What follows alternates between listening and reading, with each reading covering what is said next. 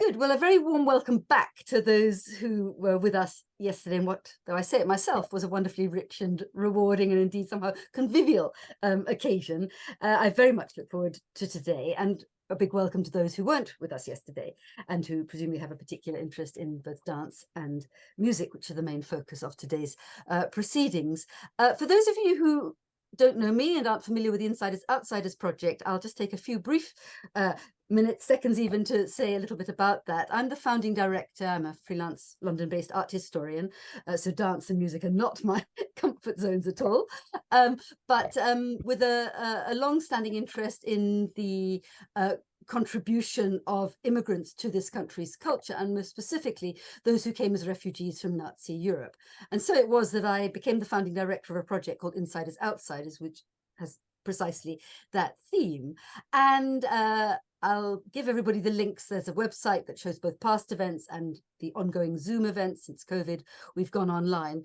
But Dartington and its role as a place of sanctuary has been an interest of mine for a very long time. So I'm absolutely delighted that at last, long last, rather belatedly, this conference is actually taking place. And I want to just thank, before I forget, the small number, I have to say, small number of organizations that have given some practical, some financial support to the project: the Paul Mellon Centre for Studies in British Art, which is wonderful, the Shoresh Charitable Trust, the Elm Grant Trust, which is associated with Dartington, and also Counterpoints Arts, which is the umbrella organisation for the Platformer Festival, which is taking place as we speak in the southwest of England, which is very much about art and contemporary refugees in the present. And that link between past and present is of supreme importance to me, and it's something we'll come back to later on. Practicalities, yes, if you wouldn't mind all staying firmly muted, I'd be, obviously, if you want to say something in due course, you can unmute yourself, but keep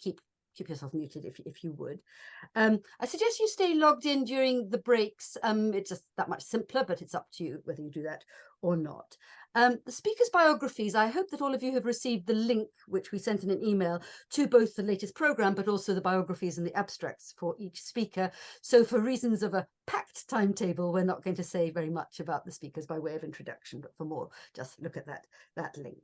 And I think without further ado, I'm going to hand over to my friend and colleague, Clare Lidbury, who is these days a freelance dance historian and practitioner with a very deep and expert knowledge of the terrain we're going to cover today. Yes, Clare, you do.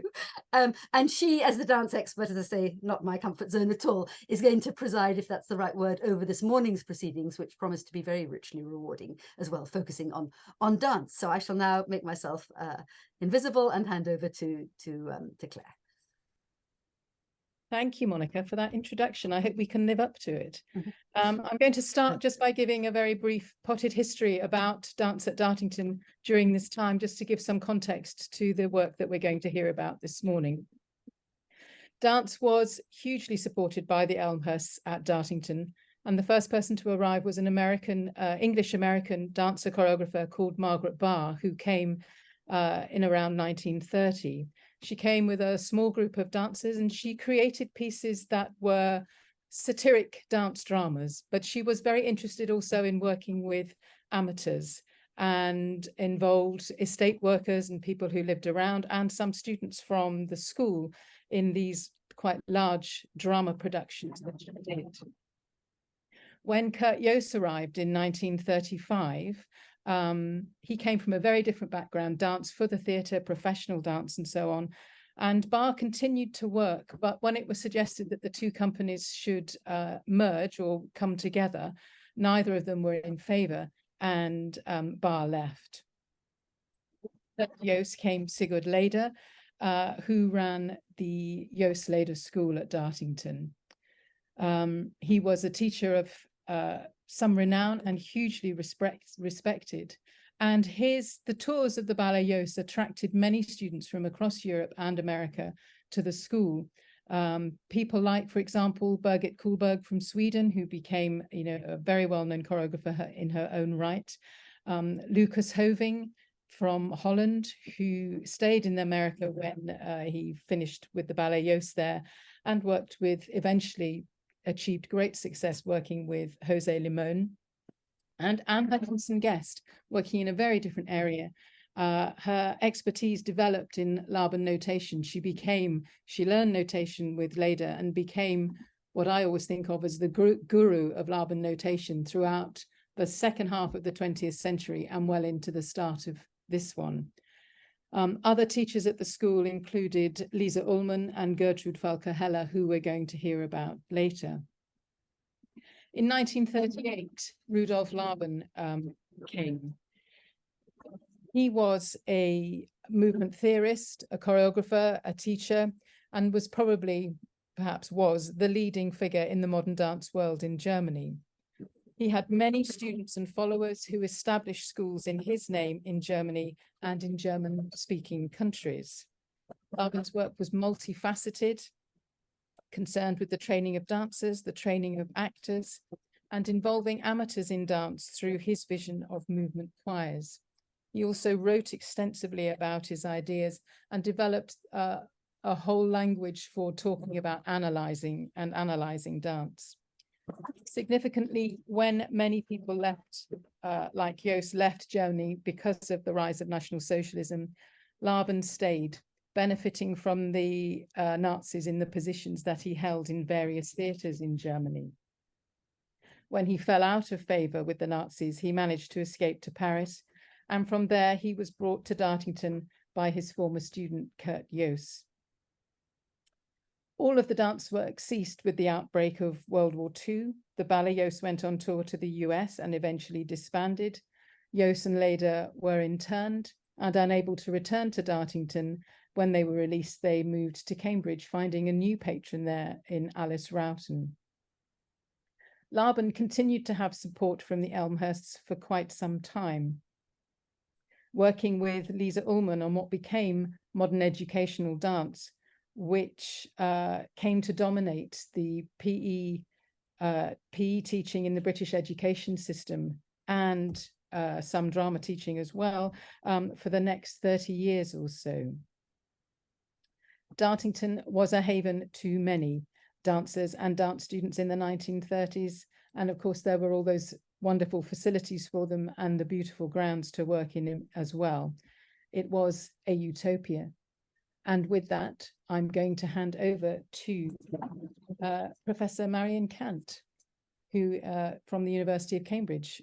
So thank you, Marion. Thank you. First of all, thank you, Monica, for this splendid meeting, for bringing together so many people.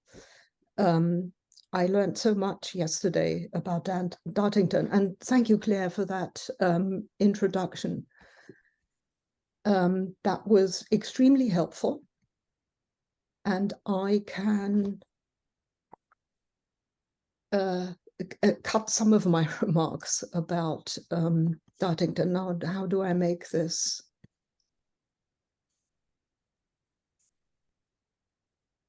There you go. There we go. Is that working? Yes. Good. Thank you. Thank you again, Claire, for that introduction to Dartington and dance. The problem still is that dance isn't taken quite as seriously as all the other arts. So I'm very glad that we have a whole morning to discuss what happened not only in Dartington, but Dartington became a center for dance of a very specific kind. I'm going to focus on Kurt Jooss and Rudolf von Laban. Now, the Elmhirsts had met Jooss first in London during one of his tours while he was deciding whether or not to leave Nazi Germany. In order to stay in the country, all he had to do was sack his Jewish composer, Fritz Cohen, and several of his Jewish dancers, and Jooss refused and rather went into exile. He brought with him an innovative idea, the concept of Tanztheater, dance theater, together with a functioning dance group, and that was highly unusual in itself, that a whole group followed its master, a repertoire, as well as an educational method and a training system, which he taught with Siegfried Leder, who also left Nazi Germany, as did, as we heard yesterday, the designer Hein Heckroth. Jooss's Tanztheater was an adaptation of the theatrical stage for the modern German dance style. He wanted to merge the narrative dramatic powers that ballet had unleashed throughout the 19th century with the radical spatial, temporal, communal, and technical aspects of modern German dance of the early 20th century. His Tanztheater formed a kind of utopian aesthetic vision, but it carefully navigated the theatrical tradition as well as the preferences of the two most powerful figures in German modern movement culture, that of his teacher Rudolf von Laban and that of Mary Wiegmann, then called the High Priestess of German dance. Jooss's arrival in Dartington enforced a very specific cultural hegemony. He had little tolerance for pure ballet of whatever persuasion, and he quickly pushed those dance artists who already resided in Dartington to the margins. Choreographer Margaret Barr's highly politicized dance perspectives was unwanted, and her vision of a political movement performance became undesirable. Jooss was faithful to Laban's theories throughout his career, and that created tensions and problems for him. And he also emphasized that art had to be apolitical, a very paradoxical notion in the context of any art, particularly the arts in the 1930s. Two events began to undermine Jooss's position at Dartington Hall and had long-lasting and actually detrimental effects on the future of the practice of his dance theatre concept. The first were Jooss's rescue attempts of Laban in late 1937 and early 1938. The second, the outbreak of war in Europe, with the Ballets Jooss being separated, one part of the company in Britain, the other stranded in the US. And then in 1940, Jooss and Leda classified as enemy aliens in Britain and interned. Dartington Hall eventually became requisitioned for the war effort, so the whole utopian project was put on hold. At the end of 1937, Laban was close to being a broken man. He had been the most powerful influence on dance in Nazi Germany. He had held the highest position in the Ministry of Popular Enlightenment and Propaganda under Joseph Goebbels. And within a few years after 1933, he had transformed the German dance scene and pushed through his own grandiose movement dreams that stood in accord with Nazi ideology. In fact, had driven the making of a Nazi dance policy and movement ideology.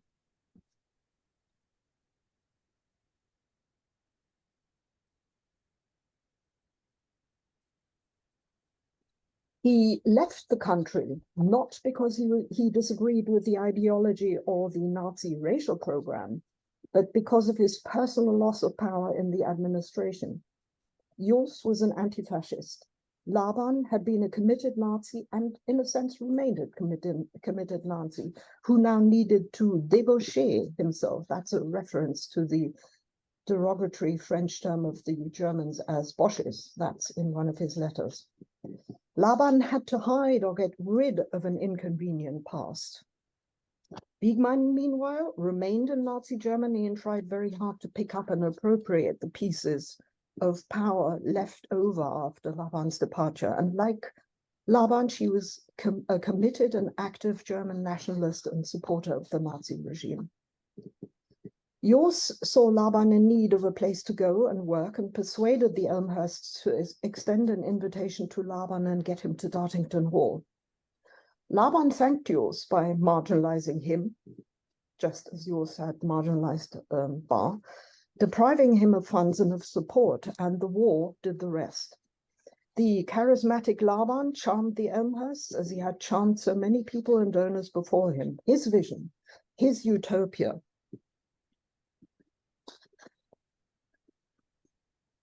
was greater, more daring, and more attractive than Jooss's. The Elmhirsts were happily blind, it seems, to the fact that Laban's utopia had not changed and would not change in substance from his German Nazi undertakings. Now, the Elmhirsts were absolutely vital because they had money and they had space. Laban arrived in a country with a very different cultural and intellectual outlook in comparison to Germany that partly explains his successes and his failures. The German centuries-long reverence of culture as a nation-making and nation-defining power was absent in Britain. Culture and the arts were something pleasant, often called a pastime. They were decorative and ornamental, not existential and life or policy shaping as in Germany. They were also not supported and funded in the same systematic way by the British state as the German federal states had done. In Britain, financial support had to be diverse, some monies from state organizations or institutions, but they always had to be matched by private funds. Utopia has to be paid for. It does not happen only with a grand idea with goodwill and enthusiasm. Jooss increasingly struggled, even though he could convince John Maynard Keynes and the Arts Council of the worth and value of his aesthetic vision. But that did not last. In the end, Jooss decided to return to post-war Germany as his further existence as an artist in Britain was in peril. Laban, on the other hand, remained in Britain and built his next movement empire after his first experiments in Switzerland, after his greatest and longest lasting success in Nazi Germany, and after the slow but thorough embedment of his ideas and practices into the Anglo-American educational structures. Now, we are discussing Laban's utopian visions because they have become the most important and most defining driver of modern dance education and choreographic practice in Europe and the United States. Laban's modernism has proved the most influential, and it has maintained its claim to be a practicable utopia like no other movement concept of the last 100 years. And the term utopia here means a projection of an ideal or idealized world in contrast to an objectionable present. That too is the key to understanding Laban's vision. Laban belonged to the avant-garde artists of the early 20th century, even though he came later than Schoenberg or Kandinsky, later than Malevich or Kirchner, later than Kafka or Leopold Jesner. He knew, though barely acknowledged and rather dismissed, other aesthetic and political experiments. They were nothing more than business to him. He was very specific about that. His utopia, with its new space-time configuration, on the other hand, would be productive, strong, and healthy. Like most avant-garde artists, he disregarded continuity and progress emerging out of tradition and instead created what he called a relentless antagonism between the future and the past. Dance must be created anew, he demanded in the early 1920s. This new dance had to be radical, pure, total. It had to destroy and replace all existing dancing practices that represented the evils of contemporary society. His dance had to return to the symbols and wisdom of an ancient original time. And in order to do that, he needed to create a completely new concept of time and space for movement with a new people populating both. Laban's new time-space, his Raumzeit dimension, envisioned not a new society, but a completely different social order, one based on the communal structures of the medieval pre-capitalist mystic world that would circumvent all social ills: alienation, materialism, emancipation of the wrong people, false equality, urbanism, etc., etc.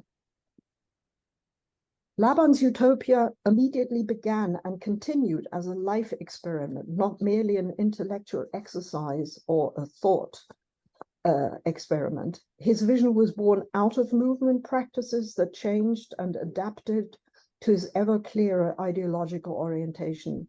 In that sense, dance and the moving body practicing ideas shaped thought and made thought clear, true, and valid, as it was not driven by intellectual games, but the truth of the moving body, also he would claim. He wanted to invent a unique singular dance and a unique singular world in which dance and movement would define every aspect of human life. Laban's dance, he was convinced, would change social reality and create that new social order. Laban's ideal world was in the first instance derived from a rejection of what he called the sick and contemporary bourgeois capitalist world.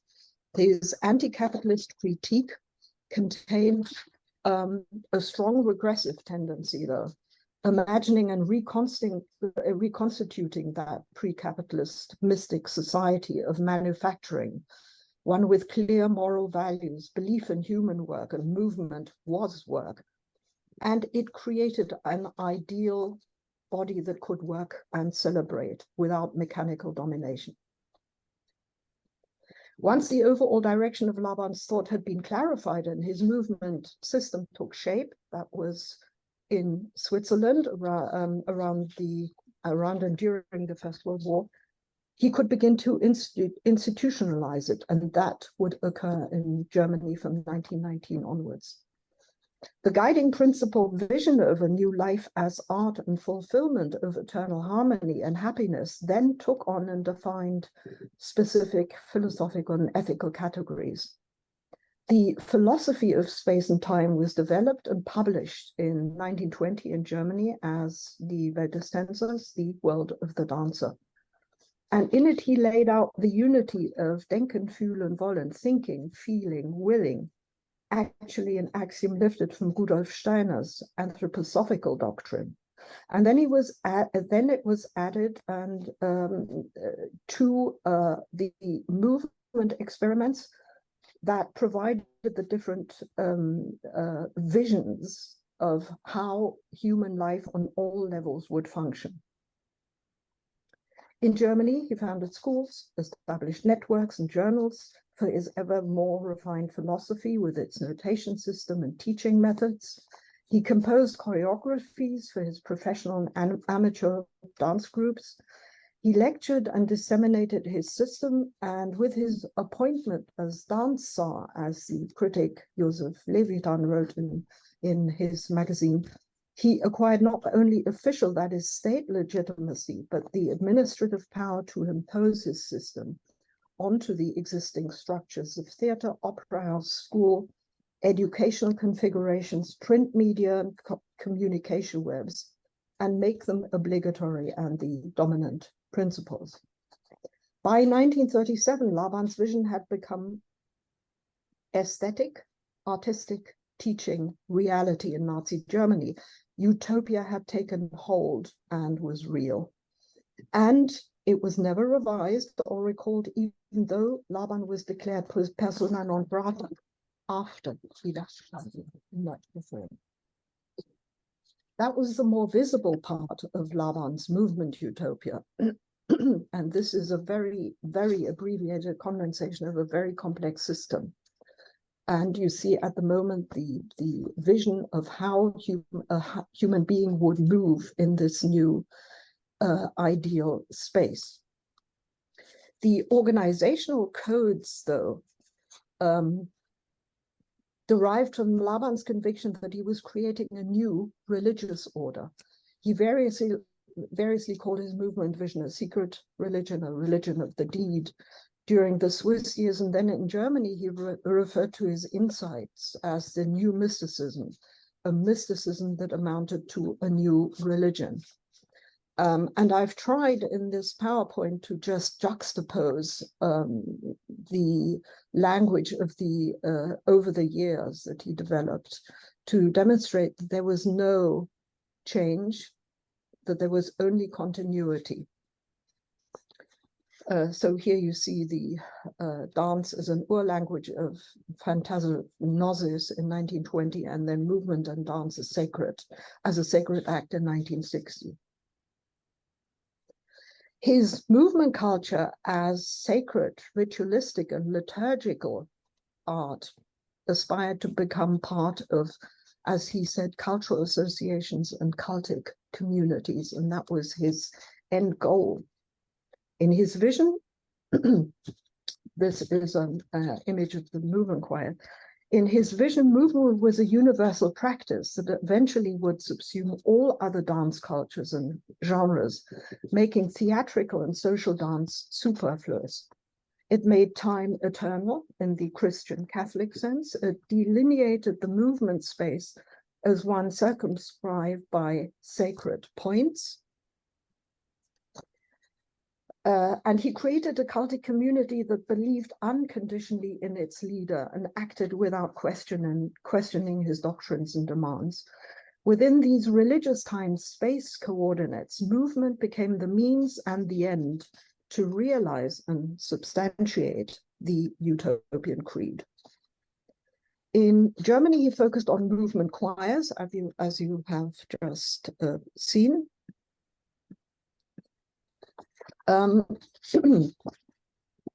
Amateur groups to be indoctrinated with vague promises of liberation from physical, mental, from social constraints, and the promise of a return to the actual, true nature of human beings that lay in movement and the healthy rhythmic harmony of his ideal order. He trained them to execute movement scales, through which the points of space-time harmony would be internalized and on which community improvisation was based. The few film clips that have survived show movement choirs unison, wafting, thrusting, throbbing, pulsing motions, the merging of many individuals into one organic communal body with the limbs of participants acting as tentacles, testing the outside and affirming internal group cohesion. And that is what he tried to institute in Dartington. In a letter to Leonard Elmhirst of 1939, Laban outlined a plan for a work and education center for dance to bring them together under his rubric of communal dance. I quote, "It would be a splendid idea to join to the marvelous unfolding of professional dancing at Dartington and the organization of the modern dance chorus," unquote. That was a call to revive his movement choirs and replicate the organizations of communal dance of Gemeinschaftstanz that at that time, of course, were dominating Nazi German movement culture. In Dartington Hall and then in Britain altogether, nothing changed in his approach to movement. It was merely an important way station that helped cleanse him from his contaminated past. The importance and reputation of the Dartington project bestowed validity and acceptability on Devon. He adjusted his language and his terminology to British customs, you can see it here, but did not revise the content, meaning, and orientation of his overall system. The writing of Koroitics in 1938-1940, for instance, was fundamentally a translation into English of the German World of the Dancer of 1920 and Choreography of 1926. The technical parameters became effort-related, and he no longer praised the runes. He did not choreograph elaborate swastikas for communal solstice celebrations. He did not speak of his notation as a form of Germanic runes that captured race eternity or the soul of the Germanic race. And he didn't speak of his movement patterns as runic streaming through the body. But the core of a cultic, communal, theocratic reorganization of society remained, as did the cultic space and the religious space-time concept, and you see it here flourishing in 2015 or 2018. Laban did not see any need to rethink his system and his methods, only the way they were re-established and advertised. Dartington Hall provided the springboard into the future British networks. The rest happened in his studios in Manchester and Surrey with the greatest possible success. In 1938 and 1939 in Dartington, he wanted to forget about his Nazi past, and his environment complied. with the Elmhirsts, who were only too willing to conform to Laban's powerful but deeply flawed utopia. Thank you. Thank you very much. Could I just ask you to restate something, Marion, because you went quite fuzzy at one moment, which was just a moment ago when you spoke about the Work and Education Centre at Dartington. I didn't hear what you actually said about it. Oh, the letter Yes. he wrote to Leonard Elmhirst on the 10th of March, 1939. It's a quote. And he wrote, "It would be a splendid idea to join to the marvelous unfolding of the professional dancing at Dartington, an organization of the modern dance chorus." That's from the letter. And of course, the professional the professional dancing, that would have been Jooss's ensemble. Thank you very much for clarifying that. We're not going to have questions immediately after each paper. So I think you need to close your, thank you very much. And I'm going to move now to Laure Guilbert for her paper, please. She is a very well-known dance historian. Are you there, Laura? I'm here. You hear me? Mm-hmm. Yeah. Good morning. Sorry. I can't see you. Aha, I'm here.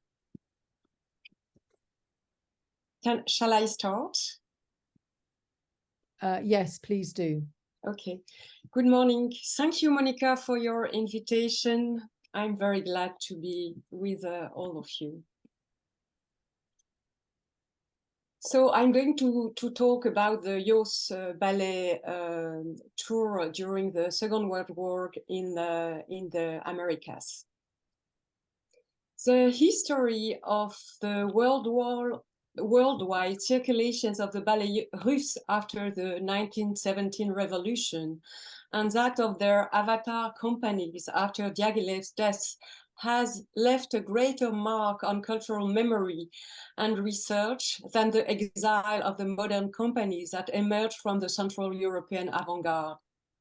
The reason for this is twofold. Neoclassicism dominated the history of dance taste after the Second World War, especially under the impetus of American cultural policy of reconstruction in Europe. As a result, the material traces squattered by the exiles from Central Europe remained for a long time in the shadow of oblivion. And yet, like the other arts, Central European dancers played a full part in the life of the cultures of exile. The Jooss ballet were not alone in traveling the world in the 30s and 40s to escape the centripetal territories of Nazi-dominated Europe.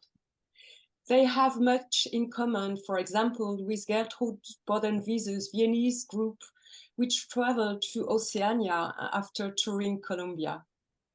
Their collective trajectories are also intertwined with those of some 500 dancers, choreographers, and dance teachers who have squatted around the world alone in duos as a family and whose history still needs to be written. The Jooss ballet tour, 2 years tour of the Americas between late 39 and February 42 is a particularly interesting case study. It testifies to a dynamic history of mobility that spans several countries and continents, intersecting the macro scale of state policies with the micro scale of individual experiences. It shows a non-linear trajectories of a group trying to find a path for its art in the shifting configuration of a world in high tension. This tour, which the artists themselves have called an odyssey, is part of an interconnected history of transnational cultural spaces during the Second World War. Several complex calendars intersected in this story. The global calendar of the theater of war with the entry of the United States into the conflict in December 41, the British calendar with the transformation of Dartington Hall into a reception center for evacuated children for a while. The calendar of the Ballets Jooss in their uncertain undertaking in the Americas, and the calendar of Curtius, for a while isolated in the British internment camps and affected by being cut off from his touring artists. The cast of 29, including 2 pianists, a lighting technician, and a costume manager, left Dartington in the last days of December 39, in the midst of the Fonney War. Composed of individuals of 7 different nationalities, some had shared the glory of the 32 Archive International de la Danse competition in Paris. Others had joined the troupe in the second phase of its history after its arrival at Dartington Hall, notably 5 British men. Curtius, his family, and the teacher Sigurd Lieder remained in England to organize the dispersal of the students of the Youth Leader Dance School compelled by war. Although not all members of the company were refugees, some of them would become so as the conflicts unfolded. This tour, which had been planned for a long time with the American Columbian Concert Agency, was the company's 4th North American tour since '33.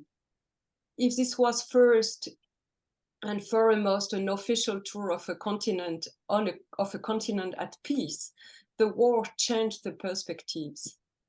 This tour reinforced the missionary spirit of the artists of the group, who more than ever supported the values of democracy through art. The Ballets Jooss left with a British collective visa under the auspices of Dartington, a visa valid until the end of June 41, which protected certain members who were Jewish and or of a German origin. All members took this British stamp seriously and committed themselves to speaking only English. They also wanted to be cultural ambassadors, seeing dance as a soft power. The tour, which lasted until mid-April 40, took the artists to the East Coast, Cuba, California, and Canada before returning to New York. But the uncertainties surrounding the phony war in Europe forced the Ballets Jooss to find solutions for the future. Despite their successes, Columbia Concerts managers and Russian impresario Sol Urok also had no desire to sign new contracts with a European company. Returning to England was unlikely to happen. There had been massive movements of evacuees since September 39, and the classification of alien enemies into categories of political danger was almost complete by the winter of 40, leaving the threat of internment looming. In February 40, the Belarusian impresario Leonid Greanin, who had long worked for Jooss from Paris, left for Buenos Aires to investigate. He never stopped acting as a bridehead, always leaving in advance to negotiate and organize the troops' travels and contracts. Throughout the tour, he corresponded almost daily with the composer and pianist Fritz Cohen, Jooss representative and the troops director during the tour. Between April and May 40, with the German invasion in Norway, Denmark, and then the Low Countries and France, a return to France was unthinkable. In mid-May, foreign men were interned in England. Curtius and Sigurd Lieder were among them. The company was in shock. It was cast off from its creative heart for many months. Through traveling in the colors of England, the Ballets Jooss became a de facto exile troupe, prevented from reaching its home harbor and forced to wander. Between May 40 and June 41, the Ballets Jooss embarked on a journey that took them twice to Uruguay and Argentina, as well as to Brazil, Chile, Peru, Colombia, and Venezuela.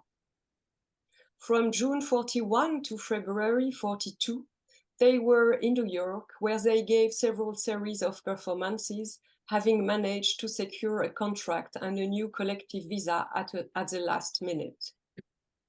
In February 42, Curtius's proposal to create a new troupe in England, supported by the new SEMA, headed by his friends, the economist Kant, opened a new cycle in the history of the Ballets Jooss. But it was also the end of the troupe that had courageously survived for 2 years without his choreographer. Since his liberation from the Isle of Man in November 40, Curtius had been working to initiate new projects in England. Attempts to bring him to the United States had all failed. Settling in Cambridge in a house lent to him by Alice Ruton, a physician, a doctor active in refugee work, he reopened with Lidder a school on a modest basis until in January 41. Only 8 dancers from the American tour joined him with the help of the British Navy, and new recruits soon arrived. From 43, they toured the length and breadth of England in the service of the home front. The other members of the former troupe continued their lives in diaspora on the 2 Americas. This 2 years tour testify both to the best of the Ballets Jooss artistic philosophy and to the deepest and most painful rift between its 2 leading artists, Curtius and the composer Fritz Cohen. This final split testifies to the extreme difficulties that art and artists faced in war times. First and foremost, the best. The members of the troupe shared the same background, shaped with Jooss around a long shared experience, the creation in Essen and Dartington of a repertoire tasted mostly on international tours. They were bearers of the interpretation and memory of these works. They carried this responsibility brilliantly in every stage on every stage where they performed, as their successes with audiences in Argentina, Uruguay, and Chile attested. Their repertoire also allowed for an encounter with their own memory of their European past. It offered themselves a place of stability in the movement of displacements.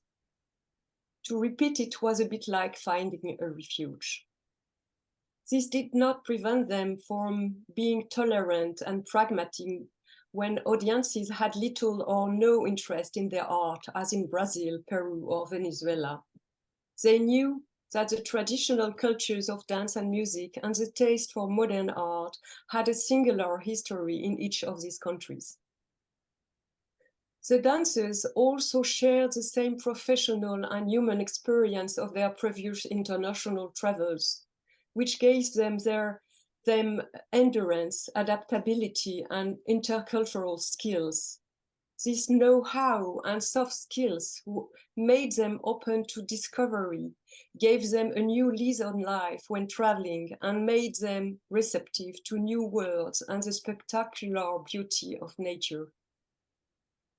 This art of living also enabled them to accept with humor and patience the ups and downs of the journey, the long waiting times, the many setbacks, incomplete documents at customs, extra taxes to be paid, sea journeys on rat-infested boats, the overcrowded trains, the dizzying crossing of the Inde by taxi and bus, the suffocating heat, the insects everywhere. All of this was not without its fatigue and illness. Then there was a complexity of traveling with 29 people and 7,000 kilograms of scenery, costumes, and technical equipment, which alone would fill an entire railroad car or 3 tracks. They also shared a love of art, which they combined with the values of idealism. As an artistic elite of the modern Bohemian generation, they considered art superior to material values. This idealism made them capable of sacrifice. They will go so far as to accept a salary as low as $1 a week in Venezuela to give themselves a last chance to prepare a show that would allow them to obtain a new visa to return to the United States or England. Finally, the motivation that united them, especially on this tour, was that of art as a weapon for democracy. In this respect, their commitment was stronger than that of Curtius, who was more inclined to defend the values of art for art's sake. In a letter to John Martin, Dartington's administrator, Fritz Cohen explained their collective decision in April 40 to leave for South America despite the many dangers of such a trip. Quote, "We are determined to go whatever the conditions. We want to take this risk in order to continue our work. We hope to help the trustees, England and Europe, so that a small piece of civilization, culture, and democratic spirit can be preserved. To return to England would be to shirk our human, artistic, financial, and ideological responsibilities." This commitment was all the stronger because Latin America was torn by opposing political currents.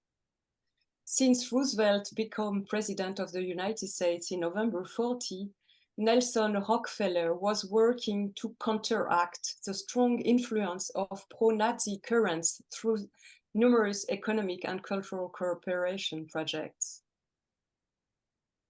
The dancers also gave concrete expression to their democratic ideas by adopting a collective mode of operation.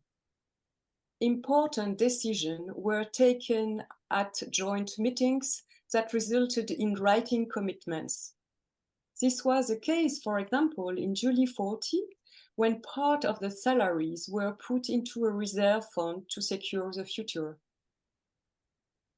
Finally, none of these successes would have been possible without the support of numerous networks, local cultural or British associations, some of whose members were former Dartington students, literary figures who acted as liaison with concert agencies or politicians.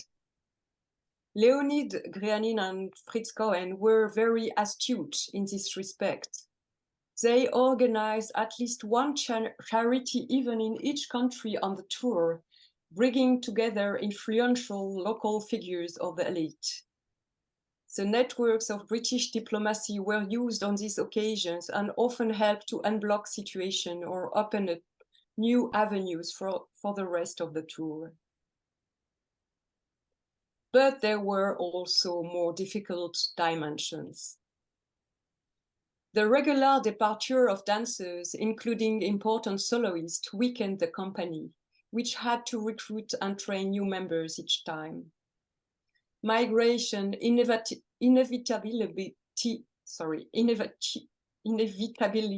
led some to make different life choices. Some were homesick, others were offered local theater contracts, others fell in love and stopped along the way. The most difficult departure for the troupe was that of Lola Botka, Rudolf Pesch, and Ernst Uthoff in May 40, who went to the University of Chile, where they opened a new school that soon became the nucleus of the National Ballet of Chile.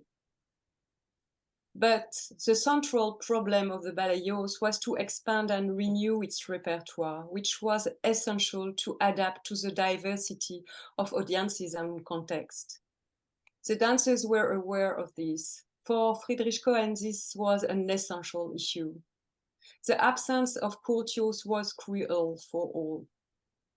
In the spring of 1940, the idea arose to propose a partnership for a joint program with the Swiss choreographer Trudy Schopp and later with the American choreographer Agnès de Mille, both of whom were appreciated by audiences in North America. But Curtius was informed about the project rather late. He didn't like Trudy Shop's cabaret style, even though she was a humanist who had also helped many exiled dancers. He threatened to withdraw and asked Cohen to change the name of the company. The project was withdrawn and the Ballets Jooss kept its name, but the relationship between Jooss and Cohen was damaged. The conflict resurfaced and ended in a complex rupture in 1942 when Jooss took over the direction of a new company in England. Both artists knew about artistic competition.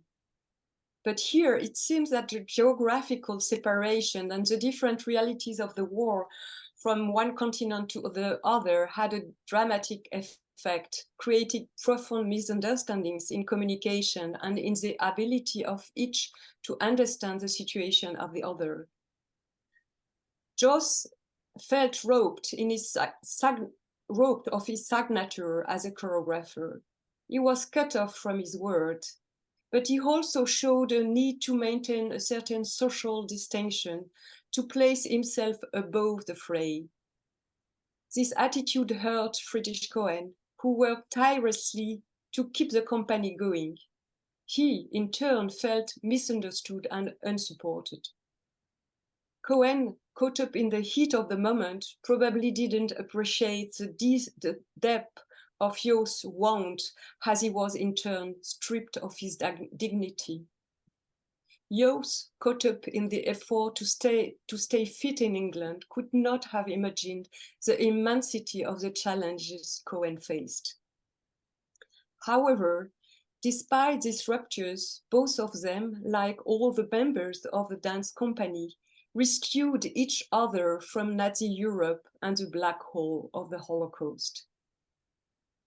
In conclusion, we must undoubtedly emphasize the geopolitical and geoaesthetic role played by the Ballets Jooss and all the mediators who made possible the successive migration and reinventions of the company.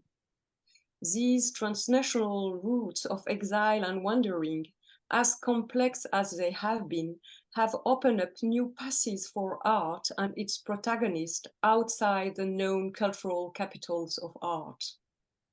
The ruptures and dispersals and the cosmopolitization of biographies that have been their lot have ultimately contributed to breaking down the barriers between worlds. In doing so, they have contributed to the internationalization of artistic circulation, a major phenomenon of the 20th century. Thank you for your listening. Thank you very much, Laura. Thank you so much. Okay, so we're going to pass over to Tim Rubidge, who was a student of Laban in the student of Sigurd Leder in the 1970s in Switzerland. Over to you, Tim. Thank you. Thank you, Claire. Terrific to hear both the previous contributions, really very informative. And just a note to say, mine is a more personal memoir. It's actually the talk is actually called Sigurd Leder, A Parallel Reflection, but it could easily be called Near and Far, because I'm recalling events and experiences of 50 years ago when I studied with Leder for his 3-year training program in his studio school in Switzerland. And it feels far away, 50 years, but actually it feels so very near also, because so much of what I'm recalling feels so close to me still now in my life. And so I'm going to begin actually with a quote from the author W.J. Sebald, who says, "It seems to me as if all the moments of our life occupy the same space, as if future events already existed and were only waiting for us to find our way to them at last." And for me, that conveys, in a poetical sense, a tremendous meaning of how we can speak across time and speak between generations. I studied with Leder between 1972 and 1975. And in this talk, in a kind of reflective dialogue where time can be collapsed, and that some 50 years later, the 3 years of study with him, including his very particular memories of his time and stories of Dartington Hall, all this it taught and inspired and made tremendous change in who I was and how I perceived the world. Over the years since, I've experienced many other changes in what kind of choreographic work I wanted to make, who I wanted to make it with, and why I wanted to make it in the first place. But in relation to later, it's been something like an orbit, or I could say even a stretched ellipse, where now I feel at a point very close to him again, close to all that we valued as students in how I recall it now, in all its discipline, imagination, fun, and adventure. So here's another quote, and this time from Leder himself, which he told me quite early on in my first year of study with him. So picture this, if you will. When I was a child growing up in Hamburg, my mother would send me with a jug to the dairy on the other side of the street. I would be about 6 or 7 years old, so this would be about 1908. The street was often busy, and I had to be careful because my mother had insisted by saying, "Sigurd, you must not spill one drop of the milk when you bring the jug, carrying it back home." He went on to say, "As I walked back, I can remember this tension between my arm, my hand, and the jug. A kind of strange tension that was a strong physical sensation, and I was curious about this, and I would recall it for the rest of my life." And he went on to say that perhaps this moment was the beginning of his passion for the mysteries of how one can make art out of all of the experiences and expressions of the body. When Leder told me this story, he was 70 years old and still teaching 6 mornings a week. I was 23. In the late 1960s and early 70s, I had no clear path in life. But expressive dance had found me, and under the brief mentorship of Hadassah, one of his early 1950s London students, I was introduced to him. It was very hot that August. I was wearing flared loon trousers, an Indian cotton shirt, hair pretty long, and a Viva Zapata moustache. This corner of eastern Switzerland seemed to be an age away from what we felt to be a pretty hip time back in the UK. Herisau, the town where the school was provincial and a rural market town, and with a tangible degree of traditional values. It felt ironic that a contemporary dance school, albeit with its own traditions and values, should be here. But the school was small, and we just melted into the streets, not much noticed, or that's what we thought at the time. Leder was warm, sincere, modest, and in the studio, charismatic. He would walk to the school, he lived close by, and enter quietly, going straight to his office. You didn't know he was there until he stepped into the studio. On the other hand, he was not shy of a candid camera. Towards the end of my first term, I wanted to take a photograph of him to send to people back home. I positioned myself with an old Instamatic camera just outside his office door, so that when he stepped out, click, there would be the photograph. Well, not only did he step out, he was carrying a tremendous Katakali mask, and he brought it up to his face. This was the picture he wanted me to have. He loved to paint and drew people from life even better. From time to time, he would facilitate drawing classes, combining observation with sensory experience. He loved the exotic in both people and culture, but you never knew his politics. In truth, we students were a jumble of people from Switzerland, Germany, Romania, Greece, South Africa, the US, the UK. A good number had responded to their own Leder-trained teachers' encouragement to make the journey to the source itself. People came only through word of mouth. This kept the student population low, I cannot ever remember it exceeding 25 years across the 3 years of the period of time I was there. Many of us rented rooms in old wooden houses.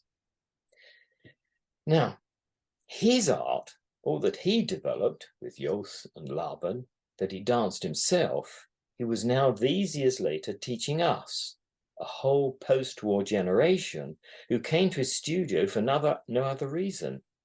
In this sense, I felt we were akin to apprentices, but not apprentices who would replicate as a trainee carpenter might do, more as a provision for the tools of both body and imagination. This art, this work was from and about an earthly world, one that was tactile, sensual, and with gravity and weight. For the first year, school began each day at 8 o'clock, Saturday included. Students would then book studio space during the afternoon for devising responses to homework tasks and to devise solo and group choreographies to show at the end of the term.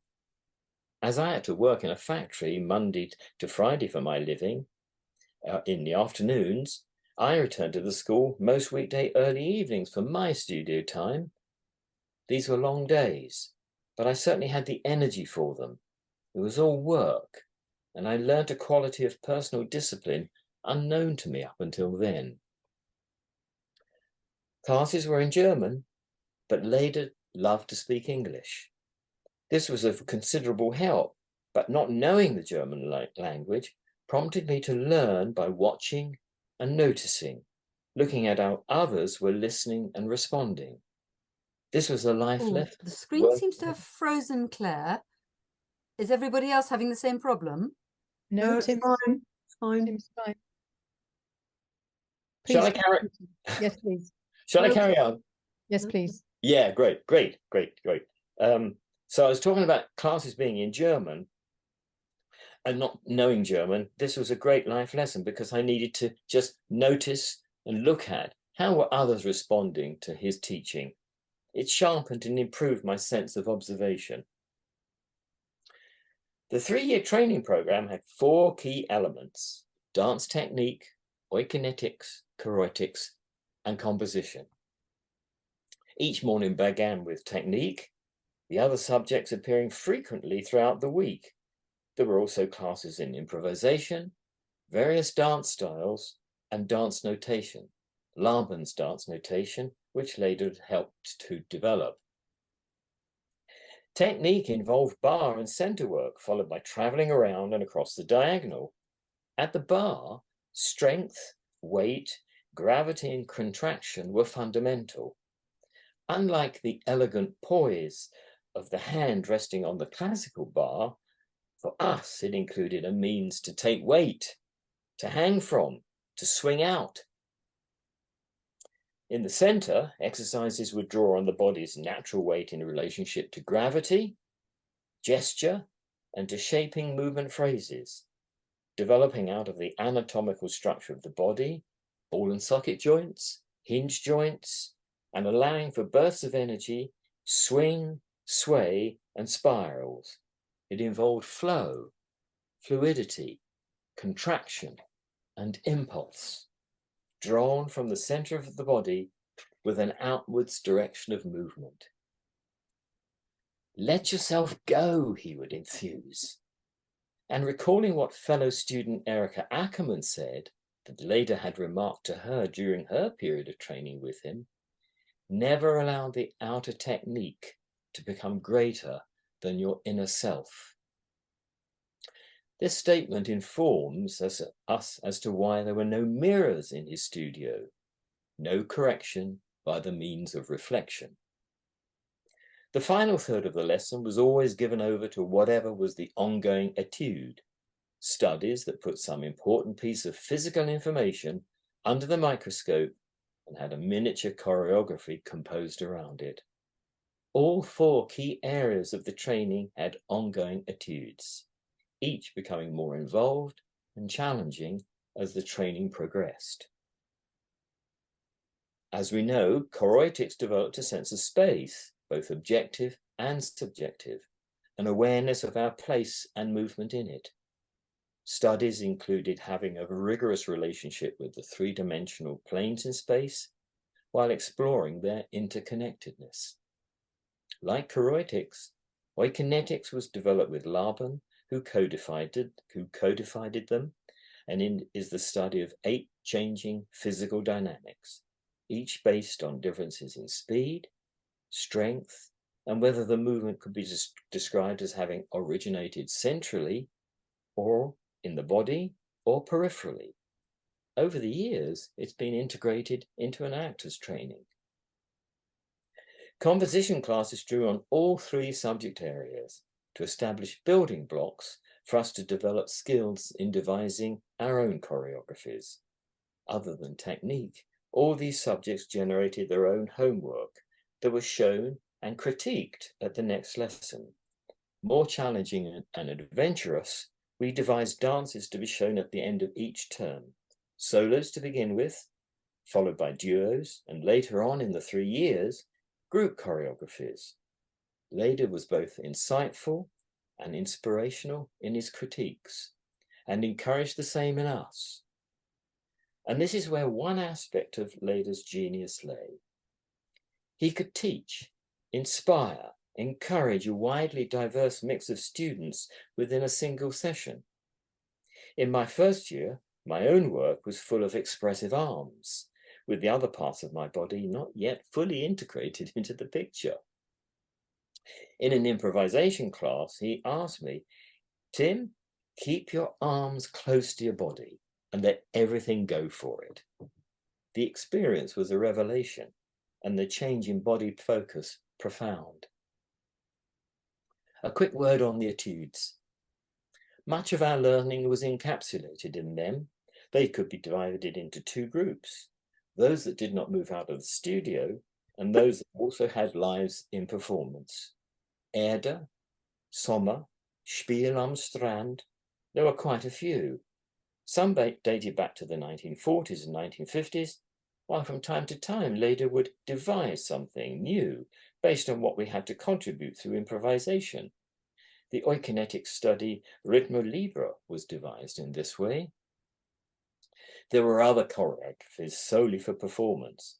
Dance Macabre for large ensemble had been drafted at his first summer school at Dartington Hall in 1935. There are large photographs of it in the archive of costumed rehearsals in the dance studio. By 1973, it was stylistically dated, but we loved dancing it for its rhythms, its drama, and its grotesques. They all had music. Back in the 40s and 50s, Lidbury often had a pianist in London, and some composed for the etudes. But he also used Chopin's etudes, Schubert's impromptus, and he loved the solo piano work of Bartók. By the 70s, everything had been taken from reel-to-reel tape and put onto cassettes. He had a passion for dance notation, the Schrift, as it was referred to, and it was inspirational watching him. But there were some like me who had a problem with it to begin with, until I realized, well, the Schrift's like a map.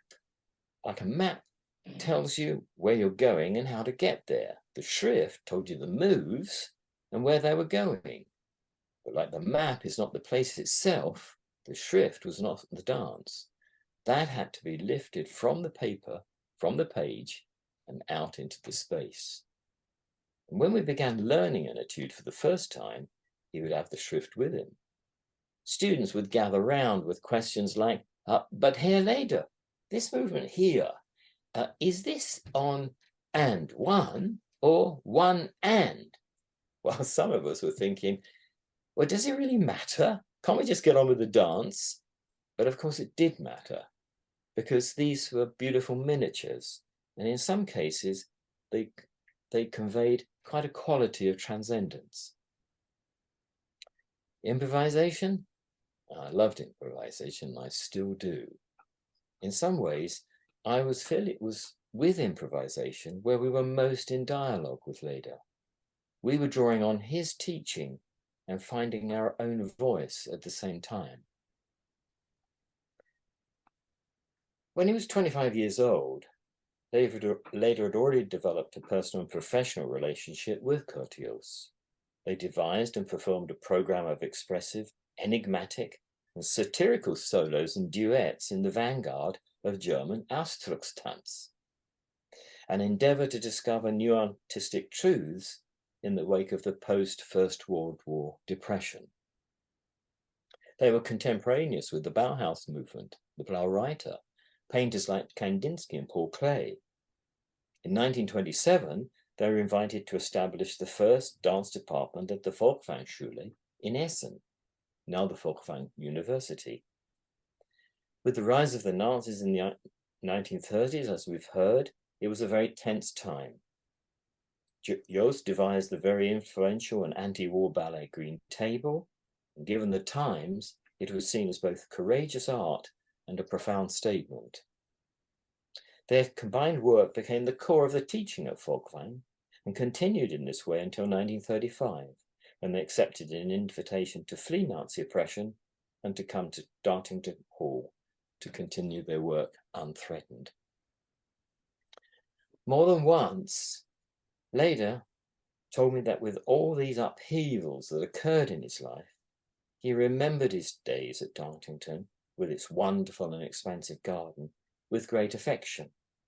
The sense of displacement and solidarity and renewal was palpable. It established the Jooss-Leida School of Dance, and he made friends with a young Anne Hutchinson Guest, who enrolled in the school and who we heard earlier, became adept at transcribing Laban notation.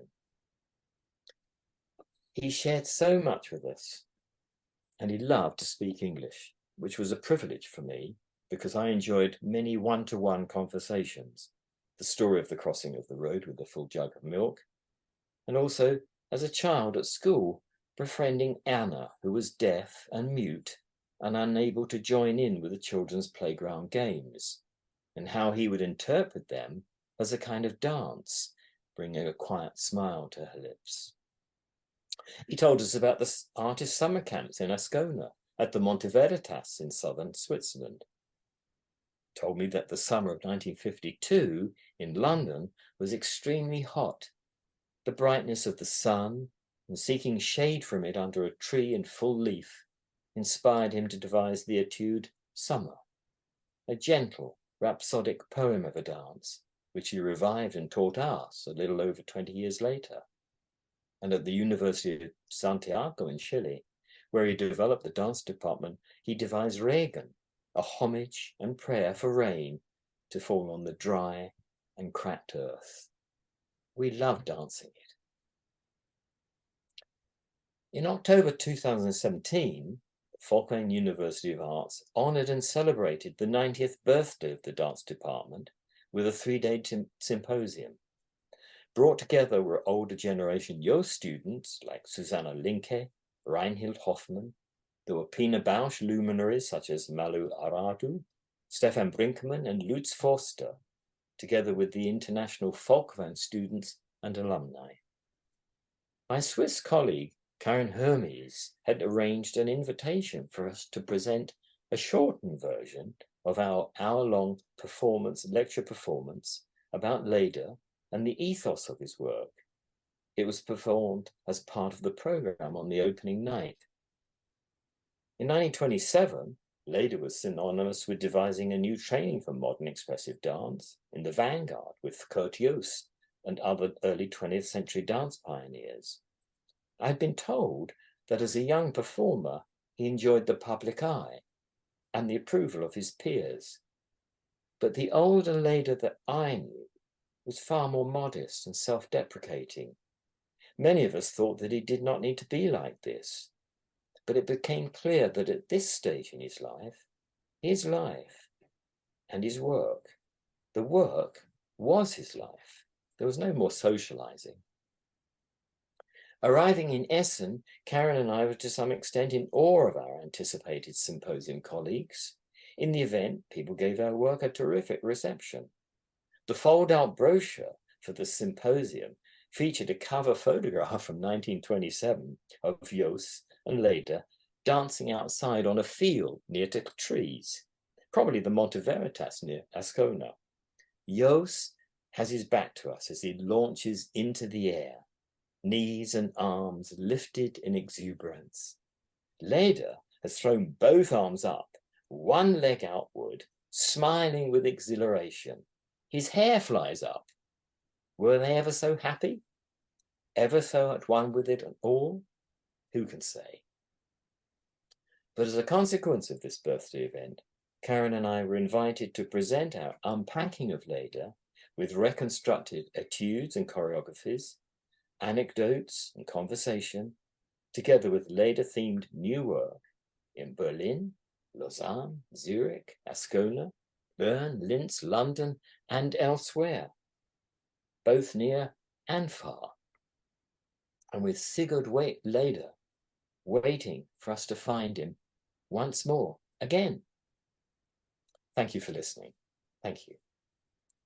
Thank you very much, Tim. That was really delightful. Thank you. Wonderful. Claire, might I just interrupt to just ask Tim to say a few words about the event that's happening tonight in Dartington itself and your role in it, because those who are local might even at the last minute be able to get tickets.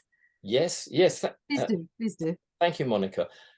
Because you might see on the screen, I'm down as Eva Stevens. Well, of course, you can see I'm not Eva Stevens. I am Tim Rubidge, but I'm in the study of Eva, and Eva is a close friend living here in Devon, only a few miles from Dartington.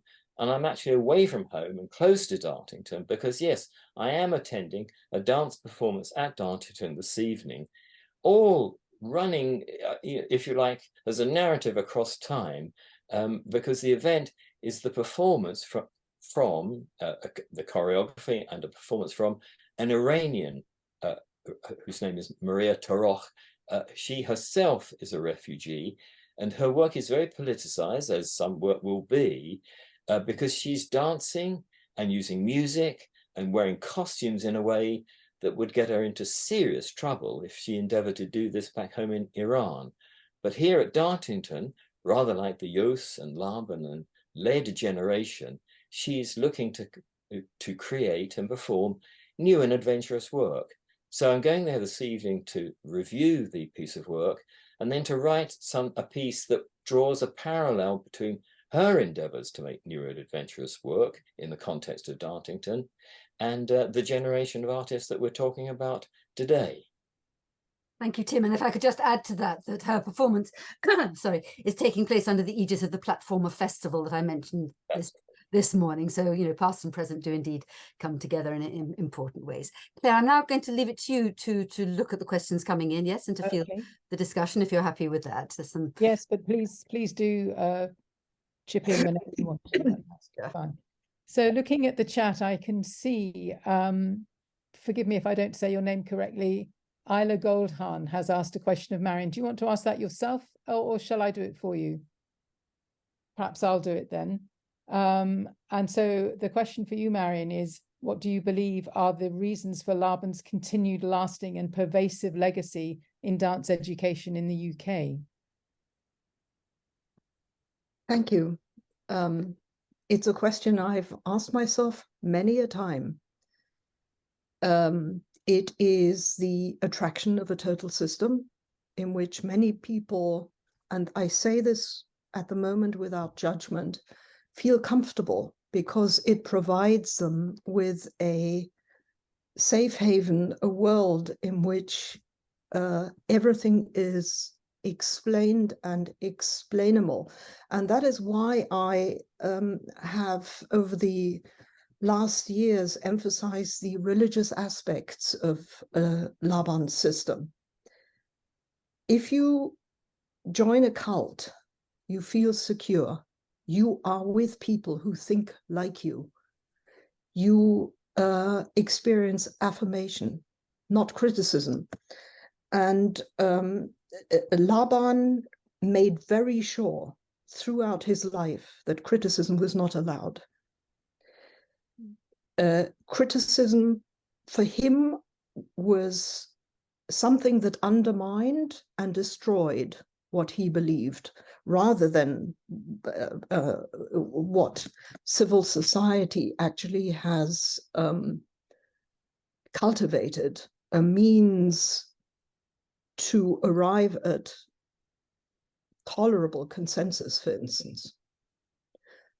That is one thing. The other aspect is that Laban's system has become very powerful and has protected his interests, particularly in this country and at American universities. Again, criticism is not allowed, and you are punished if you do it. His threats to excommunicate his former students and silence them are numerous. There's a very interesting example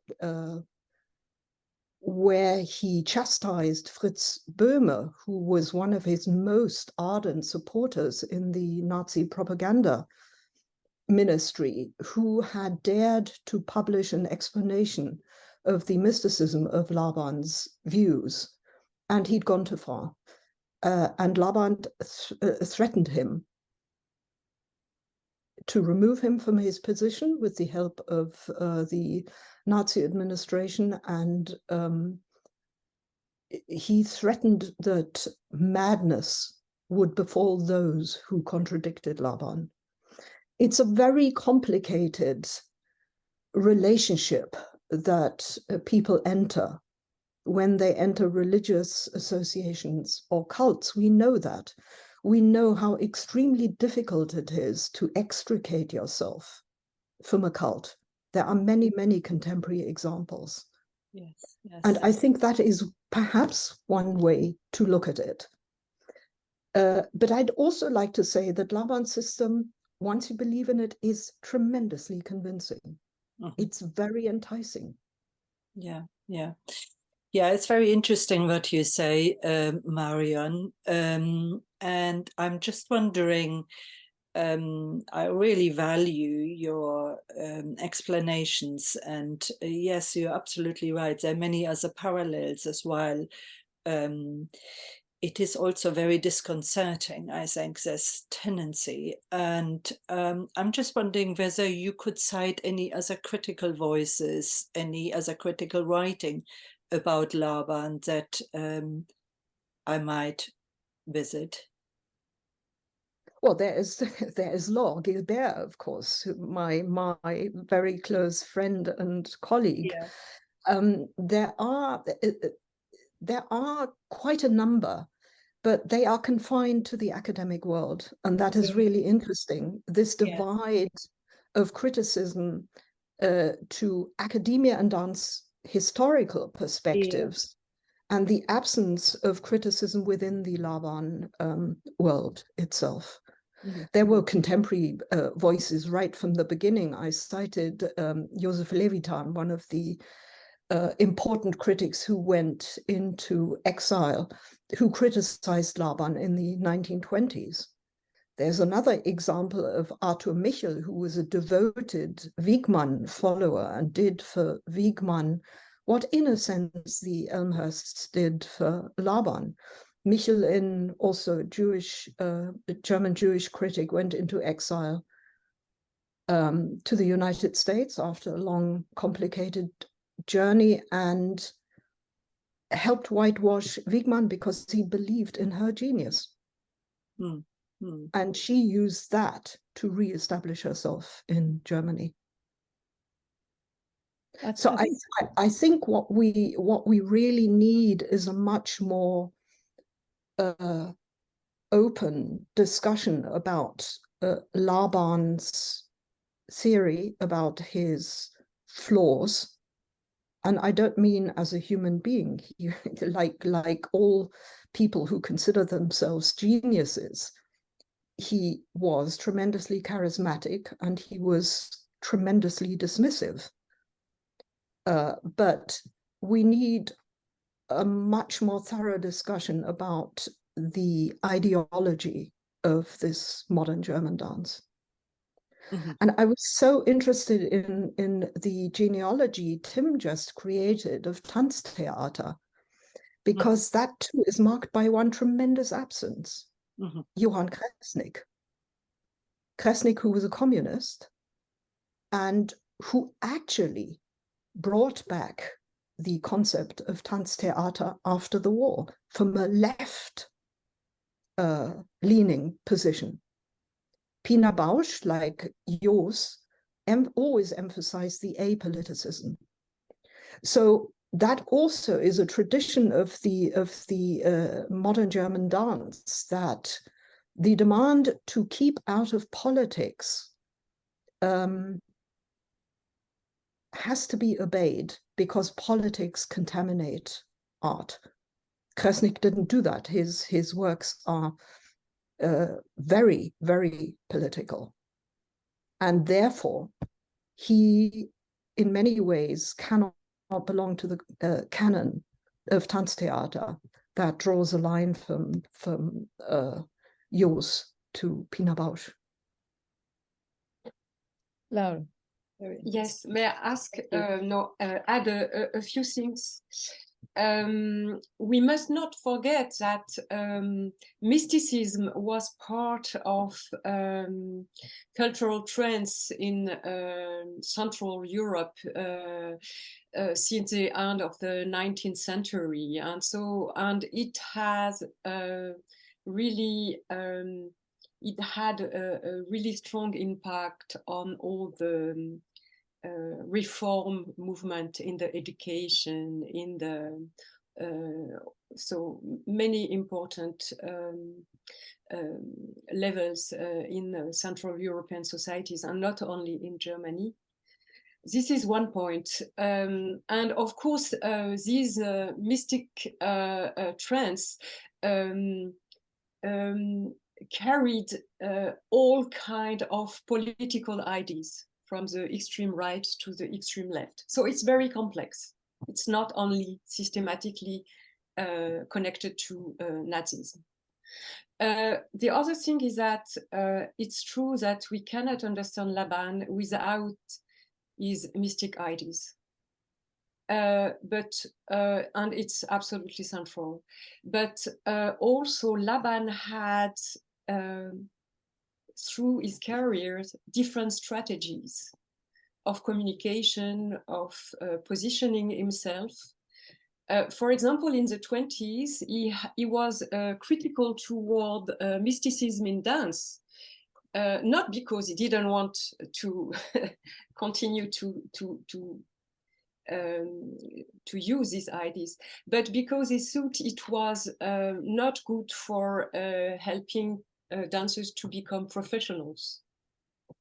And it's true that later on he took an institutional strategy to position himself in the society to get more power. He became the director of the Berlin Opera for a while, and then he became the big master of the dance politics in the propaganda ministerium in the Third Reich, and so on. So, and what is also interesting in England is that he had the way he worked on his ideas was a very abstract way. So he really made his system become very abstract, which was also a strategy to hide his political ideas. So I would just give those small explanation to explain also the way he continued to work with his ideas, but also giving them different forms in a way, use different way of communicating about them. And another thing is that Jooss had a very, very deep and dramatic argument with Laban in the 20s. Not on political levels, it was not the question at that time, but on really artistic and educational level. And Jooss really wanted to defend his ideas and the fact that he brought so many ideas in Laban's ideas. And Laban, during all his career, used people for his own work, and Jooss disagreed to the fact that the work of different people was not acknowledged by Laban as a collective work, which is also something very important. So Jooss had a difficult relationship, a complex relationship with Laban, And also what is not easy is that he was, when he left Germany in 1933, so he didn't see, he didn't experience what happened, what the Laban circles have done in Germany. And he was not there. And the Laban groups, the Laban circle didn't tell to Jooss, who was in England, what was happening with Folkwang, what was happening with the Laban school and so on. They lied. So Jooss was, I think, only partly aware of what was happening. So it explains probably also the shift, the many shifts that developed later on what happened with Laban in England, who knows what, and so on. So it's just, it's complex, of course. Yes, absolutely. Thank you. I think you're absolutely right in talking about that split between Jooss and Laban, and it was very profound. But Jooss was also wrote that he loved Laban, and that this was there was a deep personal relationship there as well, and that he, perhaps that's what came into play when he brought Laban to Dartington. I just wanted to say, in response to the question about dance education in this country, Laban's work does not play any part, virtually no part, in dance education in the UK these days. It's been completely superseded by the influx of American contemporary dance, and teachers who are in training don't get that Laban input that they were certainly getting in the 50s and 60s. It just doesn't happen anymore. I'm just going to, sorry, Tim, yes? Yeah, may I ask, it's just a reflection, but also I'm taking my cue from Laura, who mentioned the artistic, insofar as Leda retained a great fondness for Curtius and a great reverence for Laban. He even had a bronze sculpture of Laban in his atelier during the years I was a student.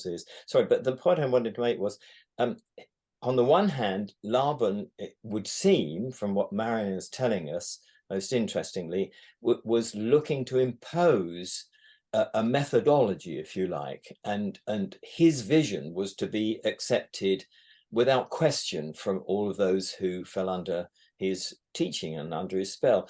But on the other hand, when I worked with Leda, although he retained a great reverence for Laban, one doesn't hear that Laban was looking to, if you like, in each of his students, create a future artist. Whereas that was very important to Leda. Leda was looking at all of us as future artists who were the authors of hopefully our own authentic work. And I'm very interested in that ambiguity and perhaps that detached view between the two who at one time were very close with each other. So I'm not sure if that was an observation or I think it's a very useful observation. Does anybody or if there was a question there? Yeah. I don't think there was a question, but go ahead. May I? Yes, yeah, because I saw there is another question from Leila Lipp in Hamburg, whether Leda knew the ideological background of Laban's work. He absolutely did. Yeah. And I know that because my teacher was Jean Veit, on whom Leila Lipp has worked so extensively. She's done wonderful work on Veit, who again was an opponent of Laban. He too was a communist. He went into exile in France, but he was very close to Sigurd Leda. And he told me very often about the discussions he had with Sigurd Leda, whether or not you could actually adapt a system like Laban's and turn it into something specifically political that it was not. And I think that's a question, another question that needs to be thought about. I'm surprised, Claire, that you say that there is no Laban in dance education anymore. Trinity Laban still teaches Yes. within icosahedron. I'm sorry. It's a very small part of the work that goes on. Certainly dance in schools, there is nothing happening. One of my other roles is as a trustee of the Laban Guild, which was set up in the 1940s as part of Laban's heritage, if you like. And we have very few members. There's very little dance going on. There's very little information coming in from people about the work that they're doing in Laban, particularly in schools. It's not being presented in the way, certainly in the way it was in the 50s and 60s. May I- Okay, before Laure answers that, and I think that needs to be answered, let me return to Sigurd Leder and Jean White. White told Sigurd Leder that by teaching Laban's space-time principles, he was teaching Laban's ideology and that it could not be changed. Leder said, yes, you can. You can adapt the space-time movement concepts and infuse them with a left-wing world. And I think, Tim, that is perhaps what you experienced. Yes, I concur with that. Yeah. The improvisational methods that Laban taught Wiegmann, as well as Jooss and Leder, are also interesting. Improvisation always happens with the material with which you are equipped, which you are taught. In order to break out of that approach, you need to know and need to be taught different methods. In the case of Laban, that never happened. That's why the discussion was always internal, always criticizing minutiae, tiny details of the methods, but not questioning the overall ideological orientation. Laure. Claire, I wonder, just looking at the time, whether we might shift the focus back, as it were, to Dartington, although Laure, I think you had something you wanted to say perhaps first, but I wanted just to pick up on the two very pertinent questions, one from Larraine Nicholas and one from Kevin Mount, about how much the Elmhirst knew. I mean, you know, perhaps we'll never know, but Kevin, I wonder if we might bring you into the conversation. Kevin, for those of you who don't know, is in fact the current archivist at Dartington. Have you, in your own experience, have you encountered any correspondence, any material evidence of any knowledge on the part of the Elmhirst, or indeed anybody else at Dartington at the time, about Laban's more than dubious credentials? I don't know of any correspondence, but I have it in mind that. Would you like to put your camera on, Kevin? I'm sure everybody would like to see you. If you sure. go on. I'm multitasking. That's the trouble, and I'm discovering that it's something I'm no longer capable of doing. Well, don't worry. Just talk if it's easier. Oh, hi. All I was going to say, and I haven't got much light to shed, except that my impression was that Laban's early behaviour at Dartington and his condition and state of mind, I'd be very surprised if the Elmhirst did not know what he had experienced and in the years immediately before arriving here, and what they were generated by. I'd be very surprised that it would go so much against what one knew of their natural and unbridled curiosity about people, that they should have somebody here like that without knowing their history. But I've no authoritative answer. It's just my sense of the atmosphere of the times. Can I come in on that, Monica? Is that Larraine? Yes. Yes, please do, of course. It was my question originally, and I'm sort of basing that question on the fact that whenever any statement which I've seen in writing at the archive about, in the aliens, in the register of the aliens, for example, where it's where they're asked to say reason for leaving Germany, it's a very partial account, of course, of what he was doing. It only actually mentions his dismissal from the Opera House in Berlin. But nothing else about his work in Germany. So I'm assuming that was always his stance amongst people like the Elmhirst, but I don't know. And this is something that does interest me, since there were people who knew at Dartington who knew much more about what he had been doing in Germany, and if they did not feel it necessary for them to explain that to the Elmhirst, then why not? But Larraine, who were those people? Can you name some names? Well, I'm thinking about Jooss and Leda. They must have known, for example, what had been going on in Germany. So, you know, these are questions that I'm asking. Why did the Elmhirst know about that, and if not, why not?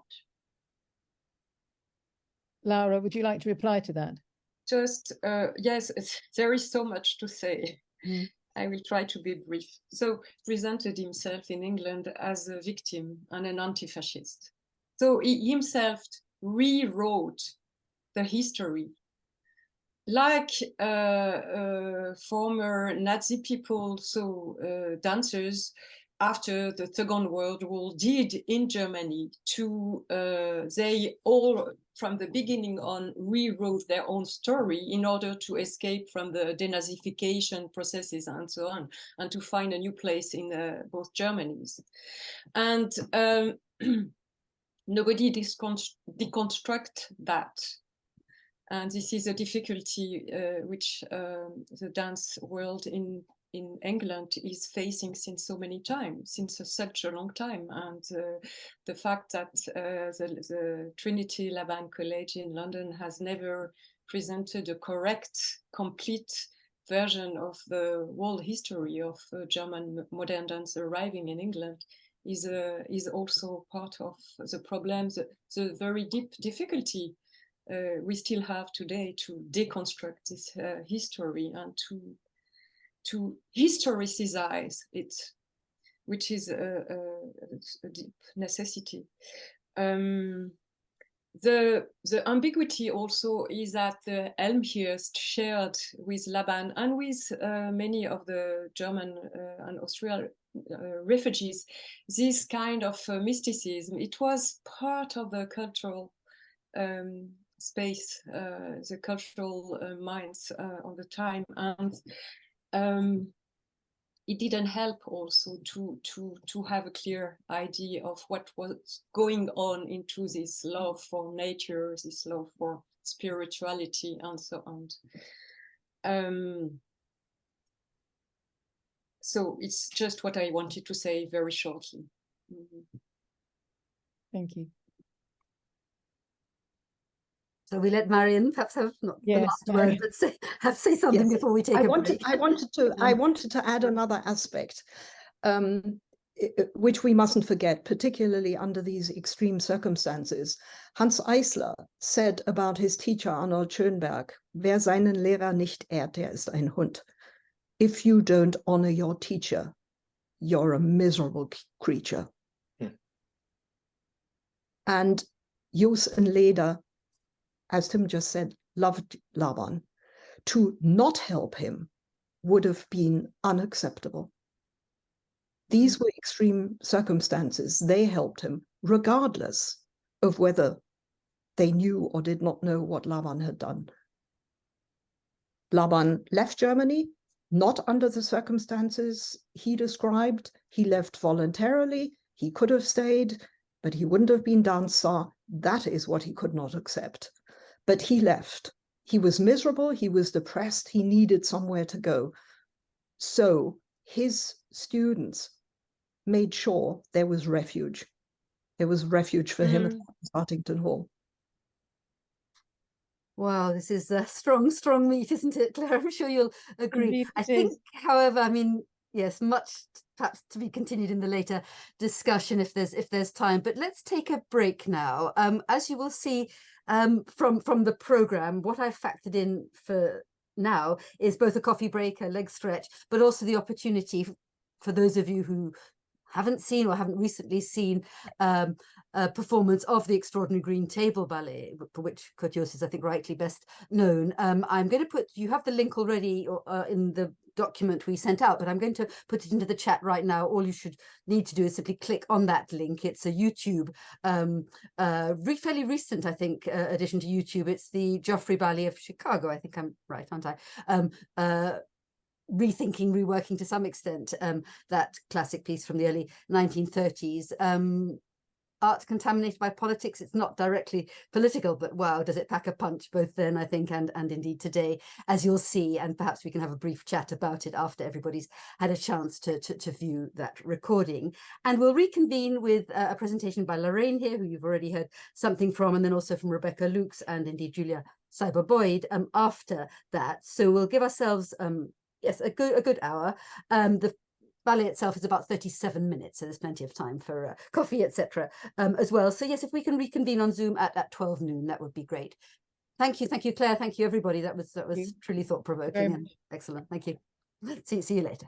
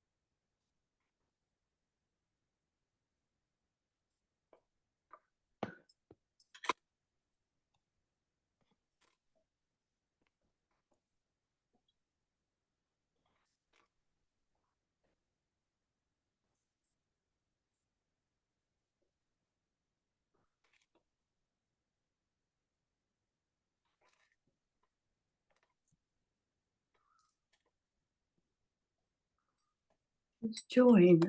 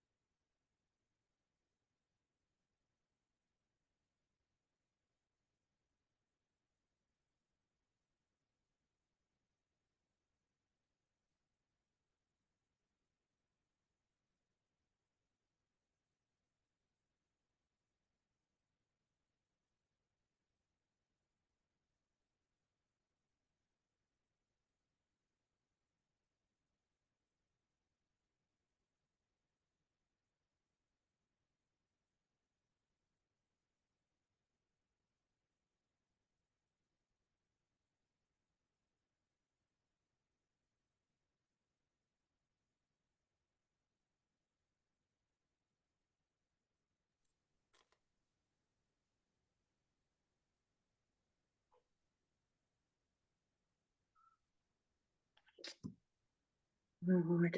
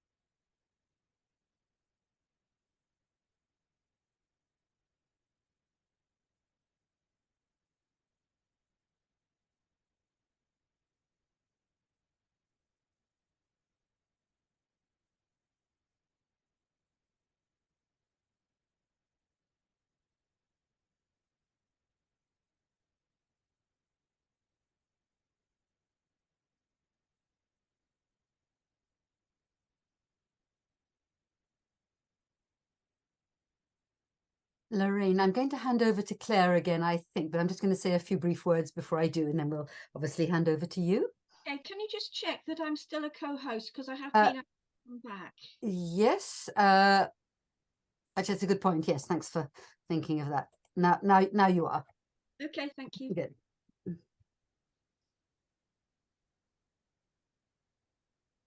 Claire, did you get my message? Just about being okay to sort of carry on presiding. Oh yes, no, that's fine. Is that fine? It would make sense, Yeah. wouldn't it? Yeah, good. Okay. But please make your timely interventions.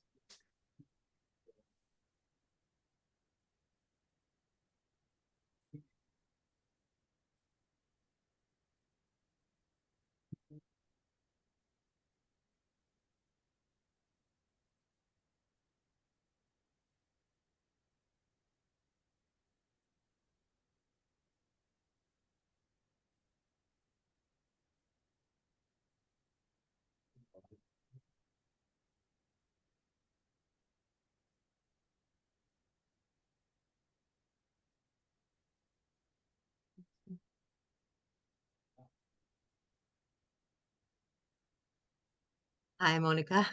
Hi, Anna. Good morning. I just wanted to say that my email is not working. I have no email, just in case. Okay. A very unlikely event that you need. You've got my phone number. Worry not. And Rebecca, just to say, I've made you co-host now, so you should be good to go after Larraine. Good. We'll resume in a minute.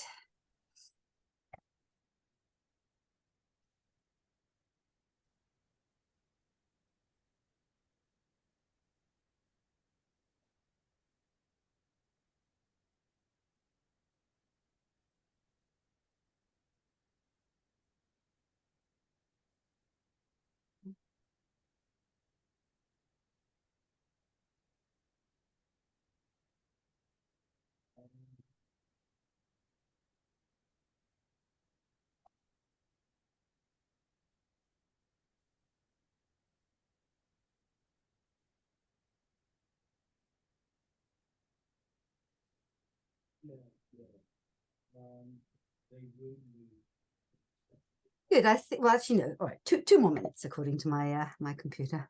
Yes.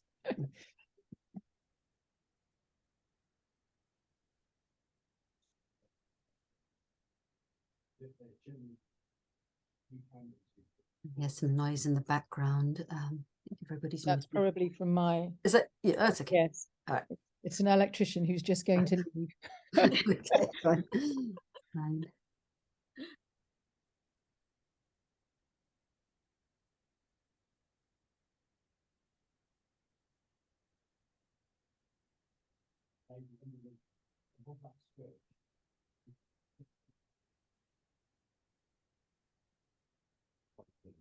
Yeah, but all it will be is a short bit of ball.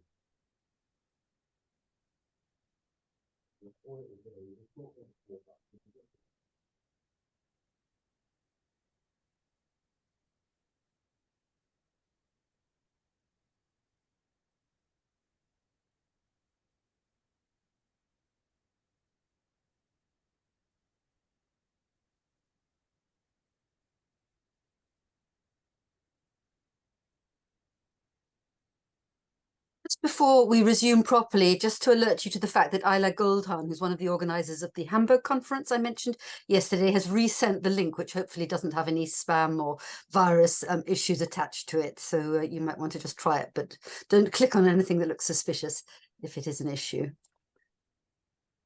All right, very good. Well, welcome back.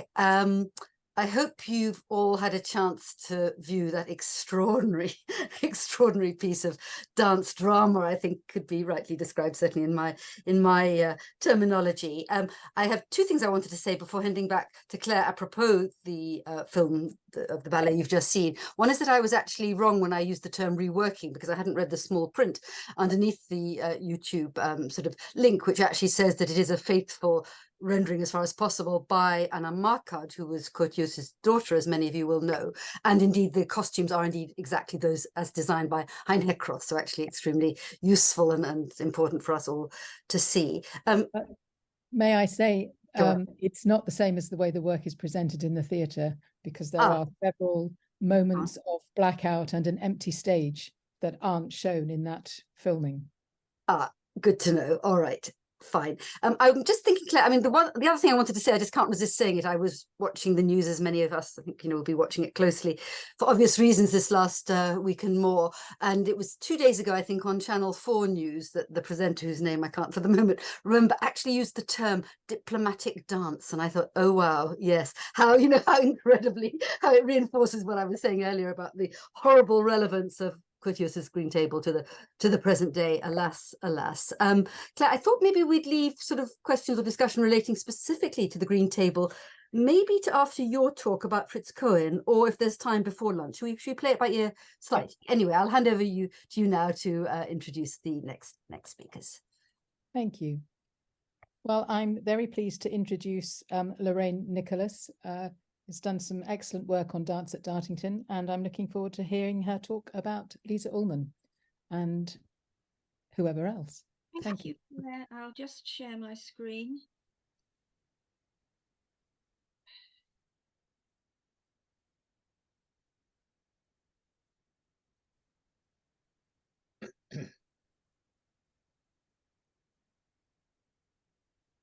Is that okay? Can everybody see that? Yes. Yes. Okay. Yes. Right. Okay, so in this presentation, I wanted to examine some of the women who were in the orbit of those strong male leaders of dance at Dartington, Jooss, Leder and Laban. These two women, Lisa Ullmann and Jenny Gertz, made their own contribution to dance developments. They were very different in approach, although both were influential as teachers. Another common factor is that another common factor is that they were both trained in the highly organized and professionalized system around the figure of Rudolf Laban in Germany. By the mid-1920s, he was at the center of a network of Laban schools that were licensing students to teach his modern dance methods and theories. These included, as we've heard this morning, the study of dynamics, that's eukinetics, the study of the body in space, that's choroitics, and the organization of Leyentanz, translated as layman dance or dance for amateurs. Lisa Ullmann was born in 1907 in Berlin. As a young woman, she attended the Laban school run by Lotte Wedekind in Berlin for 2 years. After her diploma there, she went on to Laban's own Choreographisches Institute in Berlin and received her further diploma there in 1930. Jooss invited her to teach at the Jooss Leder School in Essen. Her strength at this point was in her knowledge of the theoretical and pedagogical strands of Laban's work as it existed at that time, and also in the dance notation that had recently been published. These were presumably the strands of work she was expected to teach at Essen, but she was below Leder in the teaching hierarchy and had not been dancing professionally. In the crisis after 1933, with the imperative for Jooss to leave Essen, the school continued there for a while until it moved to Dartington, Ullmann as a teacher along with it in the spring of 1934. Just another view of the courtyard at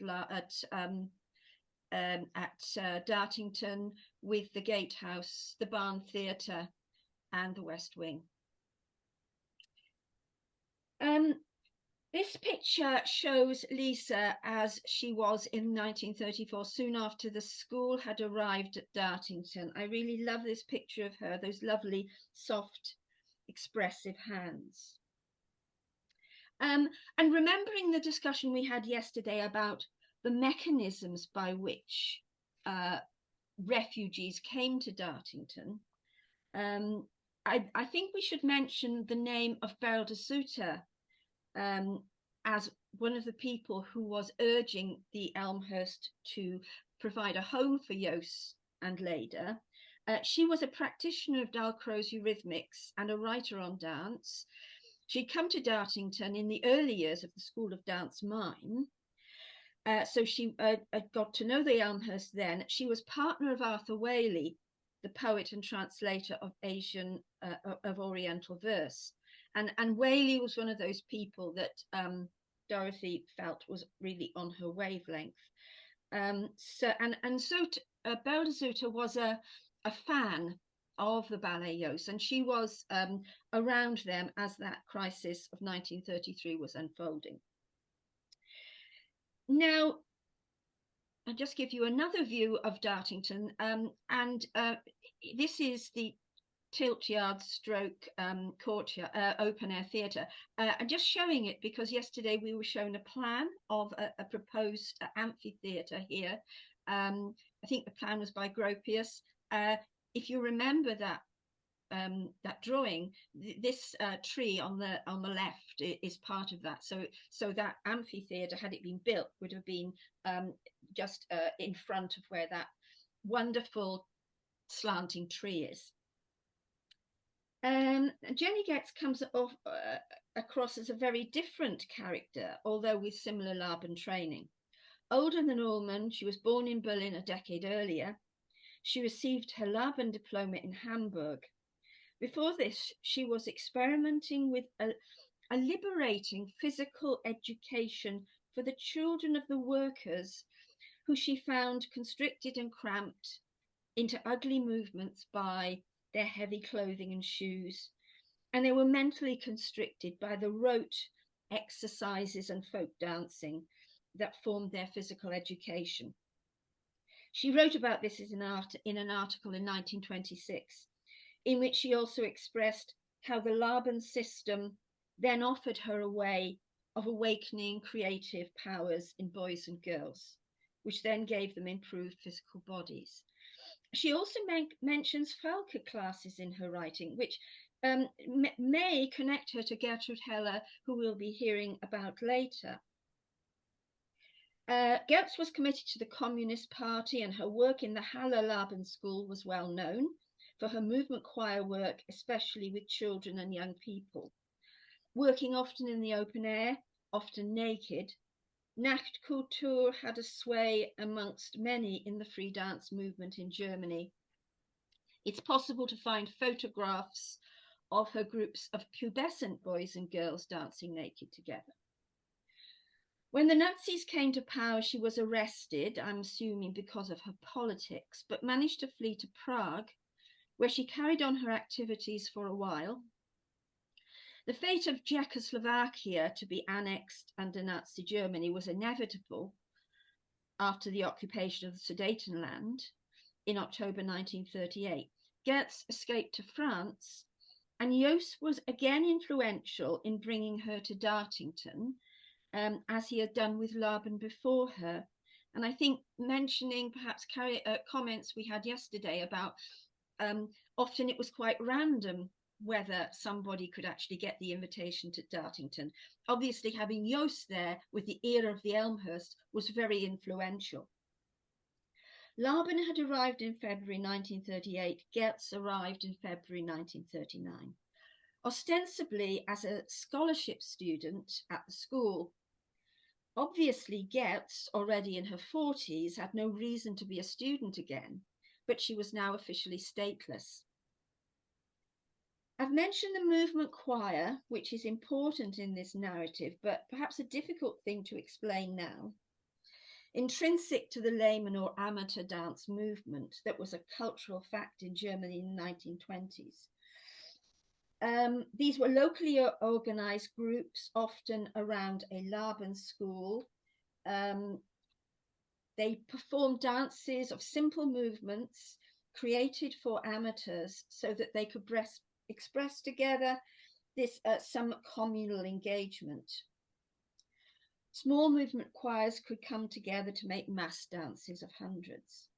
In Laban's earliest theorization, dances could be divided according to their preferred region of movement: earthy deep dancers, skimming medium dancers, and aerial high dancers, hence like the voices of a choir. But sometimes these groups were defined by their gender. Themes also often showed how opposing groups could come together. They all could become, how opposing groups in the dance could become united around some sort of need. Their organization was part of the training of Ullmann and Gertz. And this morning we got some inkling that movement choir could also have some spiritual dimension. Soon after Ullmann's arrival at Dartington, she had been developing work in Plymouth under the auspices of the Workers' Education Association. Classes advertised as dance movements for women and girls.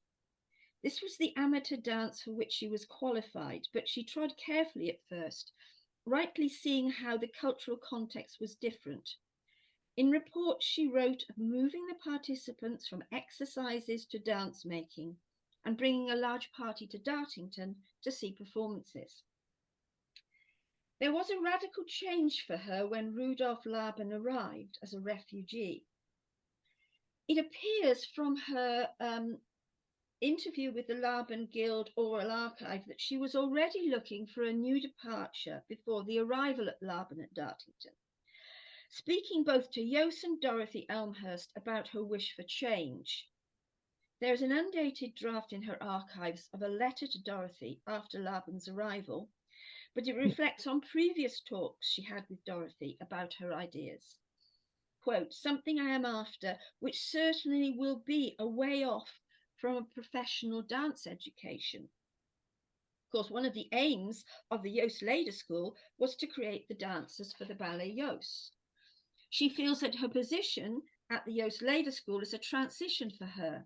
She thinks that fate has favoured her in sending Laban, who could help her see her goal more clearly. They had begun to work together in the little studio in Jooss's house, developing some of Laban's ideas. And at this stage, a great deal of that was to do with his crystalline forms, which we saw a little of that in Marion Kant's address this morning, the icosahedron, for example. Laban was notoriously charismatic. Perhaps Ullmann was open to that, as so many of his female students and colleagues. She became the chief person to care for and work with Laban. And from their departure from Laban, they worked, and from their departure from Dartington, they worked and lived together until his death. Their names joined amongst their students and colleagues as Laban and Lisa, Lisa and Laban. We cannot know about their private arrangements, but this became as close a connection in public eyes as any marriage. But I want to challenge the perceptions that Ullmann was only a sort of handmaid facilitating Laban's introduction into the culture and language he hardly knew. I believe that she was already developing a path based on her work in Plymouth, that she wished to make that the new project for herself. Her experiences with her classes in Plymouth and her ambitions for building on them must have been discussed between them. Perhaps she was a co-writer in the proposal that Laban sent to Leonard Elmhirst in March 1939. The paper entitled Practical Outlook, which Marion mentioned this morning. It set out a proposal that dance at Dartington should be divided into two schools: the Education Centre for Professional Dancers and Stage Dance Teachers, which was the Jooss Lader School, and the Education Centre for Layman Dance, that was for teachers and leaders of movement choirs and community dance groups. The latter would help to repair the already manifest issue at Dartington that the hall was not sufficiently involved in its local community, and there were meetings about this around this time. That paper to Leonard Elmhirst was accompanied by Ullmann's report on her work in Plymouth. It described a progress from a very low starting point, but now she hoped in the winter of 1939-40 to present England's first model movement choir. Letters from the spring and summer of 1939 show her ambitious plans to extend classes to Exeter, Newton Abbot, Torquay, have a course for men, and she called on Plymouth businesses to encourage workers to attend classes. The declaration of war threw Ullmann's plans into disorder. Classes in Plymouth were cancelled, but later she was classed as a friendly alien, making it possible for her to work in Plymouth. But the Education Committee was concerned that any title for a course using the word dance would sound too frivolous. A new name was found, Harmony Through Movement, and a new course started in May 1940. The flyer shows that they would immediately start work on a movement chorus, and so more members were sought.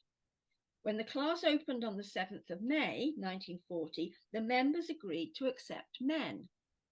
Ullmann was planning a midsummer festival at Dartington on June the 22nd, involving movement choirs from different places. That, of course, could never happen. Meanwhile, the declaration of war had brought opportunities for Gertz to use her skills. Evacuated children came to Totnes, where she taught them and brought them to Dartington for extra classes. In May 1940, she sent a collection of her essays to the Dartington administration, which contained the essence of her approach with young children.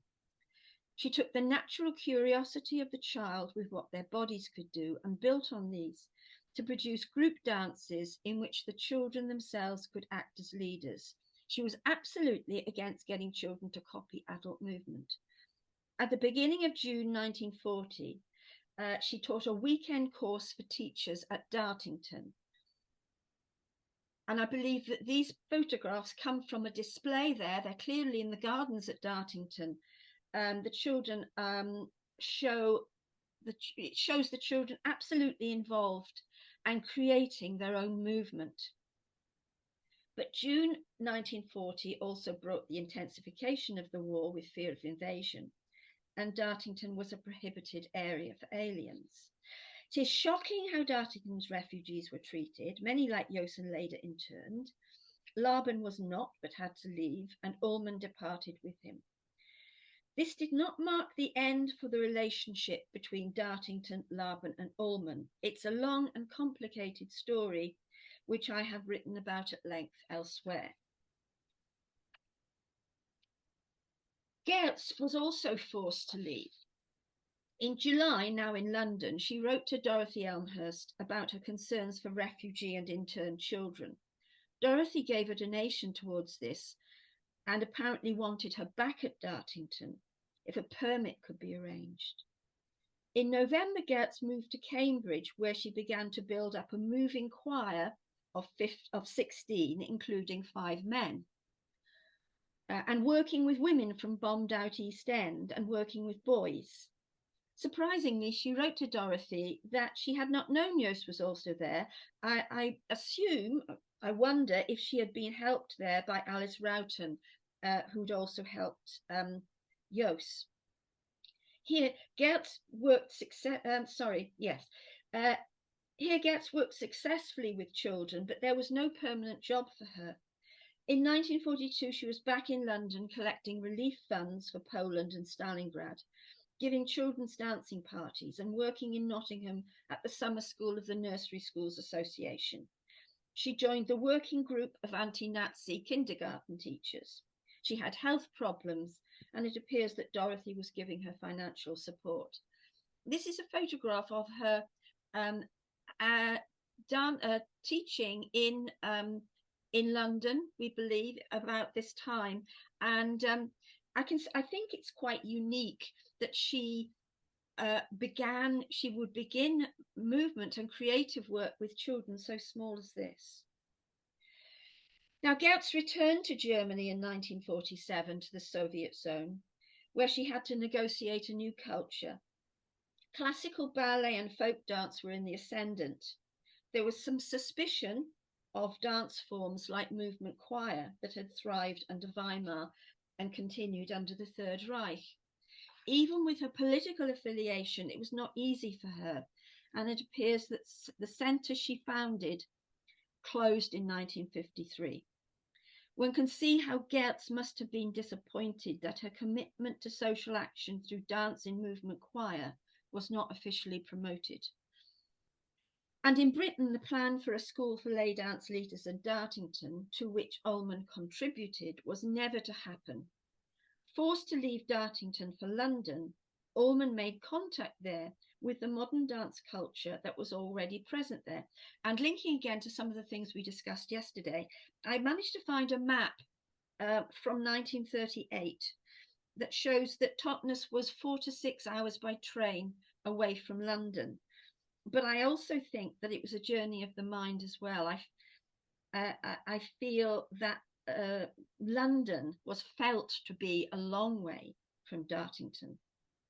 There, Ullmann found Leslie Burrows, who was previously also a teacher at Dartington, but subsequently a Wigman student, and also Louise Solberg, who had been a dancer with Ballets Jooss. Ullmann gave classes in their dance centre and came into contact with other modern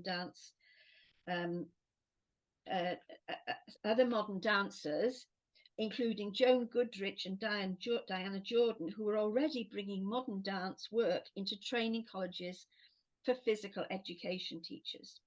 They appreciated Ullmann's teaching. They were charmed and impressed by Laban. The Ling Physical Education Association became involved. And gradually, over the next decade, the balance of the work for Laban and Ullmann tipped towards the provision of teachers of dance for schools. Sorry, I seem to have lost a page.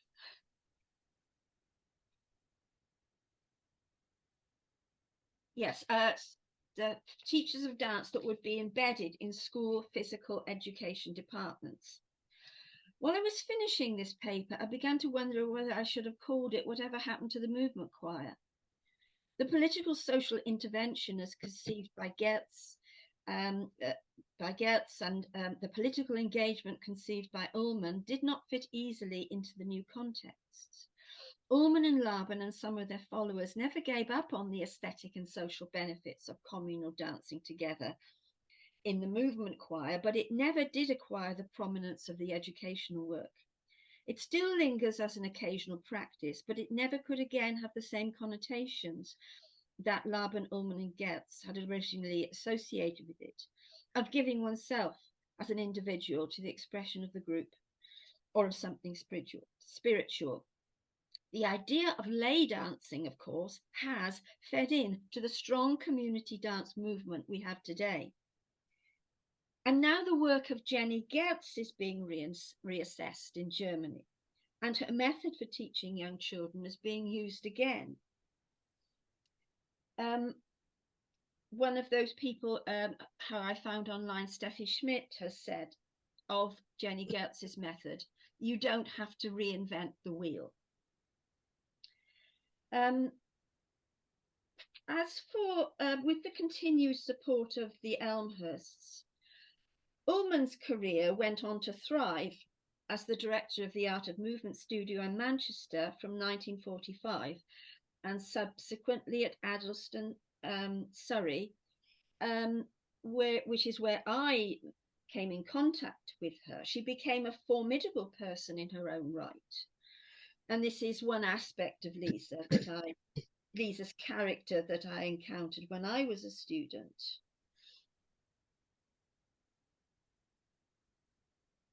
Much has been written that questions the way Ullmann conducted her stewardship of Laban's legacy.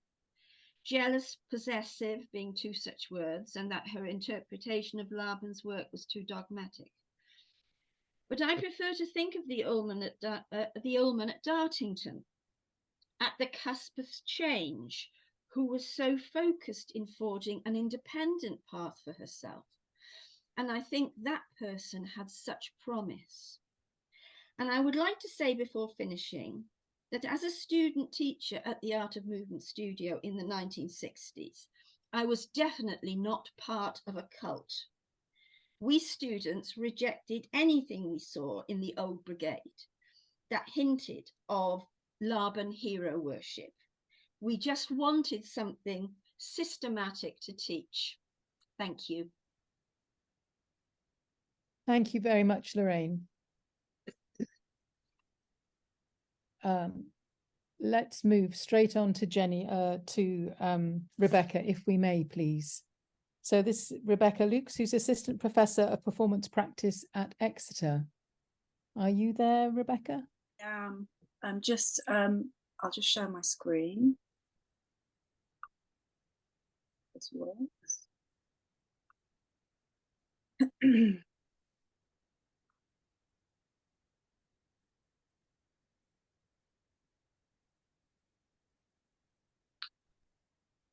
Can everyone see that? Yes, there it is. Brilliant. Okay.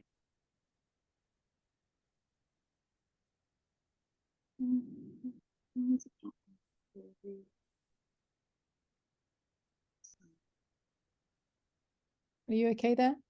Can you can see the screen, can you? Yes. Just go full screen, Rebecca, if you can. Go Full screen on the Zoom. No, on your PowerPoint. PowerPoint. Ah, that's it. Sorry.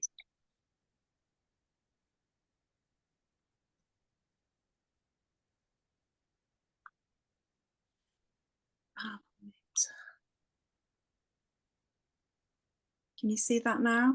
It's still not full screen because it's good to see the images, of course, as large as they can get.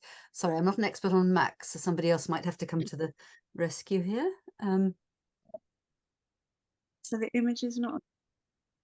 Don't you just You need to slideshow and from slideshow, beginning. Yeah, I just It's can't. not a Mac, it's a PC, isn't Actually, it? no, it is a PC, isn't it? In that case, there should also be a little logo that looks a bit like a screen, an old-fashioned screen at the bottom. Ah, let's see. Yeah, it's just gone No. up. Hmm. Is that good? Try slideshow at the top and from the beginning. Yeah, I just. Where does it come? There we go. Perfect. Yeah, that's good. Okay, I'm really sorry about that. Okay, let's hope this works. Thank you so much, Monica, for having me, and being part of this panel is a real privilege. So many scholars that have influenced me, some of which I'll draw on today. And I just hope to add perhaps a little bit of a less well-known story to some of the more perhaps material we're more familiar with. So these words that you can see on the screen at the moment are an extract from a lecture that Gertrude Heller, née Falke, gave at the Maudsley Hospital in London to a group of doctors when she was in her 80s. And I think it captures, as well as words can, perhaps, the radical simplicity of her practice, which began in dance performance, choreography and training, journeyed through her time teaching at Dartington to the field of body psychotherapy, or what we might call somatic psychology. It ended in her final years teaching awareness to a small group of dedicated students from her home in London. What was important to her was what it means to experience, to be a human being in relation to the world around her. She attributed all of this to her teacher, Elsa Gindler, who was a German body awareness pioneer, and though not a performer herself, had students that developed the training in their own fields of theatre and dance. What I'm talking about today is adapted from a chapter that in my book, which is, I hope, nearly finished, on Gindler and her students. And I've been engaged in the Gindler work, as her students call it, and these practices drawn from her in some way for almost 30 years now, and it informs my research, teaching, and also professional practice as a deviser and performer. So a bit like Tim's perspective that he brought on later, I'm coming to this material very much through a practical lens, and it straddles dance and theatre. Heller had intended to write a book about her life and work, including her time at Dartington. She had such an incredibly colourful life. Sadly, this never came to be. But what did survive her was this short essay entitled Experiences of Work with the Gindler Method at the Ullmann School in Dartington. And I'm going to draw on it quite heavily today. And you can see in the references at the end, it's published and you can access it. And this is what she wrote about the aims of her course. So she talks about trying to get the students to give themselves up to the influence in it, an impression of the situation.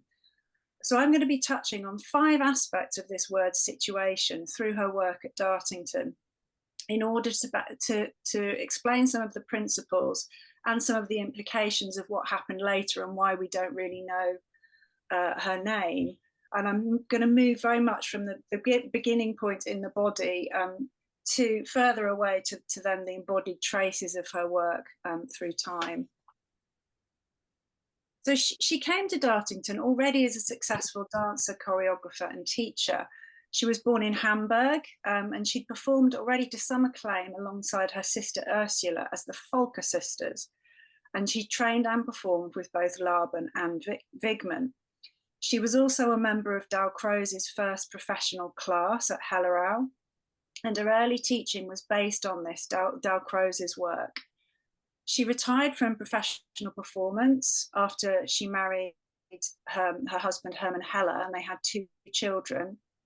And he was a professor of international law. They were exiled to Spain. He had to leave in the 1930s. And then when they were there, he very suddenly died of a heart attack.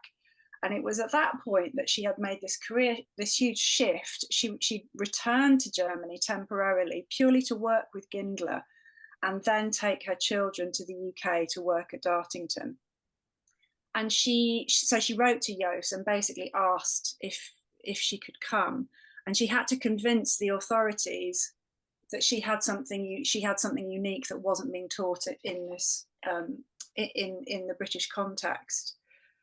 And she managed to persuade Jooss of the relevance of her practice, telling him that she worked with the release of unnecessary tensions and the problems of dancing in character. So she convinced him that it would be helpful for his students. She was only contracted originally for 2 months, but she then ended up staying for 3 years until, as we've heard many, many times over today and yesterday, aliens were required to leave in that summer of 1940. So Larraine has written about the aim of the school. It was to create, the aim was to create the kind of dancer needed for the Jooss repertoire. And what kind of dancer was this then? Well, Larraine has noted that his form was dance theatre. We've seen that already, specifically for the communication of contemporary themes within a mainstream theatrical setting.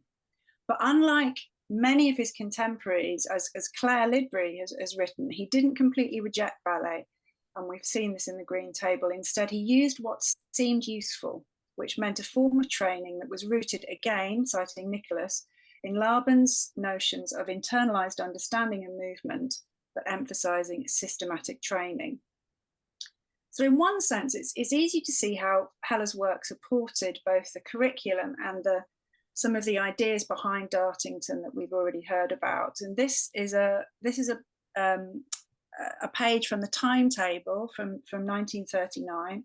And you can see, if that writing's not too small, you can see the day divided up into some of the lessons and subjects that we already know. And you can also see Heller listed daily there. So you'd think that she might fit in very well, but actually she framed her work in her writing very much in direct opposition to the existing training.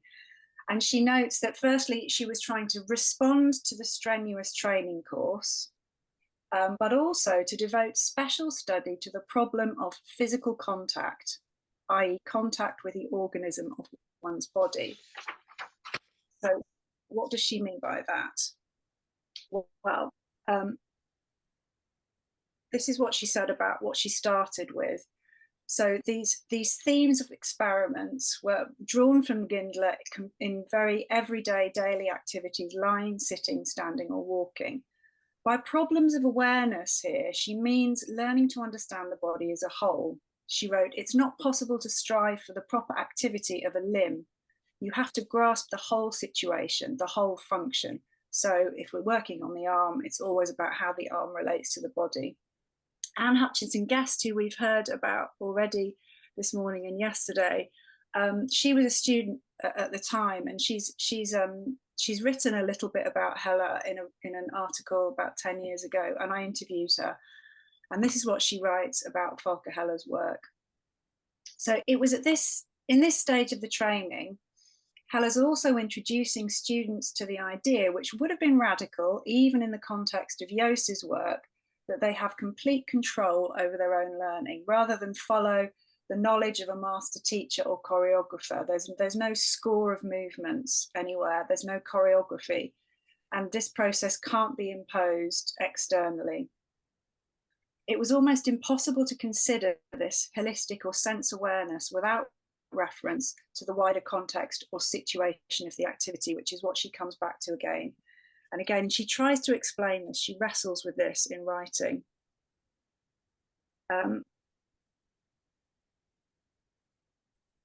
Sorry, I'll just go back there.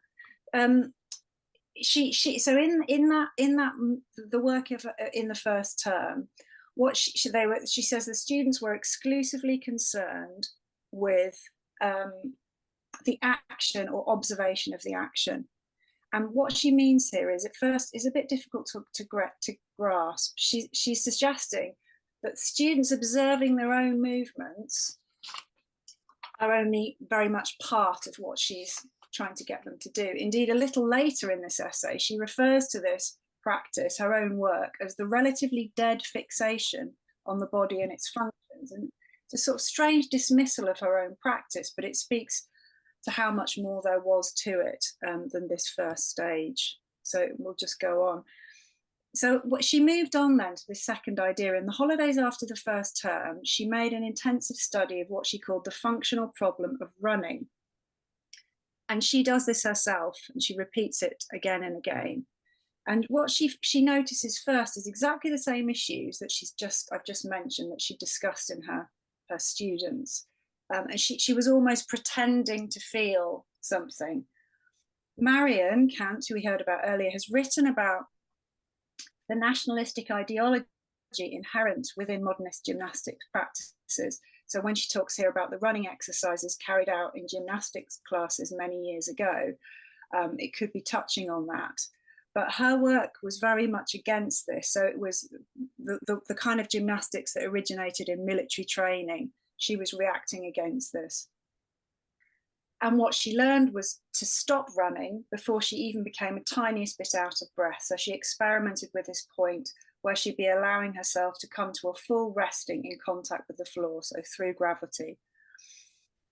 And the outcome of this for her was the realization that you cannot fix or push the body to some externally predetermined form, which comes up again and again. The third idea of situation meant widening the student's awareness further, beyond the body itself and only its physical contact with the ground. And in practice, this became paying attention more to the wider environment in which the body is standing. And one of the students I interviewed remembers a lesson when the dancers were asked to cross from one end of the garden, Dartington, to the other. And Heller would ask what they'd seen. The idea was, the student remembers, that she should become aware of everything on the way between the beginning and the end, rather than focus on the end point. So an exercise in awareness, an experiment in awareness. But when Anne Hutchinson Guest told me about this, she remembers this observation, that she felt that she needed to add something to it, to perform something. And for Heller, this resulted in a decision to embellish the task rather than remain within its radical simplicity of what she was engaged in at that moment. And in an interview later in life with her son, Heller talks about this principle in performance, that there's this tendency to add, to do, and never let the being in the doing, the letting the doing develop itself. So this was something that was extremely important to her. As we reach the end of Heller's essay, she attempts to put into words the problem which she sees as the foundation of all her work with the students. She's been wrestling with what she calls her training's definite relationship to time and space. She writes how she tries to experience time in relation to the course of the functional event of any moment, and she tries to understand what's going on. And the answer for her comes when she finds a diary entry that she'd written almost a year into her teaching at Dartington, and it describes her standing at the window of her classroom, looking out onto a landscape on a rather cold day in early spring, and she's noticing the hills and fields stretched out. And there's this atmosphere of, in the relationship between the furthest point and the near, the birds flying, and then her within this situation. She talks about this this sense of peace and calm. But rather than a generalized experience, what I'm saying is it's a very particular relationship with a particular moment. She feels this whole, not by seeing only the birds, etc., but by sensing the total environment, including herself. Now, we could see this as an interpretation, this could be interpreted as an example of this kind of neo-romantic, nostalgic attachment to the landscape of Dartington. Lorraine's mentioned this in her writing, that was brought on because of this sense that it's a sanctuary from what's going on in Europe for so many people. But I see it rather as an example of the ethical dimension of her work that was begun by Gindler and Gindler used the practice very concretely as resistance against the Nazis. So that's a wider story. But she stayed in Berlin. She went underground. She harbored Jewish refugees, and she taught them awareness, so that the idea was that they could try and live with these inhuman circumstances by feeling the weight of the feet on the floor and learning how to survive, basically. So this is how Gindler applied it, and Heller took this on in her application of it after Dartington. So this idea of space and the body in space was a concrete relationship between individual person and individual moment, and it's also about the development of perception that comes directly from the training, rather than a sense of a utopic notion of perfection. And she talks about this later when she talks about one of her students, couldn't see the world around them because they're so preoccupied by their thoughts that they're not sensing their whole being in the space, and that restricted their ability to be in the world and then make decisions. Donna Haraway famously argued for the importance of what she calls epistemologies of location, positioning and situating, or in other words, the understanding of the implications of power, agency and culture that have been brought to the fore by feminist scholars in many recent works, relooking at previously assumed spines of our disciplinary canon, so the stories that we think we know, and starting to retell those stories or look at what's missing. The material conditions of Heller as a single German woman supporting 2 children in England at this moment in history brought her work in performance to an abrupt end, as we've heard many other times during these 2 days. Despite attempts by the Elmhirst to find a way for Heller's training to continue in either London or America, she could not find a way forward, and Dorothy Elmhirst supported her financially for a few years after she left Dartington. It might be assumed, though, that in the years preceding, during Dartington's heyday, the artistic community could become a melting pot of shared ideas and practices, which could take Heller's work forward in some way. Michael Chekhov, theatre practitioner, did invite some practitioners to give classes for his students, it seems, including Lisa Ullmann. Lorraine might know more about this than I do, and the artist Mark Toby, but this appears not to have been the case for Heller. Her work was always separate from technique classes at the school and rehearsals for productions, and she never developed her improvisation and awareness work into choreography that was performed after her early career. Perhaps in different circumstances, meaningful relationships may have developed between the practitioners over time. The precarity of each one's social material position as refugees or aliens cannot be underestimated, and therefore the extent to which they may have felt it necessary to closely guard the borders of their own work. The real legacy for Heller in performer training, it seems to me, lies in the way her work allowed for a foundational practice for her students, where each one took it on in their own way. They found the work extremely helpful for developing sensitivity in performance, but also agreed that the work was accumulative. One person I interviewed felt she was too young to understand it, and one felt out of her depth because Heller spoke in German during the classes. She acknowledged it wasn't until many years later that what she'd undertaken began to make sense. Heller's work at Dartington also anticipated the huge growth of somatic practice. So somatic awareness practice, you might have heard of Alexander technique, Feldenkrais work, that now forms the part of many contemporary dance schools and university programs worldwide. So Larraine said that the Jooss-Leder influence from Dartington became a far-flung and significant phenomenon, and that we can measure its success by the contributions of many of those dancers later in professional performance. And this also does seem to be true of Heller's work, even though we don't know her name. Lucas Hoving, we've heard about already, was a dancer and choreographer who trained here during Heller's time. So he was a founder of the José Limón Company, and he also performed in the Green Table for Jooss. He later worked with Graham, DeMille and Humphrey. He established his own company and taught around the world. In a filmed interview with him in the 1980s, he reflects on his life and work and suggests that the main influences on it were not necessarily from Jooss or from later, he says, but from Heller. And this is what he said about her. So Hoving never explicitly taught her work, as far as I could find out at any point, but what it did was infuse the body awareness that then created other works. To conclude then, Heller finally accepted that she was unable to find a place for her work in a dance school or company after the beginning of the war, and she made another huge career shift and retrained as an occupational health therapist, and Elmhirst funded her training for this as well. And then as a teacher within the field of body psychotherapy, resituating and developing the principles of Gindler's work in that context.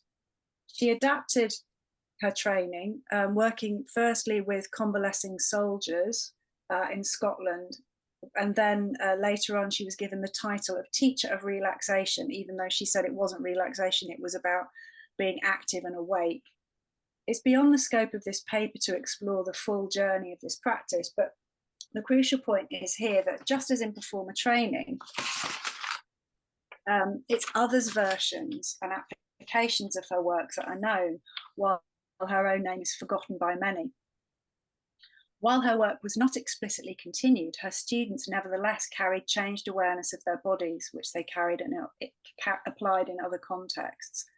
And her own shift from dance training to psychiatry was underpinned by the same ethics of engagement, participation, and the importance of experience as she taught it at Dartington. I argue that it's this ethics that gives the work a radical potential which still remains urgent today.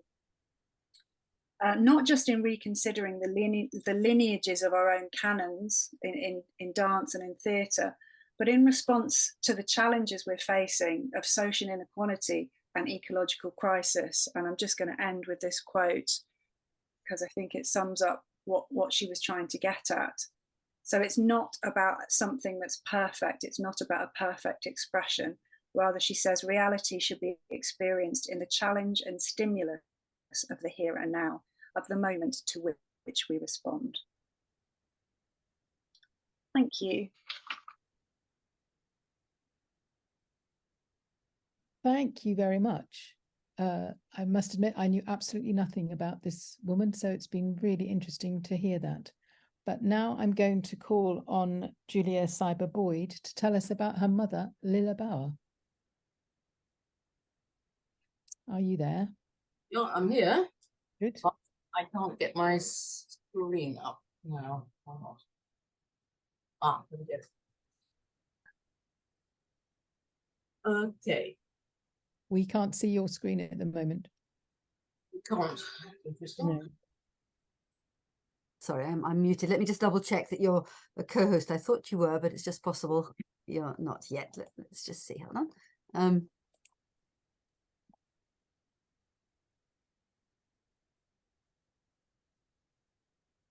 Yes, you are a co-host, Julia. You should be able to. Can you see the bright green logo? No, because I've got my PowerPoint up. So no, you don't want to exit the PowerPoint. Don't close it up. Just minimize it. So the bottom of your screen. Yes, and then go to the bright green logo that says screen share or share screen. No, PowerPoint's now disappeared again. So I think it should be, if you haven't closed it up, it should reappear. So don't worry. So go to share screen. Yeah, how? And then you should have a number of options, including the PowerPoint. No.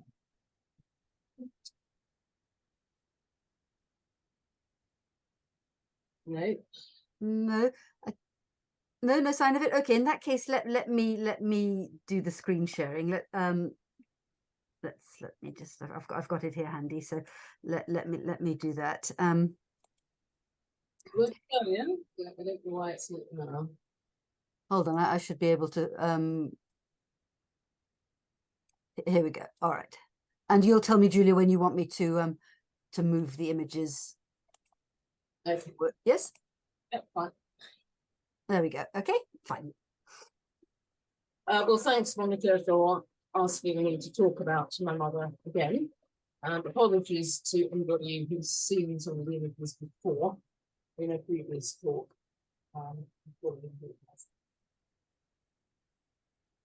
Anyway, these are her dancing shoes, which I found quite recently on finding another box of her bits and pieces. So that's just as a starter. Can we have the next slide, please? There was a very strong modern dance movement in Hungary. Quite where her talent came from, we don't know. She was the third of three daughters of famous architect Lilla Bauer. Here is the house in which the family lived, which was designed by him, and also his best known surviving building, the Victorian Theatre, which actually was designed with a semicircular cinema. The house is also still there, although the road name has been changed. She lived there, her talent was spotted early. Slight puzzlement to her family. Her sister, who disliked her quite thoroughly, said, "Whence this beautiful lithe creature?" And this question came out through her daughter, my cousin Eva. Youngest of three daughters, she lived there with father Emil, mother Margit, her housewife, two elder sisters, and the maid Mitzi.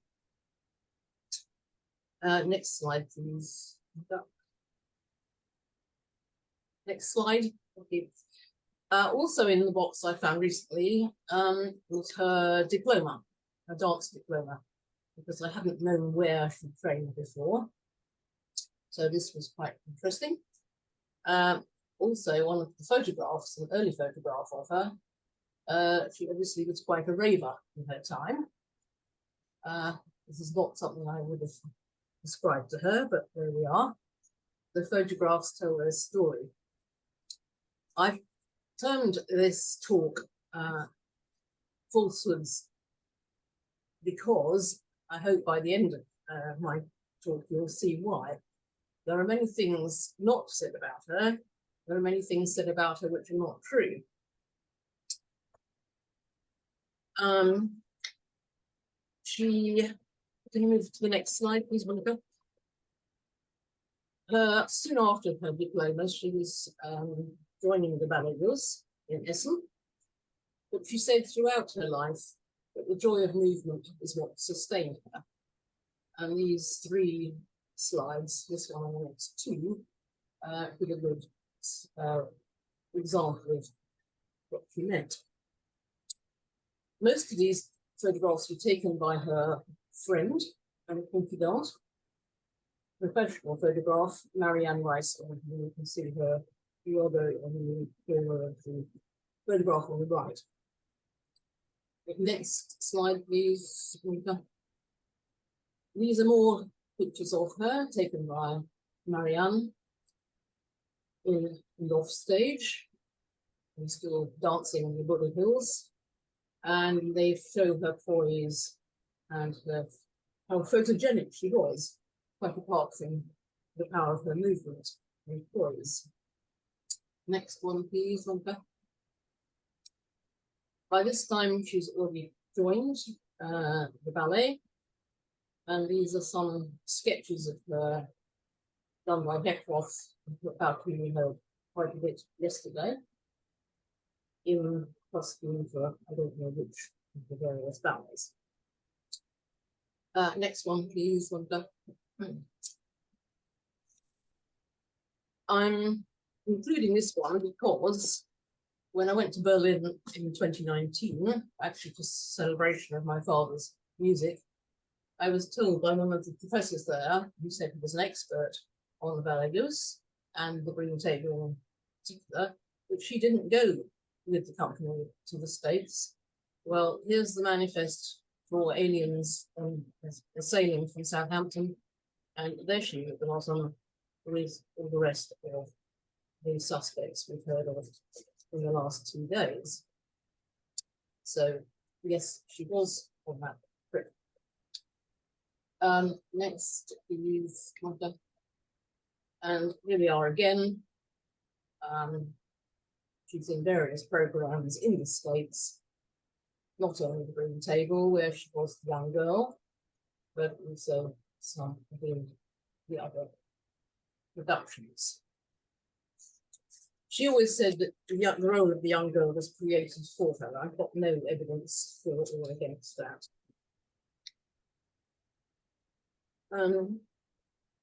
She was interested in the Bauhaus architecture and simple lines, and this, I think, came out in her choice of furniture later on in her life, and also possibly in her interest in Quakerism in her retirement, particularly in her 80s and 90s.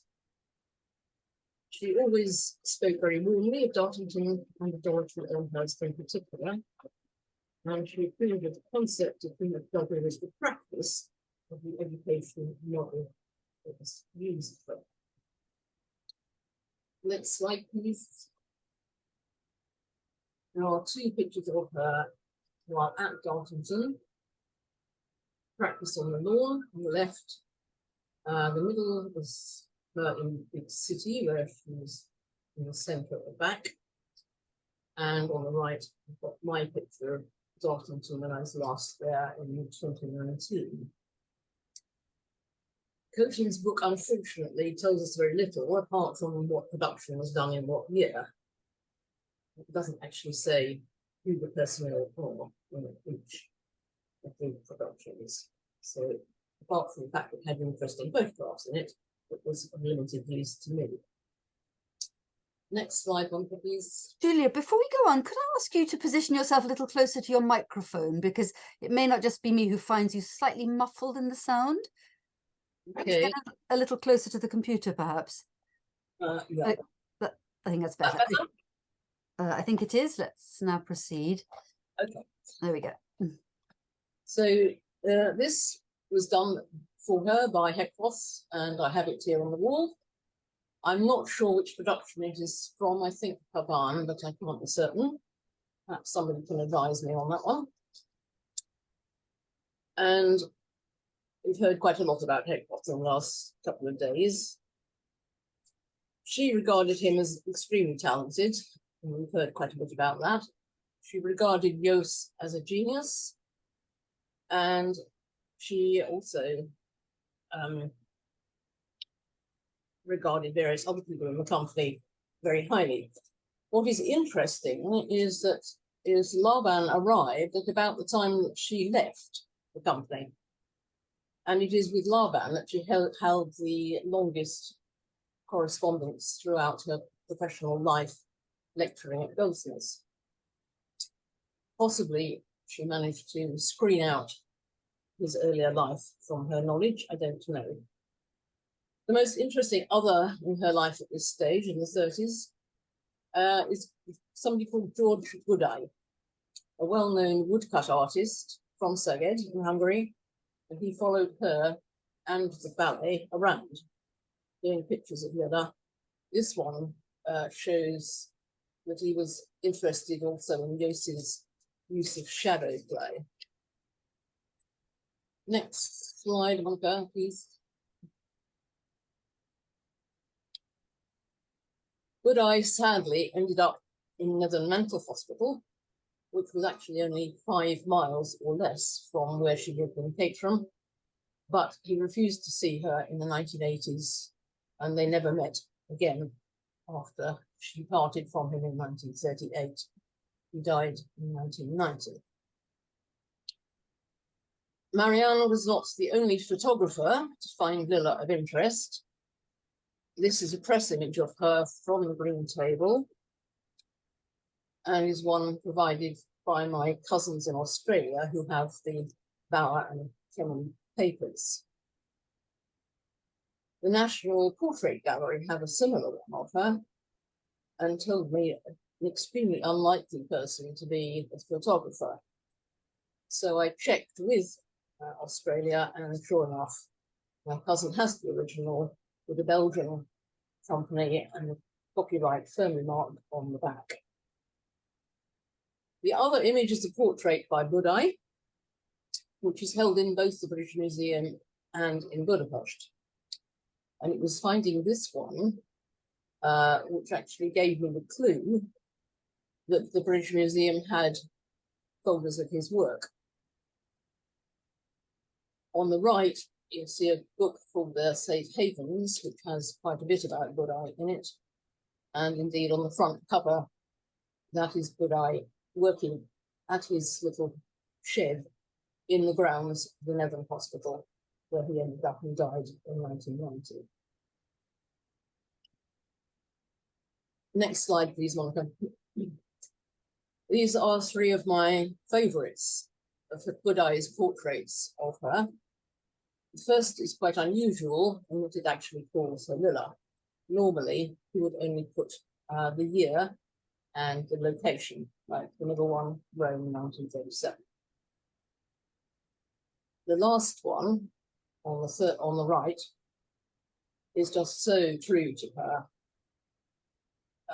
When I was giving a talk about her, I think it was in one in Walsall, was it, Monica?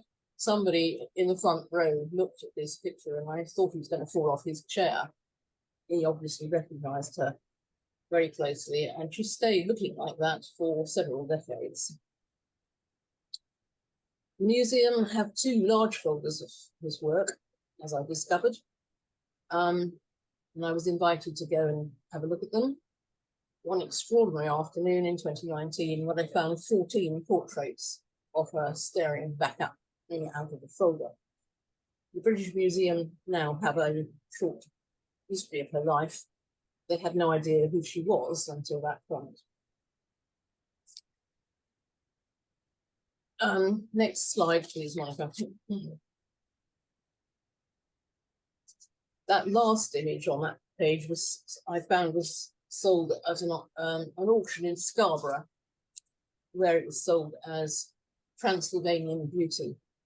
I sent to the auctioneers a copy of my talk, of my potted life of her, asking them to pass it on to the now owner of that print. Whether they did or not, I have no idea. They didn't show any interest. In 1938, she parted from Joos, leaving Dartington, so she never was with the company when it was at Adams Road in Cambridge. She returned to Budapest, set up her own company, and the press report about her here is very static. Her last performance in Hungary was her production of The Tragedy of Man by Imre Madach in Szeged, in the square in front of the Dome, which you can see here. Throughout the summer, it has an open-air theatre built up outside the Dome, where I've been many times. But that was her last performance in Hungary. That is a picture of her with her parents, I think the only one I've got. They agreed with her that she should leave the country as she still had her visa. She returned to England. She thought that that was a place she could be happy and could settle. And with her came her, by this time, husband, Vilmos Levy, whom she married, I think, on the rebound after splitting up with Budai in Szeged that summer. Next slide, please, Monica. This is Levy's bronze bust of her, but I much prefer Budai's portrait. He's got her absolutely to a T. This really was not.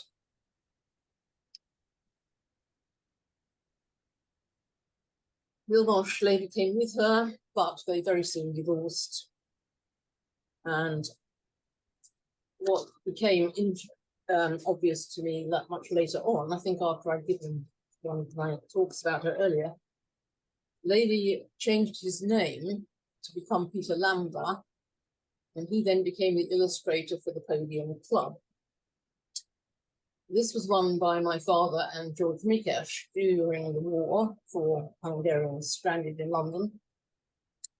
And I suspect there's a sort of layer of grotesqueness about his portrait of my father at the piano, more so than his portrait of George Mikes. In 1942, if not earlier, she and my father were appearing at the same event. This is at Conroy Hall. I think they had met before. She said she had been to concerts of his earlier. And what was said yesterday about Hampstead was interesting because at this period my father was living in Hampstead in Belsize Square, where his neighbours were John Hallas and Joy Batchelor. And together they were doing propaganda films for anti-Nazi films for the government. So there may have been another strand of contact between Hampstead and Dartington that we don't actually know very much about. She continued to lecture in modern dance throughout the rest of her working life. She was in Baker Street throughout the Blitz, where my father joined her when they married in 1946. And she carried on until her retirement in 1972, but still continued as an examiner, often going up to Manchester, Liverpool, and seeing Lisa Ullmann and others up north. Next slide, please.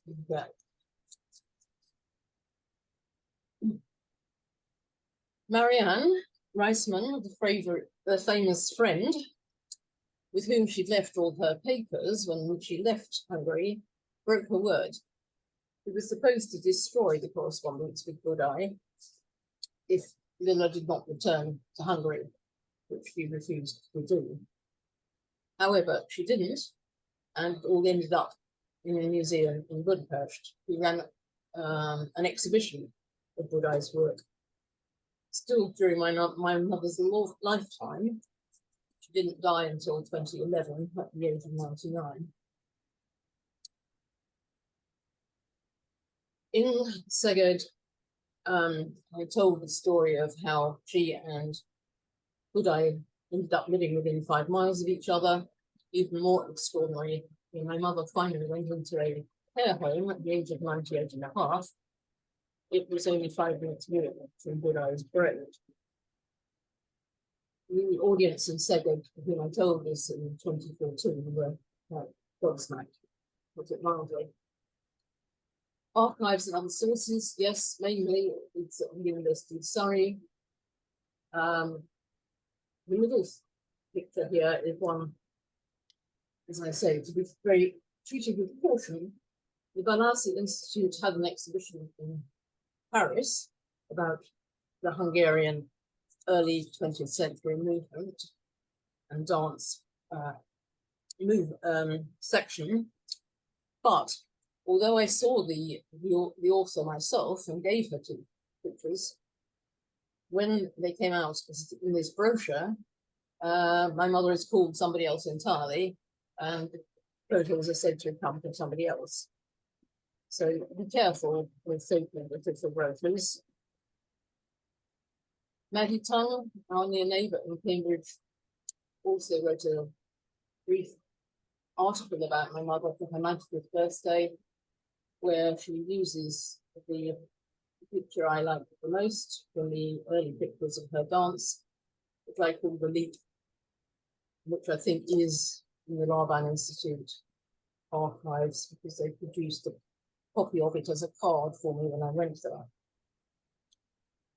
Other sources, as I said, my Australian cousins have papers from our mutual grandparents and the eldest sister of my mother, who emigrated to Australia.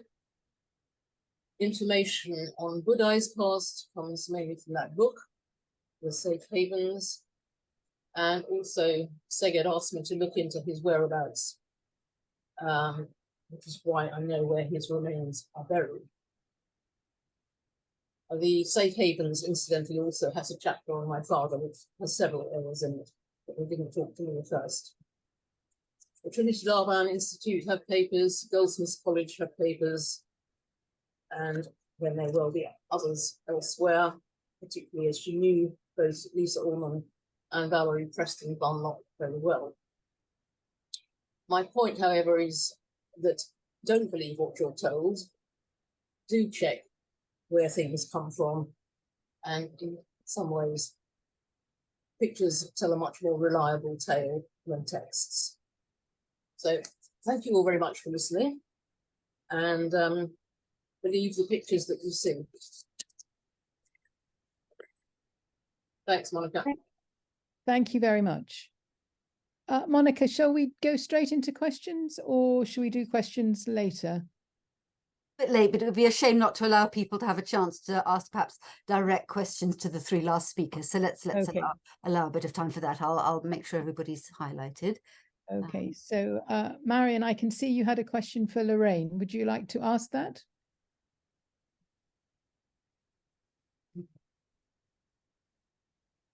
Are you there? Yes, sorry, it took a while to unmute. Yes, Larraine, I was wondering what the role of Lisa Ullmann was in the process of establishing a Laban archive.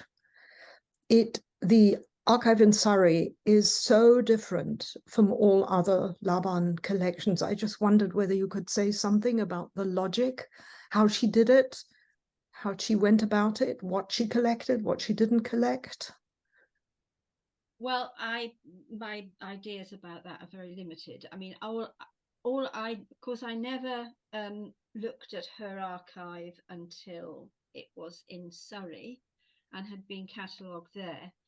And my interest was always in her rather than in Laban. So your perspective will probably be very different to mine. When I was training at the Art of Movement studio, the word on the ground was that she was highly possessive of the Laban archive and was basically keeping it to herself. And I don't know if anybody ever else got to view Laban's papers, but that was the word on the ground, that she was very possessive of it. You may well have a perspective on things that are missing that should be there. I don't know. Clearly,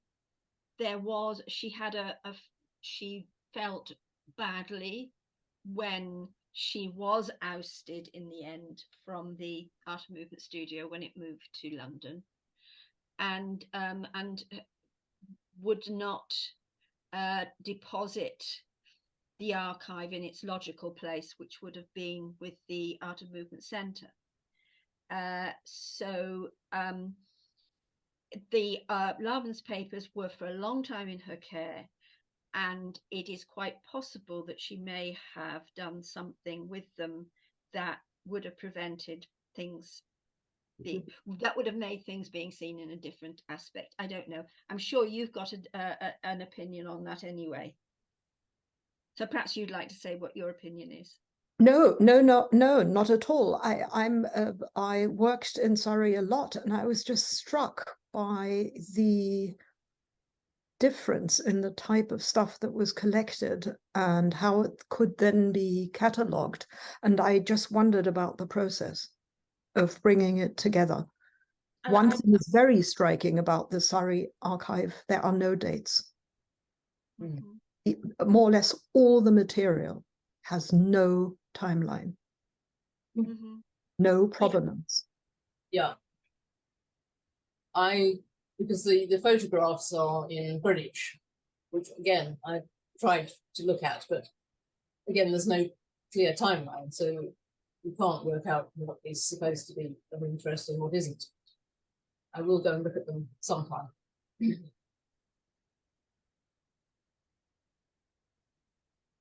Okay, thank you for that. Would you like to ask your other part of your other question, Marion, for Rebecca?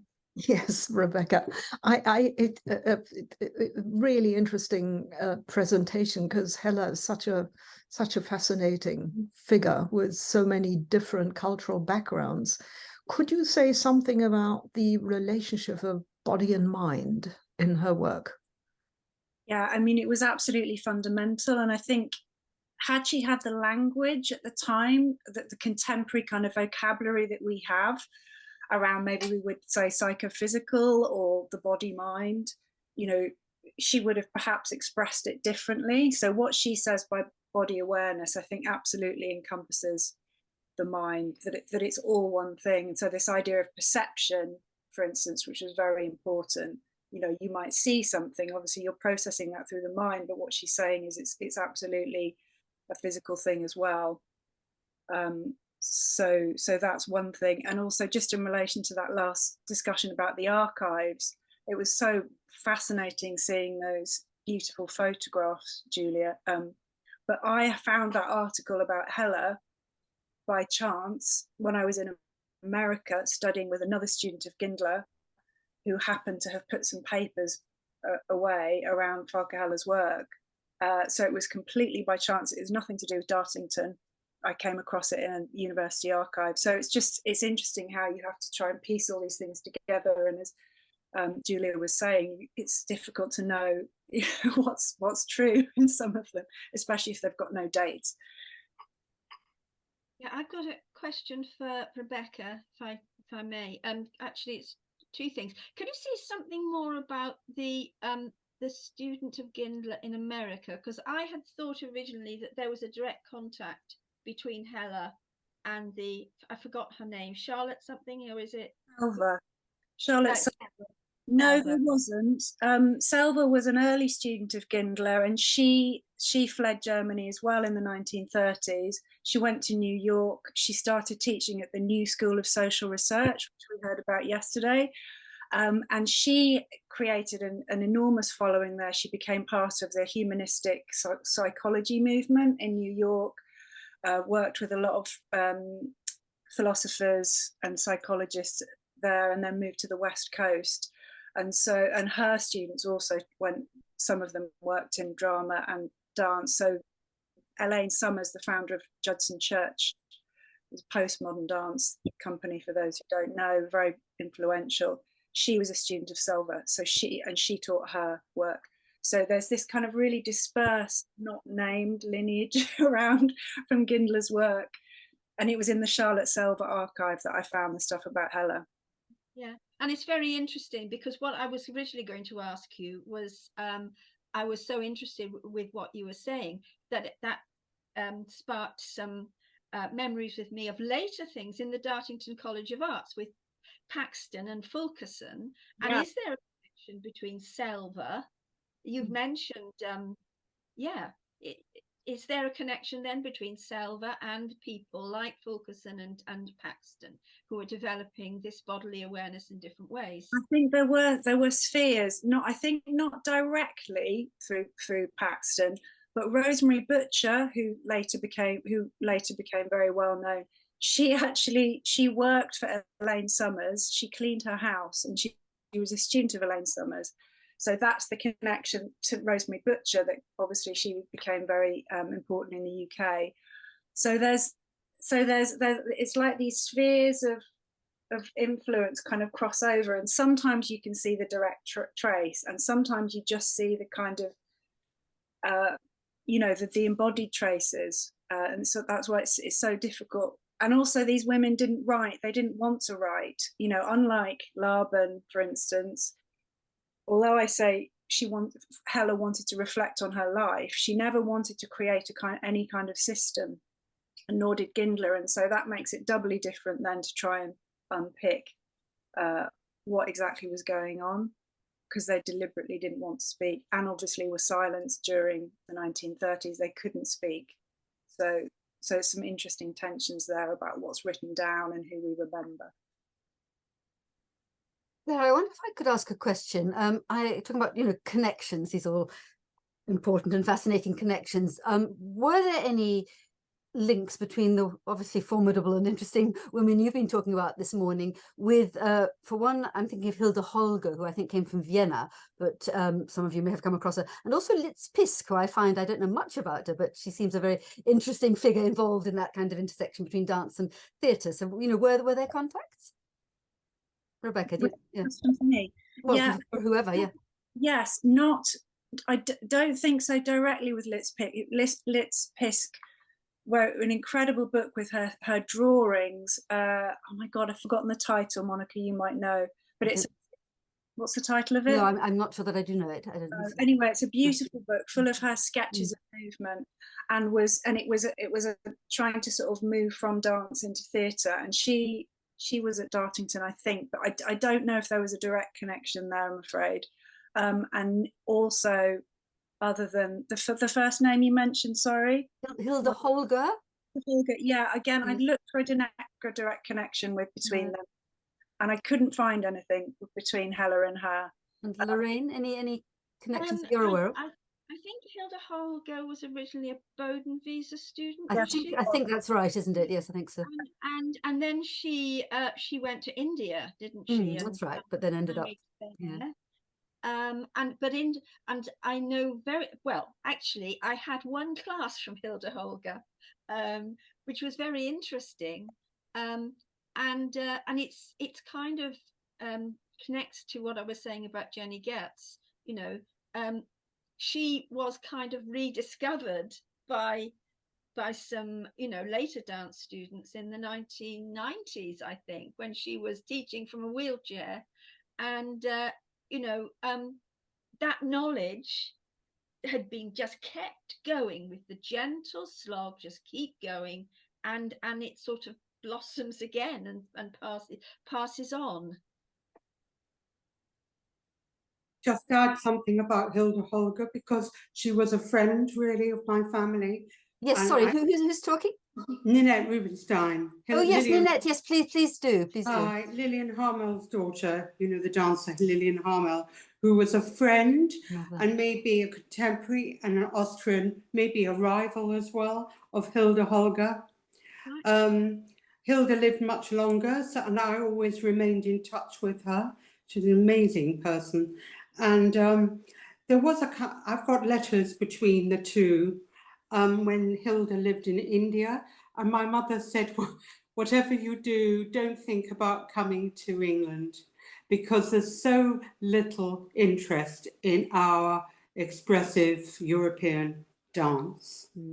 But I mean, Hilda came, but they both managed to keep it all going with teaching throughout the years, but it was always a struggle.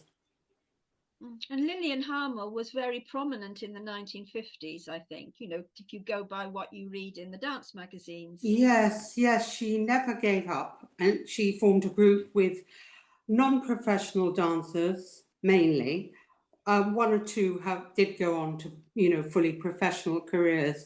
But I think Hilda and Lillian, they both felt somewhat displaced when the Robin Howard, you know, established the London School of Contemporary Dance and American modern dance, with all its incredible technique and professionalism, you know, ultra professionalism, just took over the modern dance world. Yes. And also, I might add, there might have been an element post-war, I remember it, terrific prejudice against anything that was German, Austrian, understandably. And also there might have been in Hilda and my mother's case, a slight element of anti-Semitism as well coming in, all these factors. But they kept going. Thank and you. That's the main thing. Indeed, I have a friend who's in the audience who remembers, I think, being taught by Hilda in her extreme old age, but still feisty and, you know, determined to carry it. I'm also noticing, talking about names I'm spotting in the audience, Alex Kirster, who I think actually has absented herself briefly, but she's been listening in, and she's, as I recall, Alex, you're the daughter, aren't you, of George Kirster, who was one of the costume designers for the Ballets Jooss, and I'm hoping maybe she can chip in later this afternoon if she rejoins us.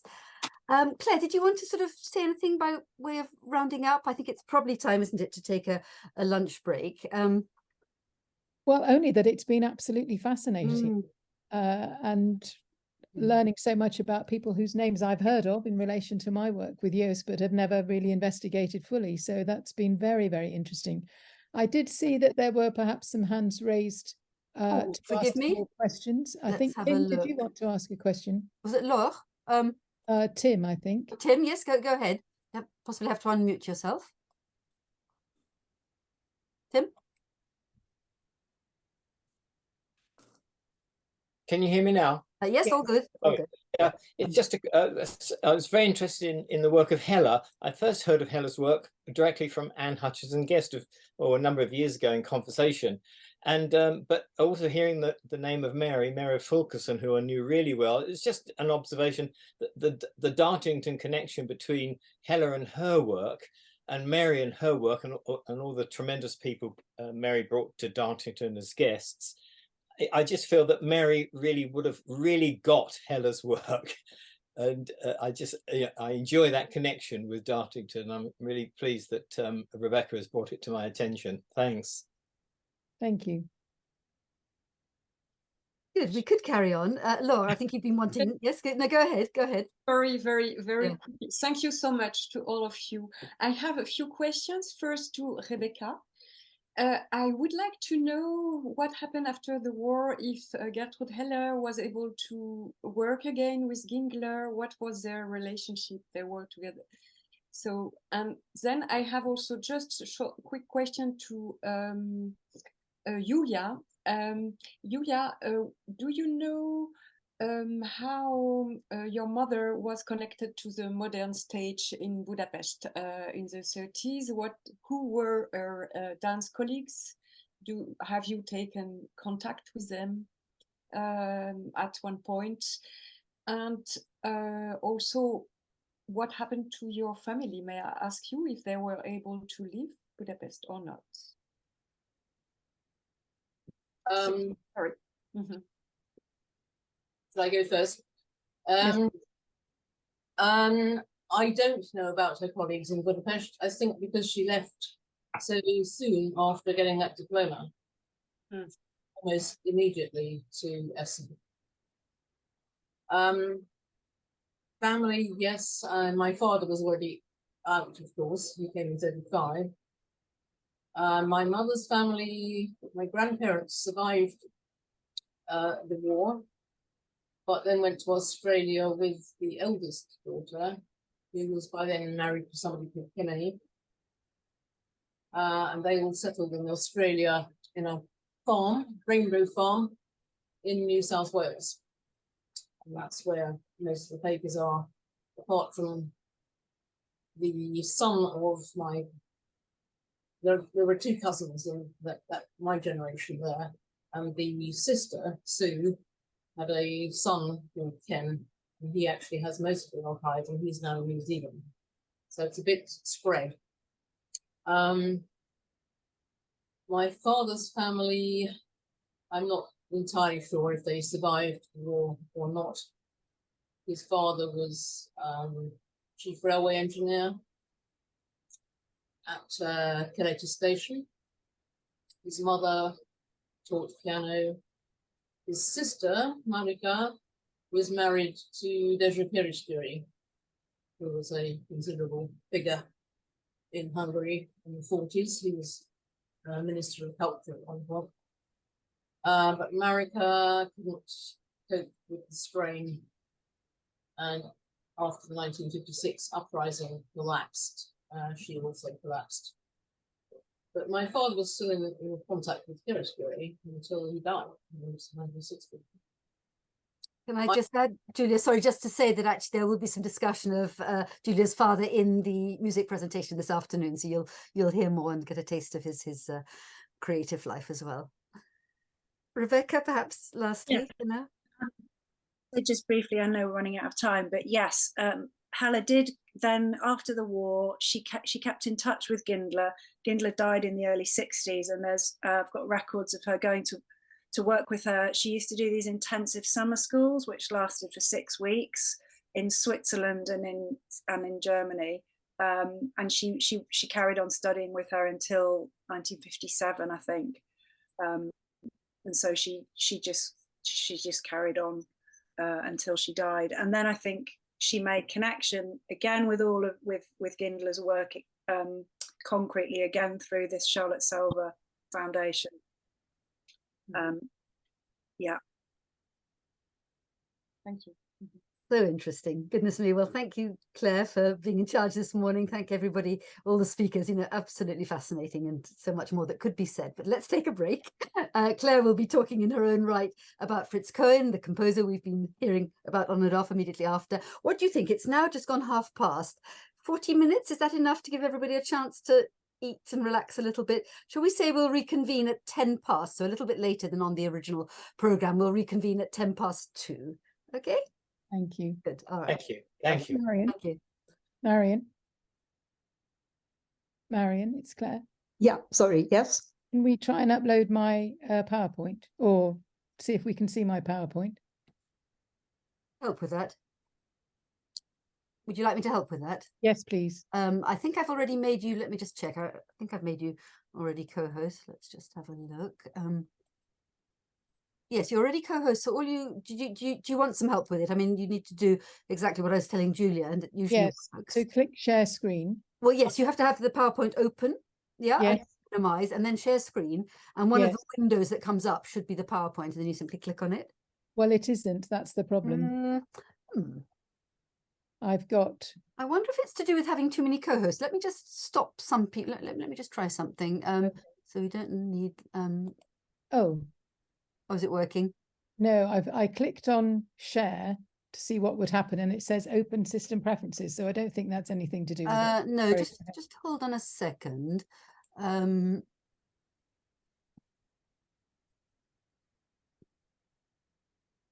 This might or might not work.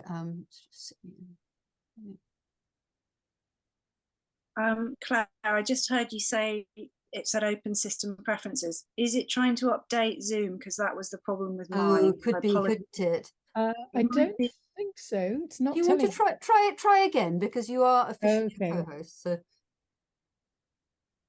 when I click share screen, I just get 5 logos that say desktop, whiteboard, iPhone pad, iPhone via cable, and mail unknown. Ooh. You might need to open. So when it says open system preferences, open it. And then does it come up with privacy? I haven't got open system preferences. Hang on a minute. Oh, sorry, that's strange, isn't it? Would it be desktop, Rebecca, that she needs? If you try again, does it come up with it? Because are you on a Mac or a PC? Yes, I'm on a Mac. Yeah, so I think if you go to what you want to check is your privacy settings. I discovered this, and I'm so sorry I overran with my. Okay, where are getting this? So if you go to click the apple in the top left-hand corner, and then you see system preferences. Yes. Okay, so open that. Yeah, I can't see. Oh yes, there we go. Yeah. Where is it? Where's the privacy? Hang on, let's see. Yeah, sorry, I don't use a Mac, so I'm pretty hopeless.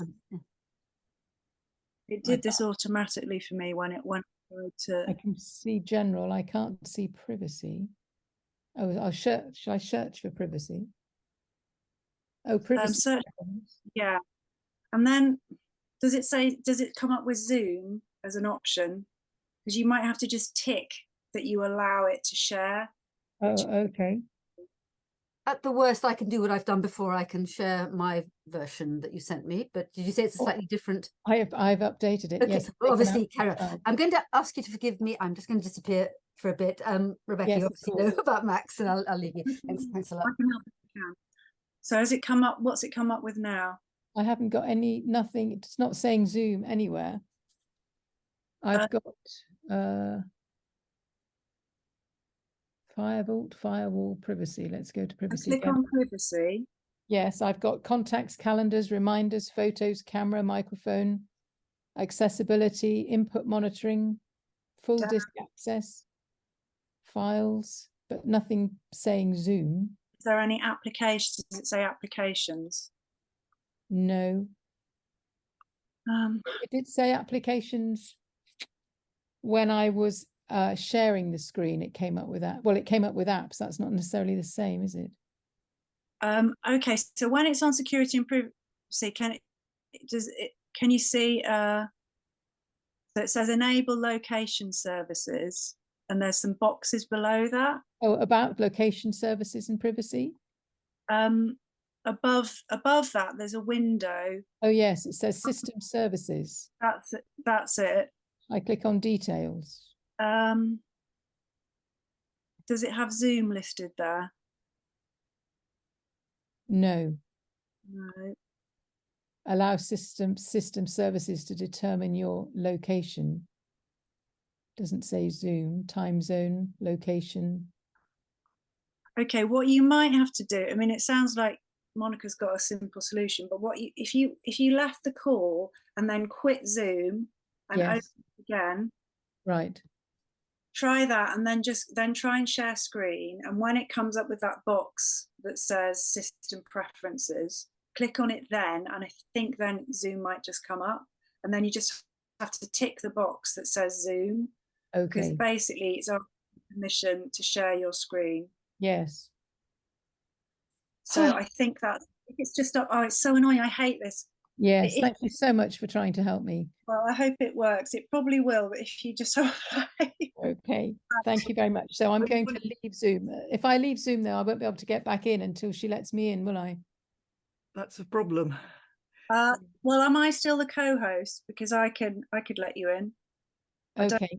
How much? I don't know if she took me off co-host just now. Yeah, I don't know. I've got the same problem in that I've also changed my PowerPoint substantially just now, because I thought I'd show some of Milan Kosman's dance images after today, and so I just added a whole load of images, and so Monica's not got the latest one. Well, I think I'll send my most recent version to Monica and then have another go when she comes back.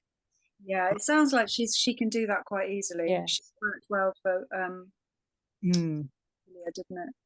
I also got a problem that the firewall in the place where I am at is blocking WeTransfer, so I'm having difficulty sending the new version to Monica. Oh, that's annoying. Oh dear. I try and share the screen, but I don't know whether she's made me a host yet.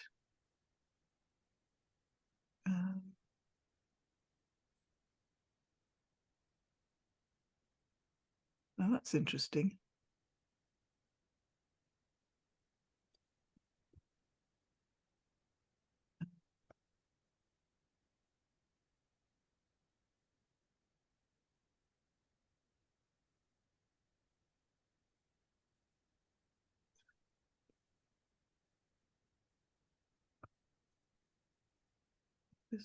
Oh, that's it.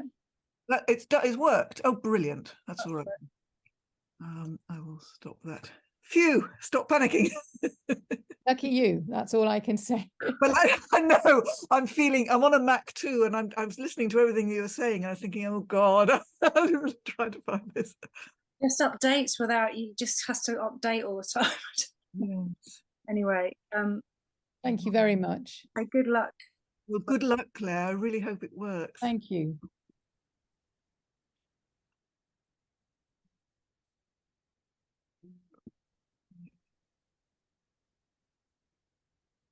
Hi, Norbert.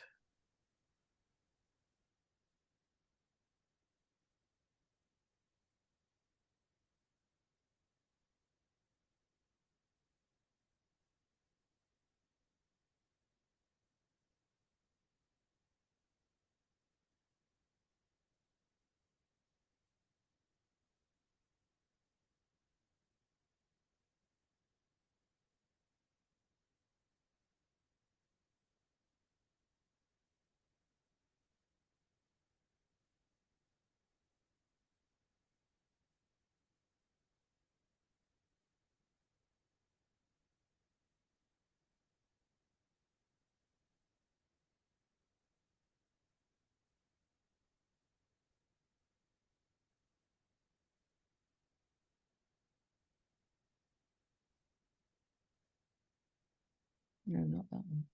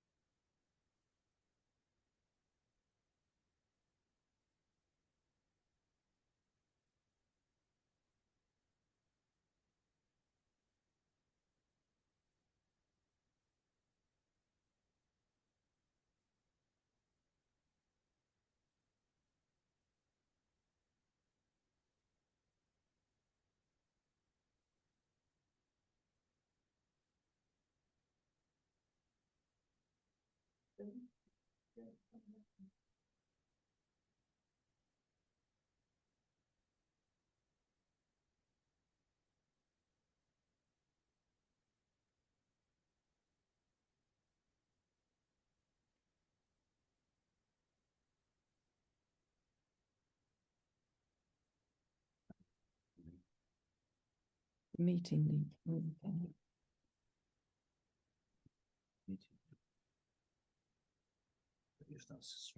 That's the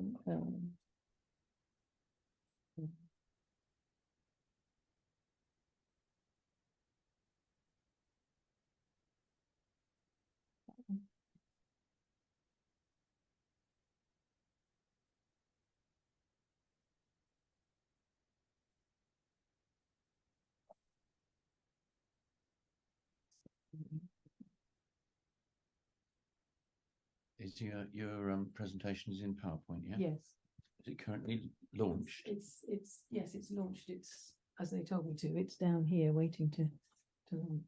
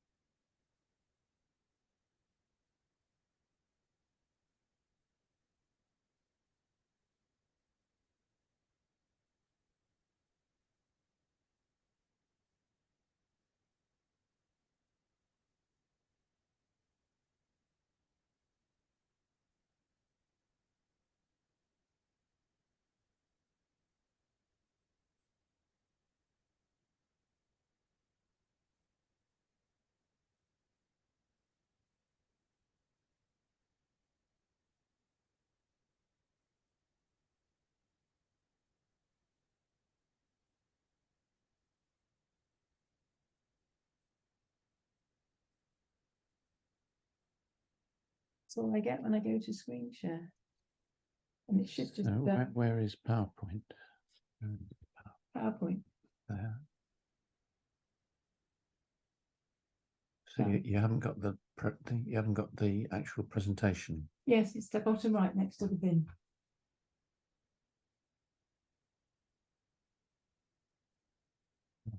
That doesn't show up. PowerPoint doesn't show up at all. Quick PowerPoint. What are all these? Those were things I had open. Does that make any difference? You could just close them all. It's fine.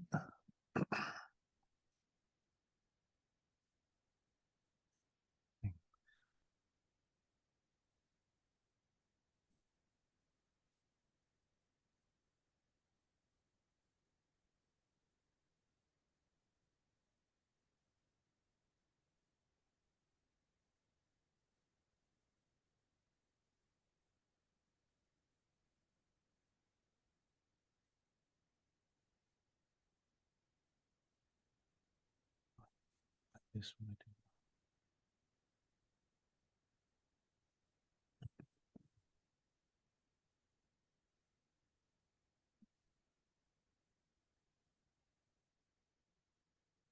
Recording in progress.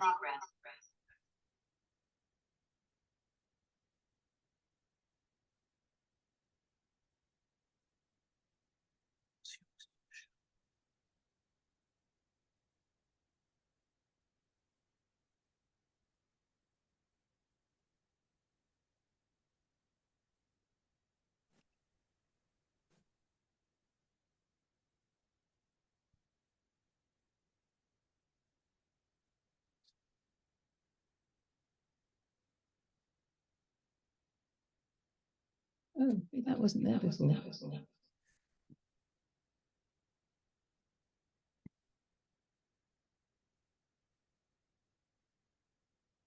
Oh, this is what somebody was saying I needed to find. This Zoom link or something.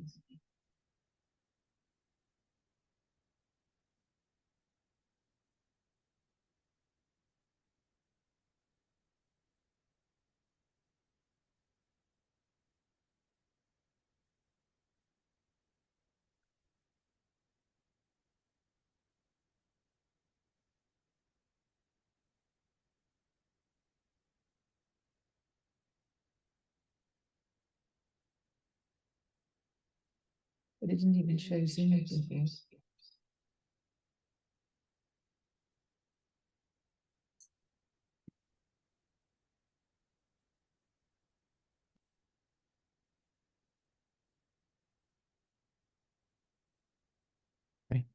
Want to share it?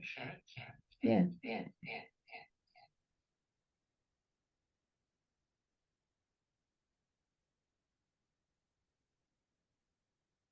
Brilliant.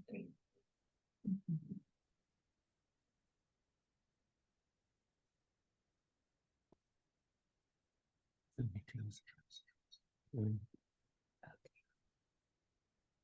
All right, thank you very much.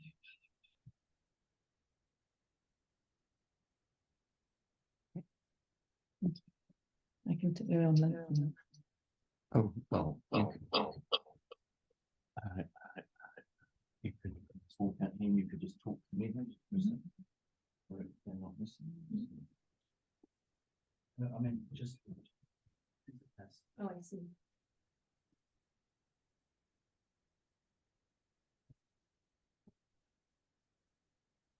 So that's my presentation there. Can you see that? Yes, I can see it clearly. Thank you very much.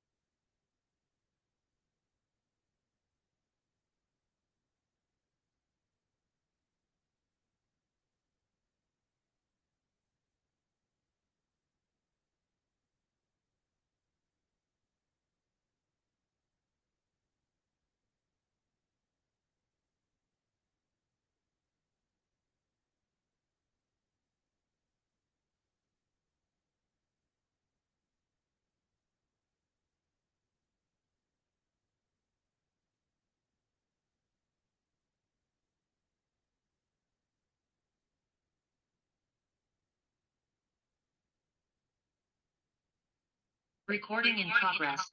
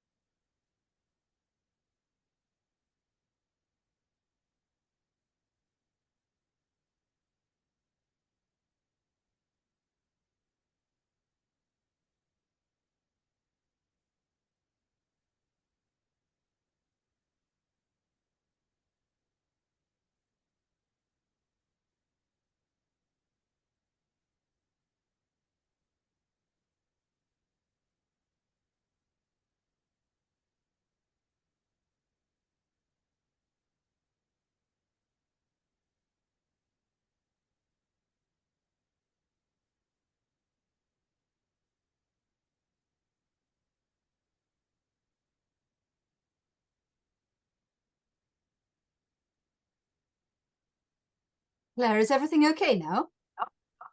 All good? This is Claire's husband sitting. Hi, is everything sorted? It looks like it. Looks like we've got success. All right, very good.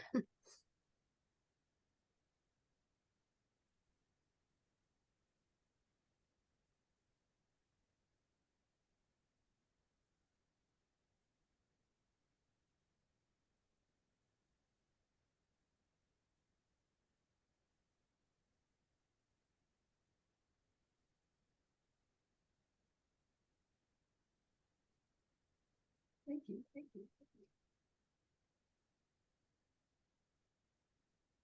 Okay. Hi, Claire. Hello. Okay, all sorted? I believe so. Good. I find when you've gone to full screen in advance of your actual presentation, sometimes it sticks, and the answer is kind of slightly odd, is just to click the cursor on the sort of, well, anywhere on the screen to just set it in motion again. But okay. No, it seems to be okay, doesn't it? Yeah. It'll be fine. Yeah, very good. Except I can't see how to get back. Oops, there we go. Okay, thank you. So Okay.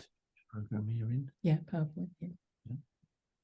That's running alongside it. Okay, thank you very much. Okay. Yeah. But you can flip between the two things, but to operate the PowerPoint, you need to be in PowerPoint. Yeah, I yeah. think. Okay, thank you. Oh.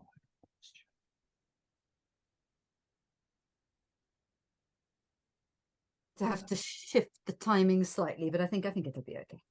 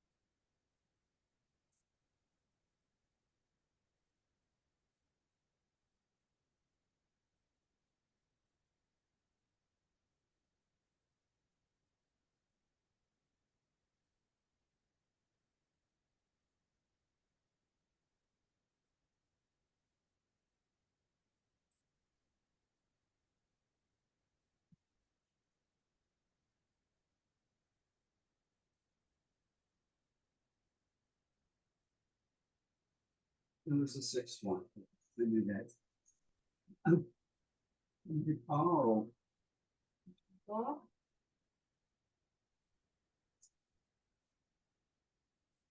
I thought Marion and Berlin.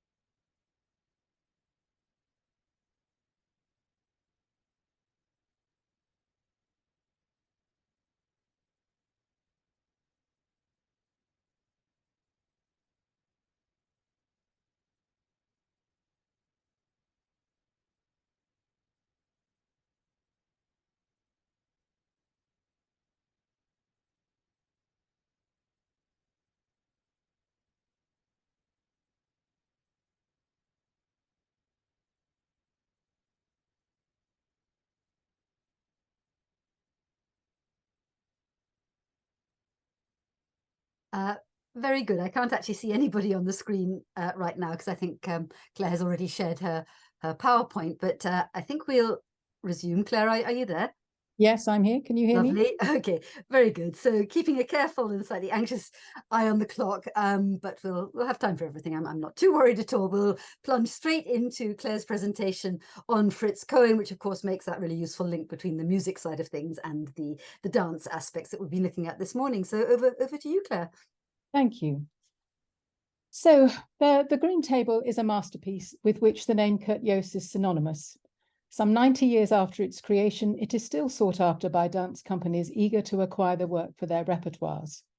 While there is plenty of evidence to show that the movement vocabulary of the ballet has changed over time, and that the design elements, lighting, masks, and costumes have kept abreast of technical developments, the one consistent component has been the music. But the name and reputation of its composer, Fritz Cohen, has almost been completely forgotten. Given that the collaboration between Jooss and Cohen was fundamental in the creation of the work and widely acknowledged in programs, reviews, and articles during the first years of the ballet's life, this is surprising. Fritz Cohen was born in Bonn into an upper middle class family which owned a publishing company. He stated in his curriculum, as you can see there, that he attended 2 music conservatoires and 3 universities. While attendance at so many institutions may seem unusual, it was not uncommon in Germany at this time for people of Cohen's background. Practical music making, Cohen studied piano with Robert Teichmüller, one of the most influential teachers of his era, took place at conservatoires, while academic study of music took place at universities. At some point during this time, Cohen worked as pianist for the dancer Yvonne Georgi. At this time, of course, live music for dance was the only option. Jooss, who had left his teacher and mentor Rudolf Laban and was working as mouvement regisseur at the theatre in Münster under Hans Niedecken Gebhardt, saw Georgi perform in Leipzig and asked her to join his company, Neue Tanzbühne, specifically to dance in his work, Persian Ballet. Georgi also knew Niedecken Gebhardt, so in 1924, through Georgi, Cohen went to Münster to work as stage director and conductor, while also continuing at the Opera House in Würzburg. In Münster, Cohen arranged and adapted operas, wrote incidental music for stage productions, produced operas, and most likely worked alongside Jooss as he choreographed the dances for some of these productions. Before long, Cohen was also pianist for Neue Tanzbühne, morphing into composing as part of this role, and thus began a professional and personal relationship of great significance to both Jooss and Cohen. The Neue Tanzbühne was made up of dancers whose main employment, like Cohen's, was with the opera company, working in the theatre, subsidized and supported by civic authorities. They were able to give performances of Jooss's works at dedicated dance evenings. Joining Georgi in the first season of Neue Tanzbühne was Aino Simola, a dancer from the recently defunct Tanzbühne Laban. Over the following 2 seasons, they were joined by several other dancers, including Elsa Karl, a dancer from the Münchener Tanzgruppe. In 1927, Cohen and Karl were married, and 2 years later, Jooss and Simola followed suit. The personal relationship between all 4 was seemingly profound, with Cohen a groomsman at Jooss's wedding, and Cohen and Karl joining Jooss and Simola on their honeymoon. The first work with which Cohen is credited with working on with Jooss is Tragödie. While of some significance in the way in which Jooss used the work to address his issues with Laban, it does not seem to have been significant musically. However, it was a large-scale work, 4 acts for solo and chorus, which Jooss, in a biographical note at that time, considered his most significant work to date. Kashima was a much smaller work, a pantomimic sketch of which nothing about the music and little of anything else is known, except that it was well received at the First Dancers Congress in Magdeburg. In 1927, Jooss moved to Essen, where he co-founded with Ralf Schurz-Dunberg the Folkwangschule. Jooss was director of the dance department, while Cohen, Carlos, and Simola and the designer Hein Heckroth all joined the opera in Essen, allowing their association to continue. With the founding of Jooss's new company, the Folkwang Tanztheater Studio, in 1928, Cohen gave up his work elsewhere and, in addition to his work at the opera, became its musical director. This involved accompanying rehearsals and performances, composing new works, advising Jooss on music by other composers for his choreographic ideas, and arranging and editing such music as necessary. Between 1928 and 32, Cohen composed 3 new works for Jooss, arranged 1, and acted as musical director for 8 others. Drosselbart was their first true collaboration, with Cohen arranging music by Mozart and 2 18th century ballet composers based on the requirements of Jooss's libretto, which drew on the Grimm's fairy tale. Cohen composed original music for 2 short pieces, Suite 1929 and Zimmer No. 13, of which little other than photographic evidence remains, although both were important in Jooss developing ways to use ballroom dances to characterize social milieu, thus giving a hint about the style of the music, perhaps. Nothing is known of the music for the 3rd work, Gaukelei, although this work must have been another stepping stone in the working practice of close collaboration between choreographer and composer. For the next piece in which they worked in such a way was The Green Table. The working relationship between choreographer and composer that brought about The Green Table was one that had developed over 8 years or so. For Jooss and Cohen, it was essential that the composer who would write for dance must renounce the efforts of pure or absolute music and take his pencil, his paper, and his writing table into the ballet studio. In the studio, choreographer and composer collaborate, and together must achieve a congruence of choreographic and musical form.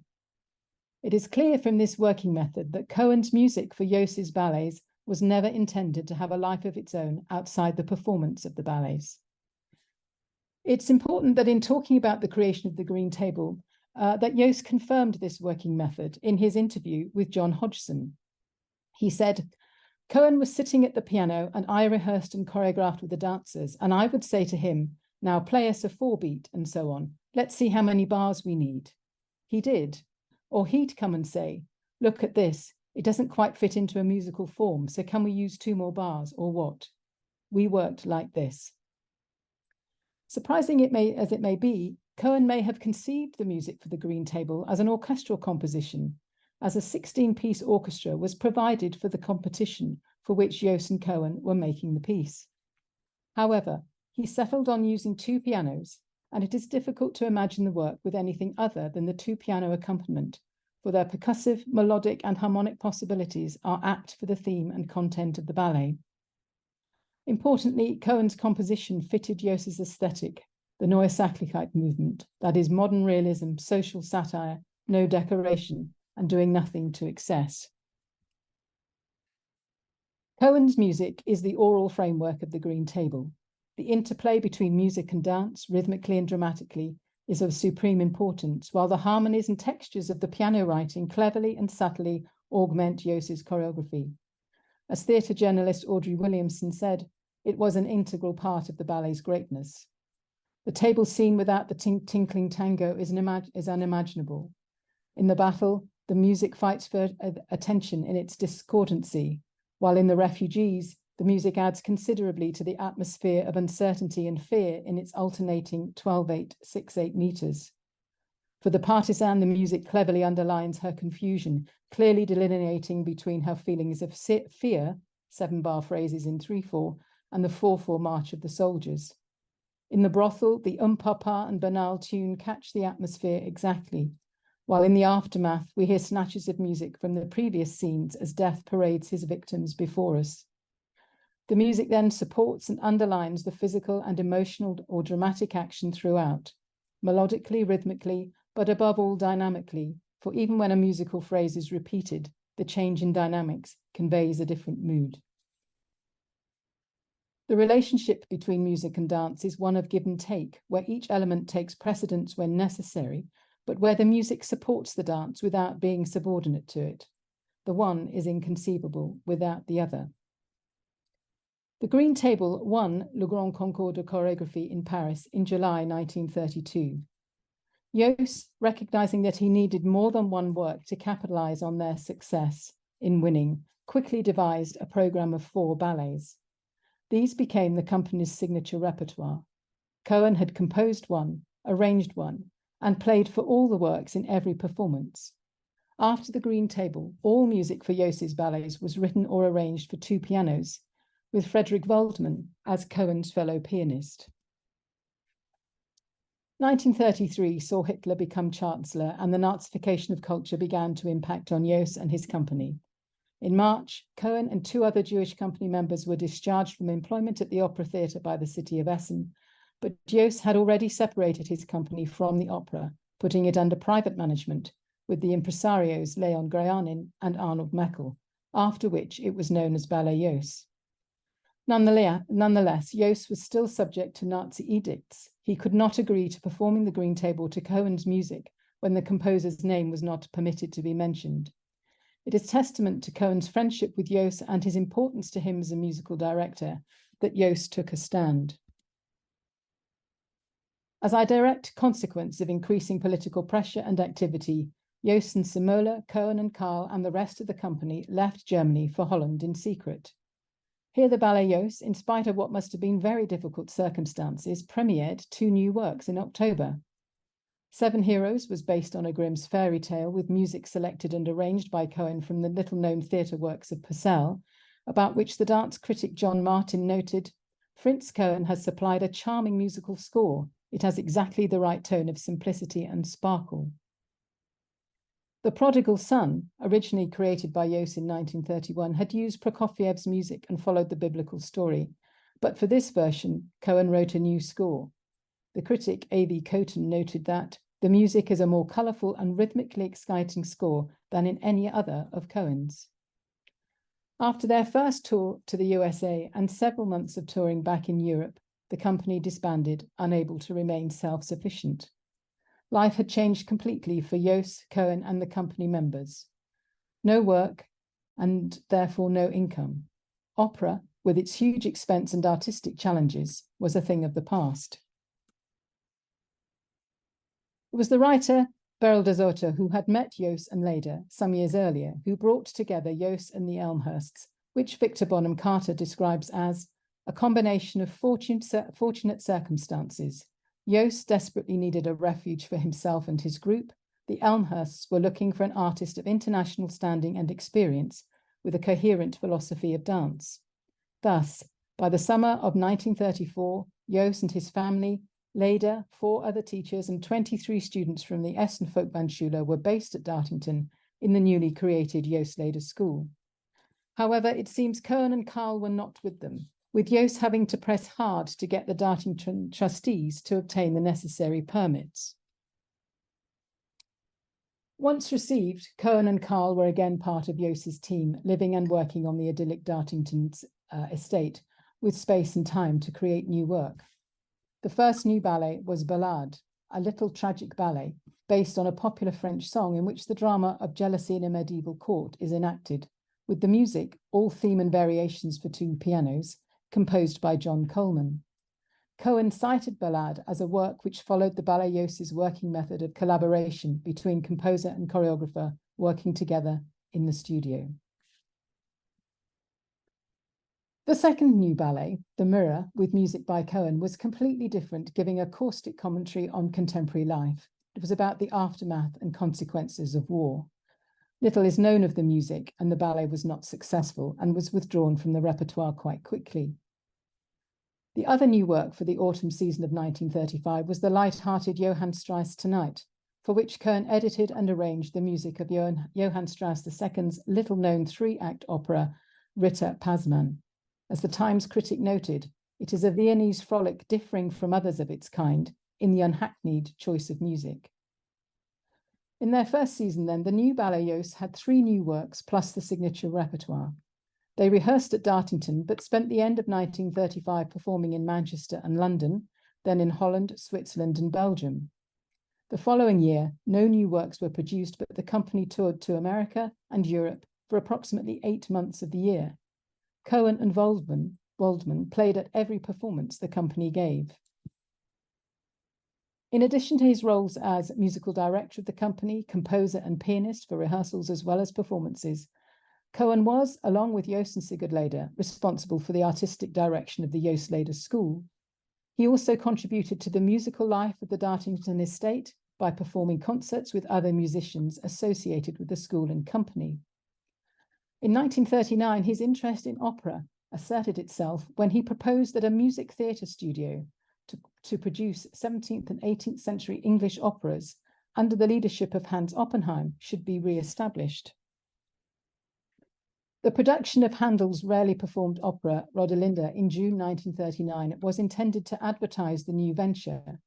Choreography was by Jooss, Oppenheim conducted, and Cohen directed, as well as arranging some additional Handel music for the final act. There were mixed reviews of the few performances. In 1937, Cohen took on yet another role as director of the Ballets Jooss, a task that was to become more onerous than he could have imagined. Jooss, prior to the lengthy European tour of February to June, had decided to remain at Dartington.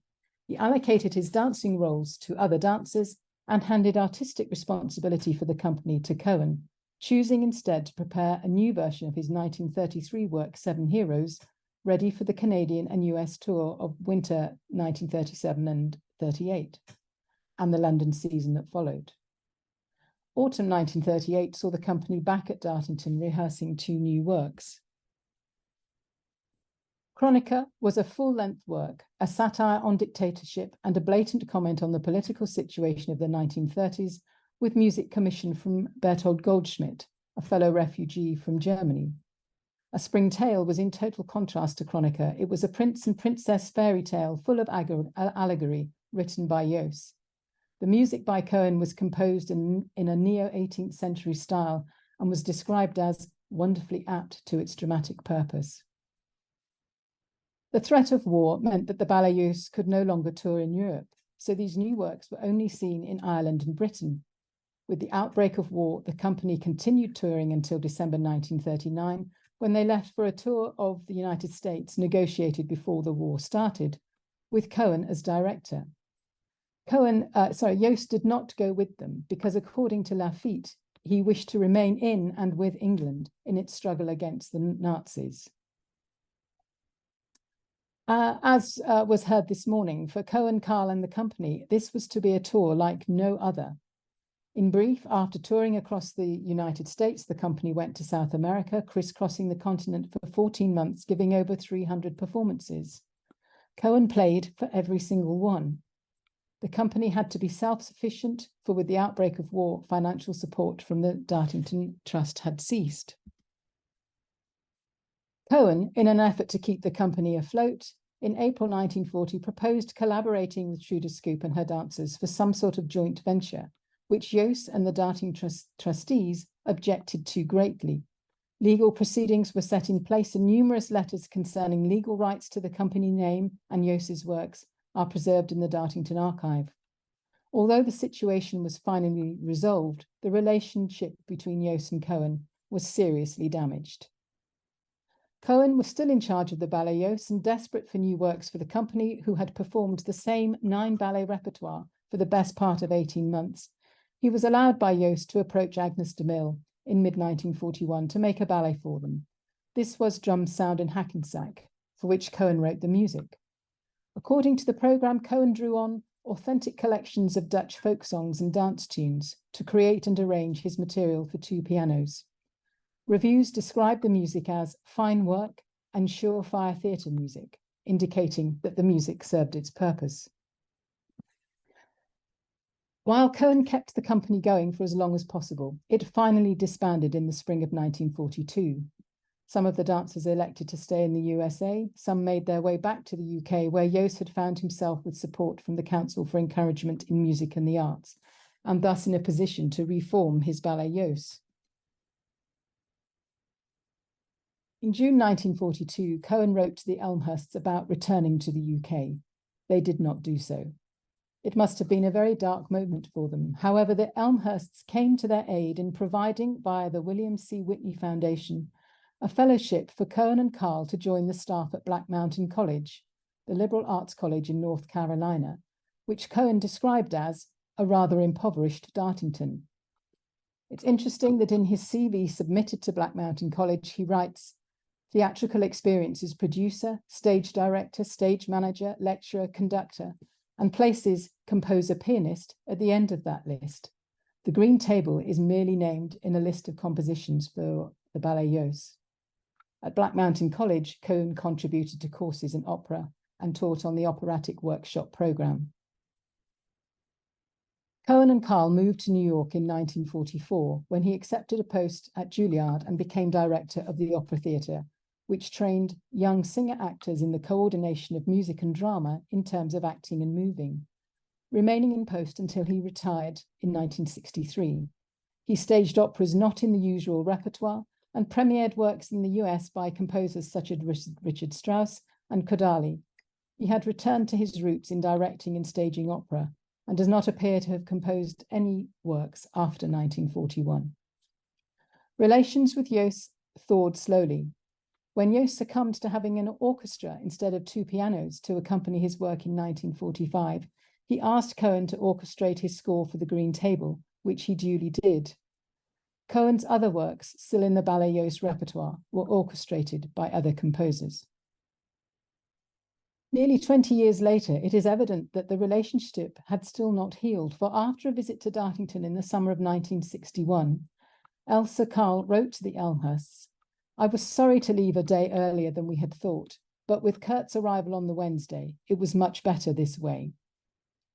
It took another few years for the relationship to fully resolve, which seemed to come about when Jooss staged the Green Table for the City Centre Joffrey Ballet in 1967. Much attention was given in the press to Jooss and to Cohen, but unfortunately Cohen died just before the Joffrey premiere.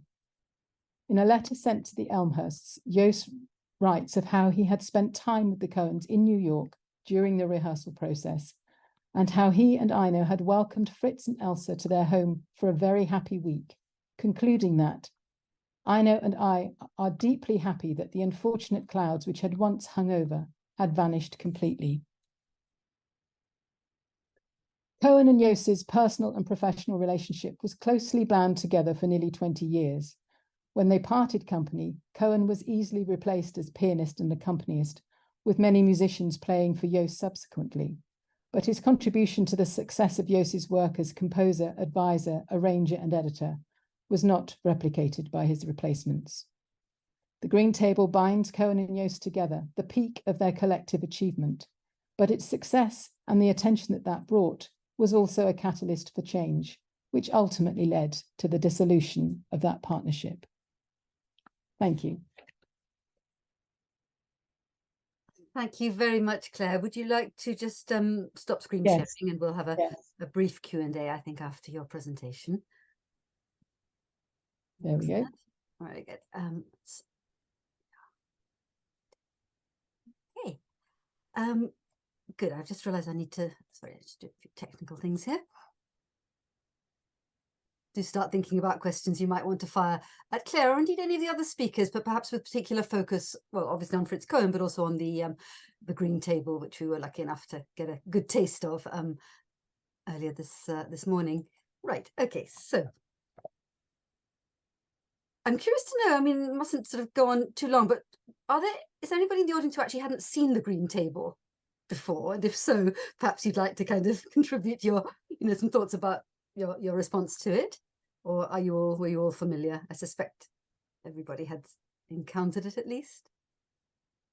Okay, this is where a face-to-face event would be easier. Let me just put my own camera on as well. Claire, just shifting the focus slightly from Fritz Cohen, you mentioned Fritz Waldmann and also Hans Oppenheim, and I just wondered if your researchers have actually uncovered more interesting information about those two musicians, because they seem to have rather remained in the shadows. Yes, Fritz Waldmann stayed in the States when the Ballets Jooss folded, right. And again the Elmhirsts were very helpful in, I think, providing some sort of support for a music college in New York to employ him. I've actually forgotten what that was.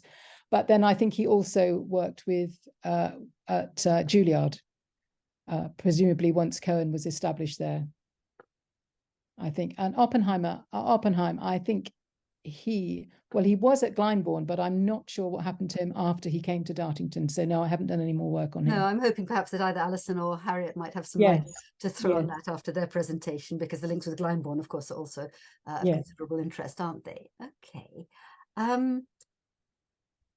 Right. I mean, I wonder if I just pick up on something that's sort of been kind of in my mind as we've gone through the whole conference. I hadn't realized that Cohen actually ended up at Black Mountain College, which I know of through Rauschenberg and Joseph Albers, you know, on the visual arts side. And of course, there was some attempt there in a very American context to recreate something of the spirit of the Bauhaus.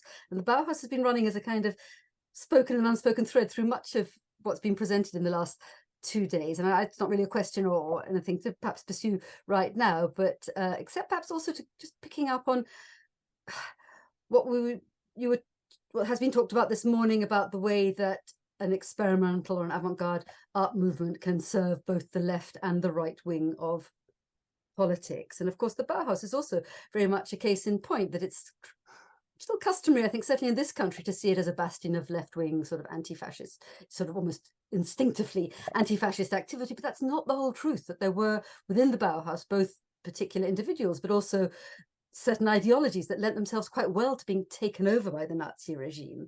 So, and I'm thinking also of the Wandervogel, you know, the kind of back to nature rambling associations of Weimar Germany, which could be cut both ways. They attracted both the right wing and the left wing of the political spectrum. So I mean, these are just thoughts to throw out to be pondered further, perhaps, as we go on, and indeed in the days to come. Does anybody have any questions they'd like to put to Claire at all about Fritz Cohen specifically and the Green Table?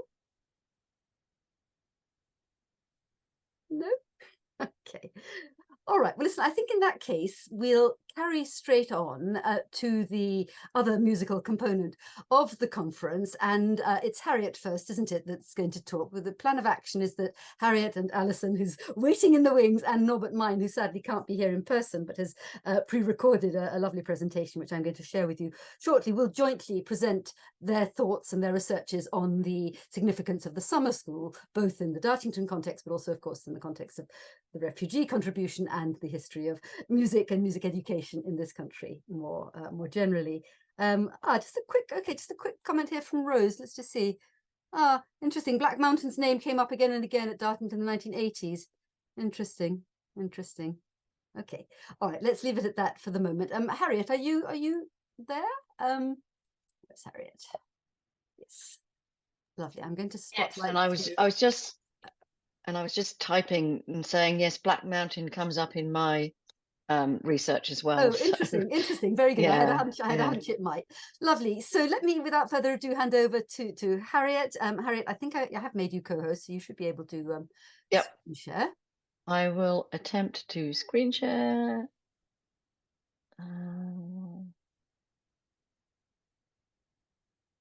Harriet speaking all the way from Sydney, by the way. I'll just get back to yes, speaking from Sydney, and it is an Australian convention that we like to pay respect to the lands on which we are gathering. So I just start with an acknowledgement of country. I'm speaking today from Garamagal land, and I pay my respects to the elders past and present. So we've heard about the artists and the designers and the actors and the dancers and the intellectuals at Dartington Hall in the interwar period, but we haven't heard.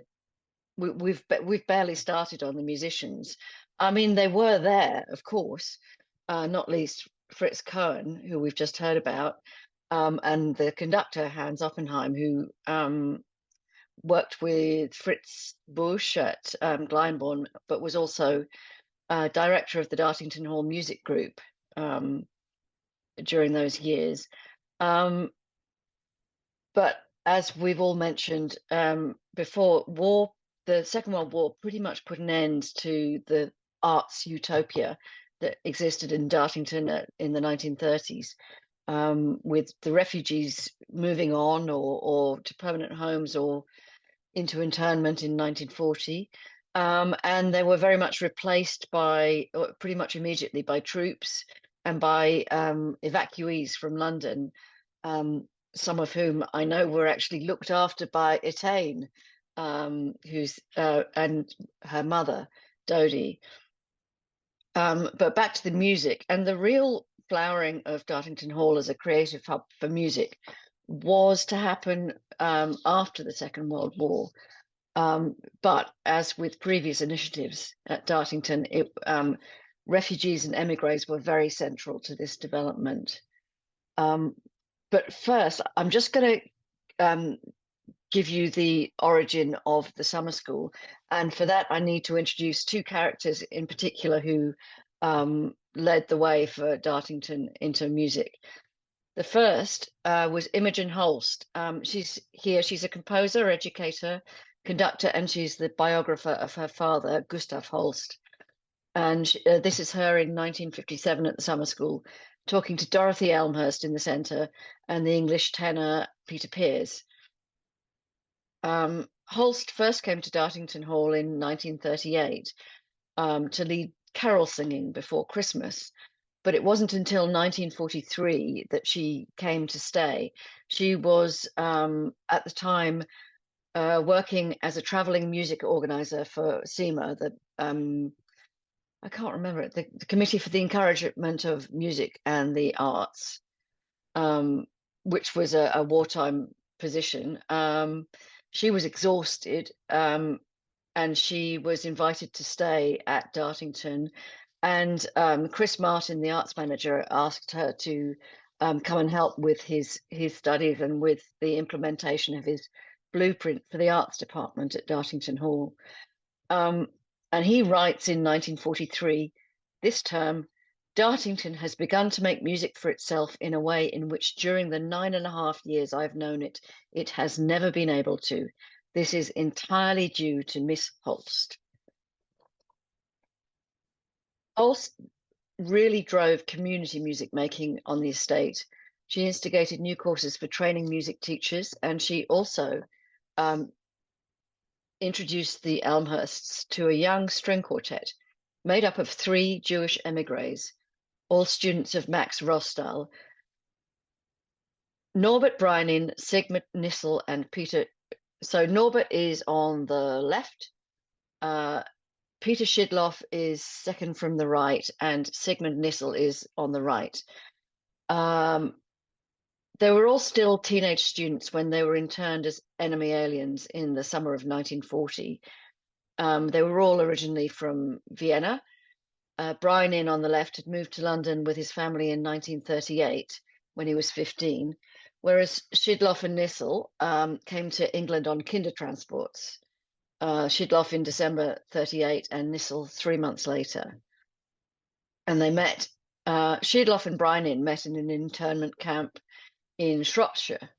But Breinin's internment didn't last for very long because he wasn't 18, so he was released after only a month. But Schidloff then was transferred to one of the camps on the Isle of Man, where he met Nissel, and they became fast friends. Muriel Nissel, Sigmund Nissel's wife, refers to the Isle of Man camp as Siggy's university. It was there that he received lessons from some of the eminent fellow internees, including a former member of the Vienna Philharmonic. And it was there too that Schidloff and Nissel were encouraged to continue their music studies with Max Rostal, who was a pupil of Karl Flesch and was teaching at the Royal College of Music. And by this time, Breinin was already studying with Rostal. So at this point, these 3 Viennese emigres were all playing the violin, but to make up a quartet, they needed a viola and a cellist. Peter Schidloff transferred to viola, and then they made up the rest of the quartet with Martin Lovett, who was the partner of another pupil of Max Rostal. Breinin, Schidloff and Nissel first came to Dartington Hall to take part in performances with Hans Oppenheim. It was in Cambridge where Breinin and Oppenheim were giving a concert of Bach cantatas, that Imogen Holst first heard Norbert Breinin rehearsing, and she was absolutely captivated by his sound. She invited him to come and help with her students at Dartington, and during his visit, there were plans made for him to give a concert with his colleagues. So their first appearance together was in Dartington in 1947 in a memorial concert for Chris Martin, who had died in, I think, 43.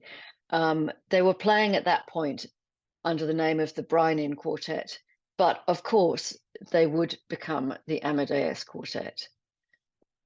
On the strength of their concert at Dartington, Holst offered to underwrite a debut concert at the Wigmore Hall, and so it was that on January the 10th, 1948, the Amadeus Quartet made its first public appearance. I'm going to leave them there in London in 1948 on the brink of a great success and introduce the second key character. On the right is, of course, Arthur Schnabel, who is a Berlin emigre, and it was Schnabel who provided the impetus for what was to become one of the most important festivals of the time, the International Summer School of Music. His proposed model, which was conceived over conversations at the first Edinburgh Festival in 1947, was for an event which combined performances of the highest standards alongside teaching and music participation. He nominated one of his students, William Glock, who's pictured on the left in the archway at Dartington, to be the music director. So Glock in 1947 was a pianist and a writer. He was recently demobbed from the RAF and recently dismissed from his post as music critic of The Observer due to a disagreement with his editor about the coverage of the death of Bela Bartok. Glock had spent 3 years studying piano in Berlin with Schnabel, which furnished him with a cosmopolitan outlook on music making, which he felt wartime Britain sorely lacked. Then, in 1947, he was asked by the BBC's newly minted third programme to embark on a fact-finding tour of Europe's music capitals. He went to Munich, where he met George Scholti and Karl Amadeus Hartmann, to Vienna and Prague, where he met Shostakovich and David Oistrakh, to Hamburg and Berlin, where he spent time with the composer Boris Blascher, and finally to the ISCM festival in Copenhagen, the International Society for Contemporary Music, that is.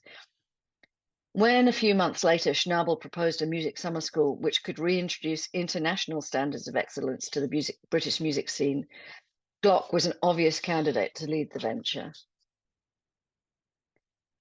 The first summer school of music opened in the hall of Bryanston School, a boarding school in Dorset, on the evening of July 31st, 1948, with a concert of works by Mozart. The programme culminated in his string quartet in D major, K499, given by the Amadeus Quartet.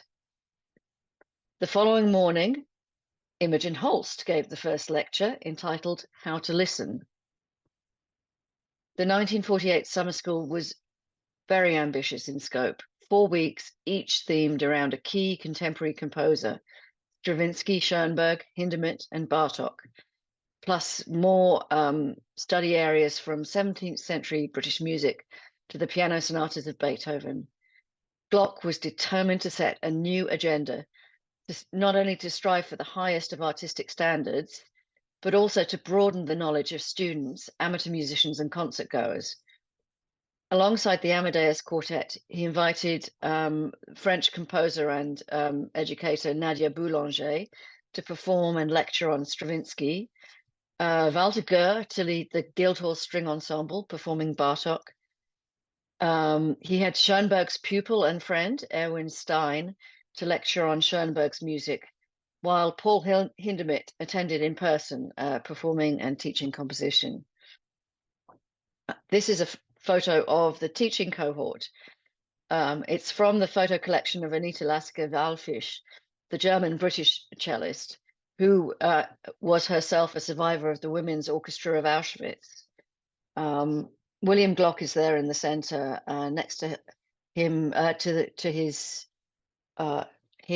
left is Gertie Blacher. His wife, his young daughter, Oriel, is next to him. And there are a few other people who I could mention, but I will keep going for the sake of time. So at the end of the 4 weeks, the response to the summer school was mostly rapturous, and in spite of a few financial wobbles, it was clear that the summer school should continue. But it was also clear that Bryanston School, although it was very beautiful, was not really the ideal location for such an ambitious enterprise. So as soon as 1949, John Amis, who was Glock's assistant, wrote to Peter Cox, who had succeeded Chris Martin as arts manager, suggesting that the summer school might come to Dartington in 1950. It took a few more years to nut out the details. It wasn't until July 1952 that the Dartington trustees confirmed that they would be happy to host the summer school from 1953 on. And so, from 1953, Dartington became an extraordinary meeting place for artists and composers, students and music lovers, which kicks with us it became a meeting place which kick-started careers and creative trajectories. I really believe that the years from 1953 to 1959 were particularly extraordinary. This is just a whistle-stop tour of a few highlights of the contribution of emigres to the summer school during this time. Of course, the Amadeus Quartet continued their association with Dartington. They were there most years during this time, and they performed quartets by Matthias Seiber and his student Racine Fricker. They also performed Mozart and Beethoven and Bartók. The Vague Quartet also became a regular feature, returning year after year. And often, like the Amadeus Quartet, they would often bring their families. And then in 1955, the composer and conductor Hermann Scherchen, who's there in the center, who'd moved from Germany in the 1930s in protest against the Nazi regime, he came to conduct the choir. On the left is, is not there. Romanian-Italian composer Roman Vlad came and offered a world first for a course teaching writing music for film. Hans Oppenheim returned to the summer school with his vocal ensemble in 1956. Also Peter Gellhorn, who also worked with Glyndebourne, he's there on the right. And the composer, student of Arnold Schoenberg and refugee from the Spanish Civil War, Roberto Gerhardt was also often there. He's there on the left. So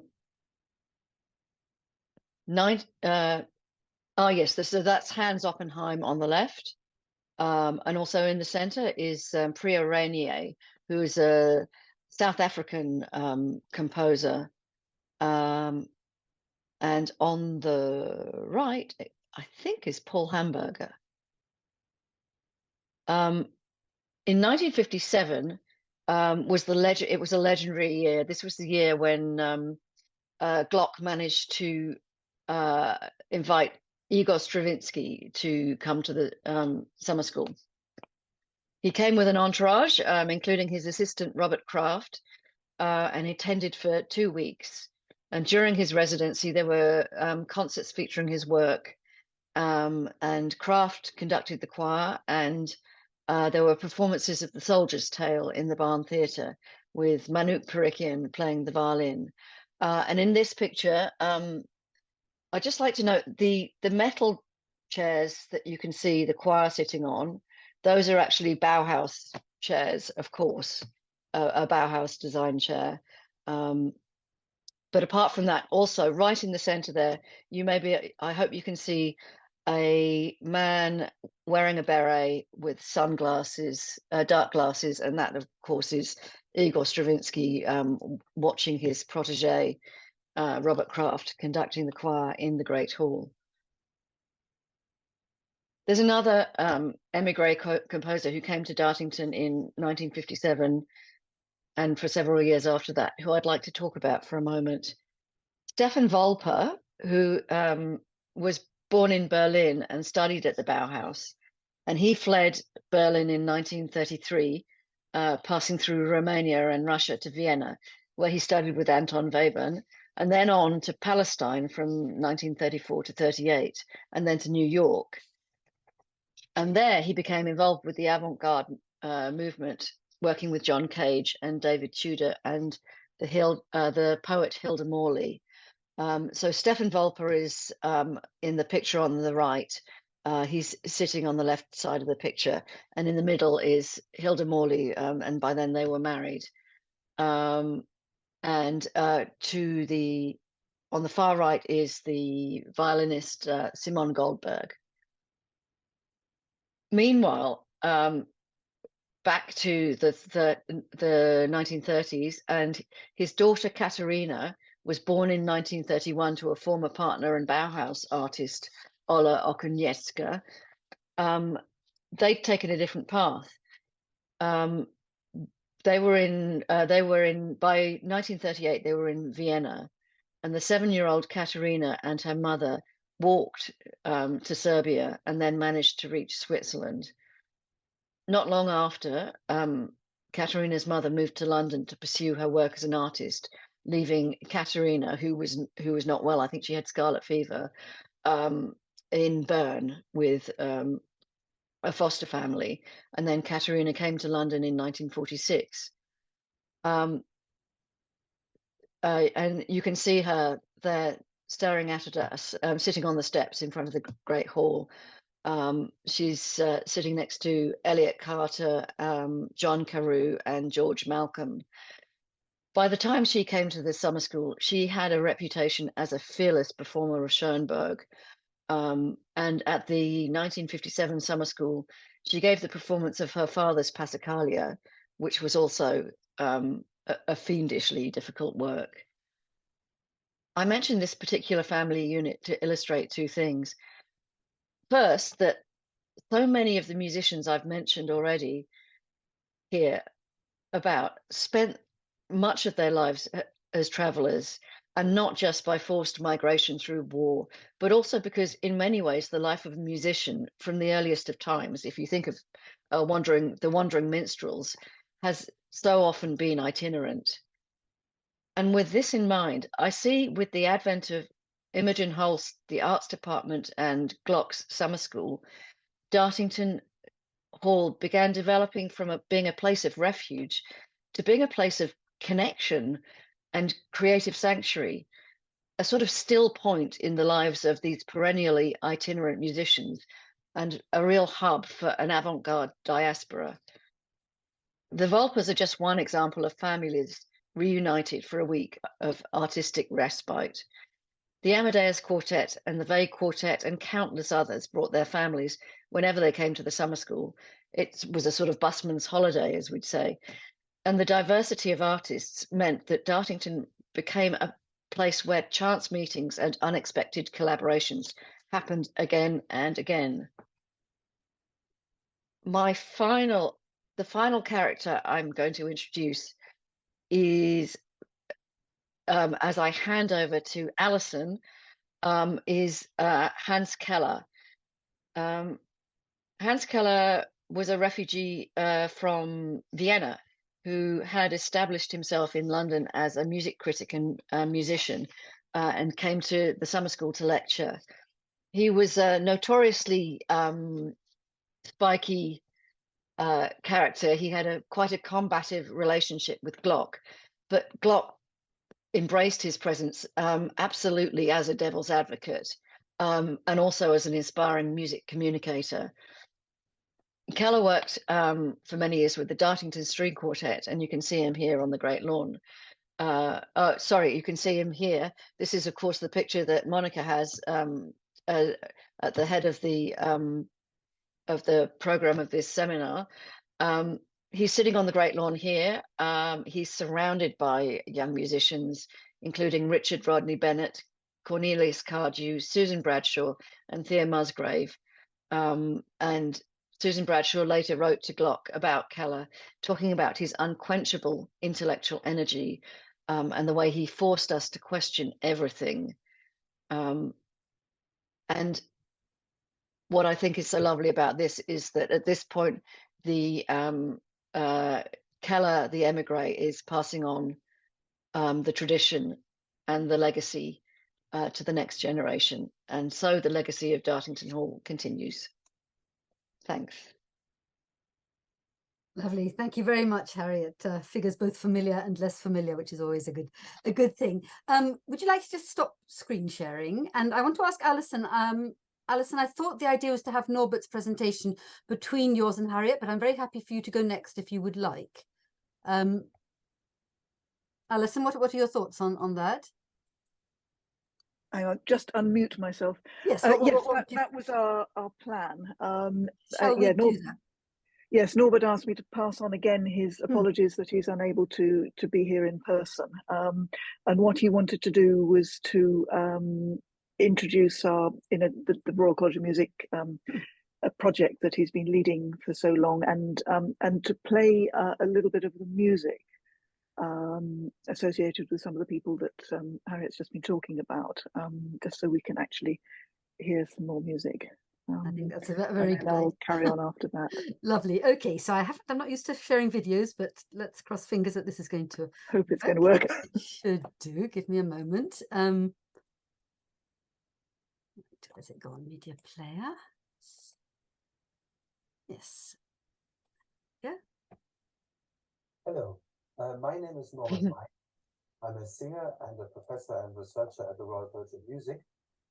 And I would like to talk briefly about the Music Migration and Mobility project that explored the legacy of emigre musicians from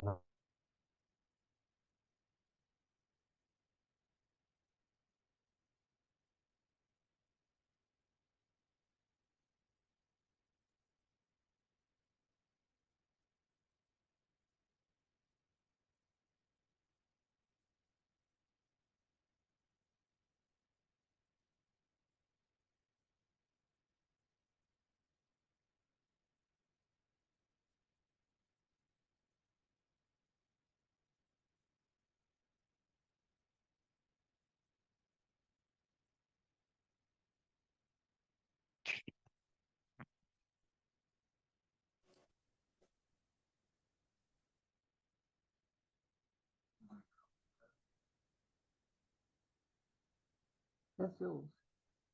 What? That's yours. But it's not mine. Right. You did. But that was a long time. Didn't have that. You want anything? Right. Any chance of getting the sound back? What would you like? I'd love a cup of coffee, please.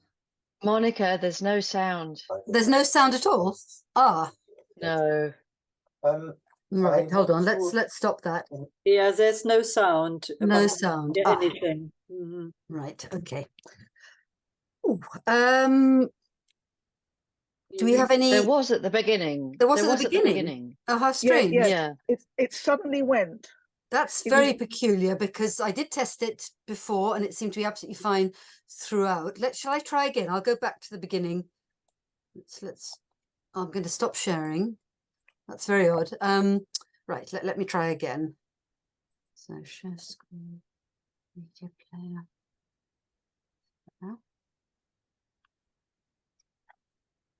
Hello, my name is Norbert May. I'm a singer and a professor and researcher at the Royal College of Music. And I would like to talk briefly about the Music Migration and Mobility project that explored the legacy of emigre musicians from Nazi Europe in Britain between 2019 and now in September 2023. It's only just finished. The project undertook a lot of practical music making, and we created sheet music editions and recordings, but also a large amount of historical research and major case studies as part of the first one about the Anglo-Austrian Music Society, the second one about the Glyndebourne Opera Festival, where immigrants played an important part. And as a bonus, after the pandemic disruptions, we were given an extra year to work on the project. We were able to undertake a case study of immigrant religions in the early years of Dartington. And for that, we were able to hire Alison Garnham and Sarah Whitfield on a part-time basis for this last year. And Alison, who will speak after me, of course, has led this particular case study.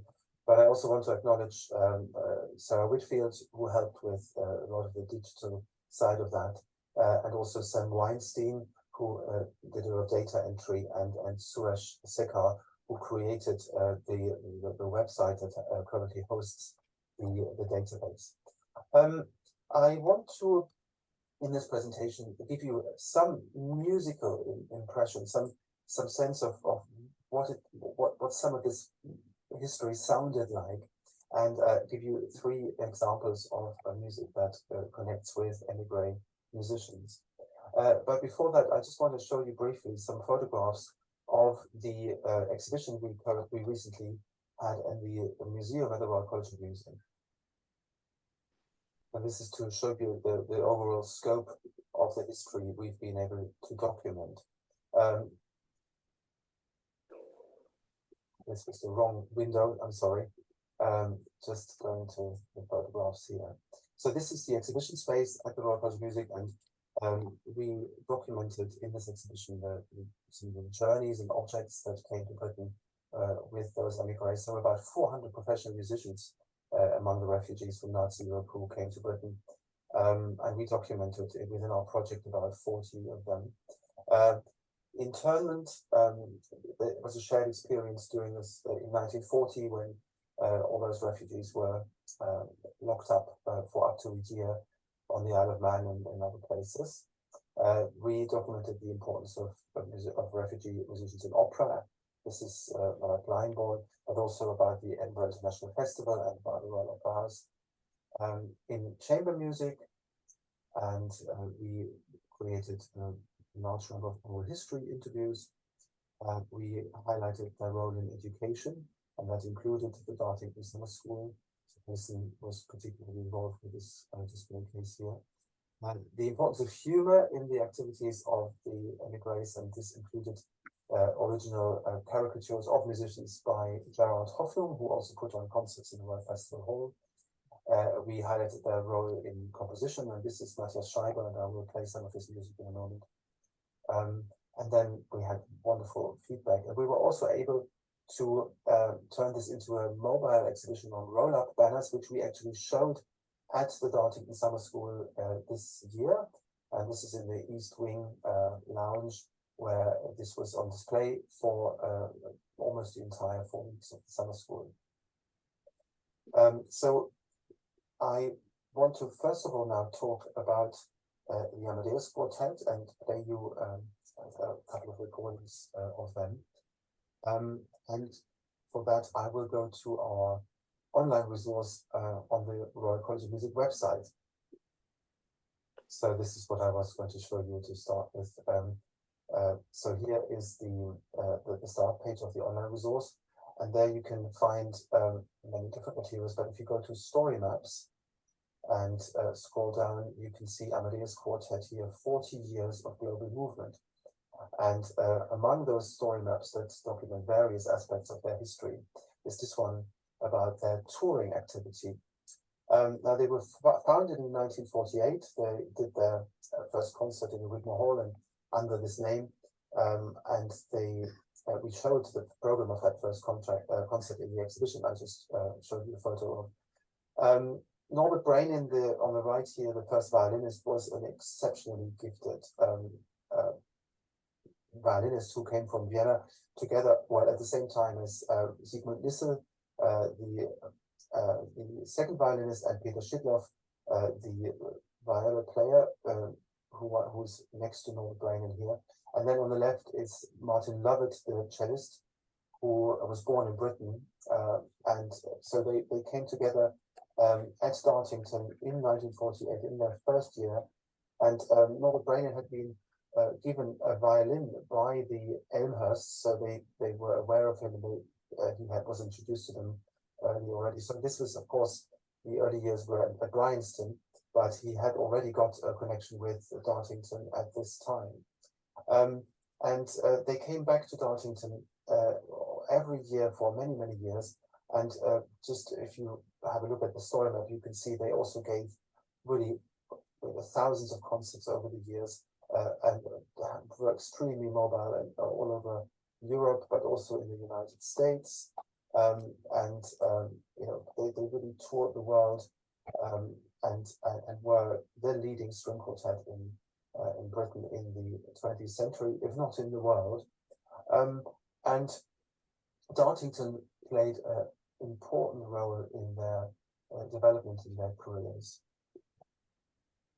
And so the first recording I've chosen was made in 1948, and it's the string quartet by Priol Rainier, who was a South African-born violinist and composer who came to the Royal Academy of Music in the 20s to study violin, and then stayed in Britain and met William Glock also in the 1930s.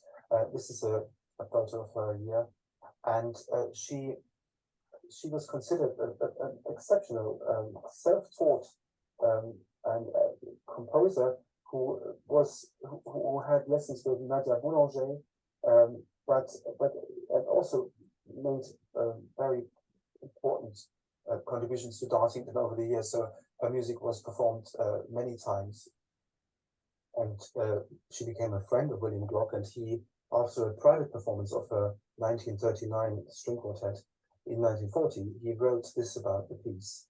It has countless touches that leave no doubt as to the talent that created it.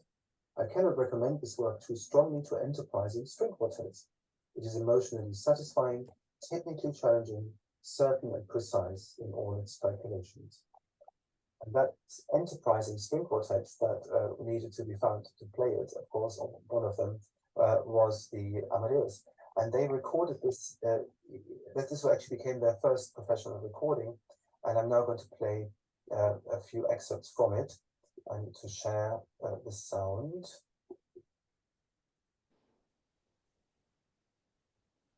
And so I need to share the whole screen, sorry.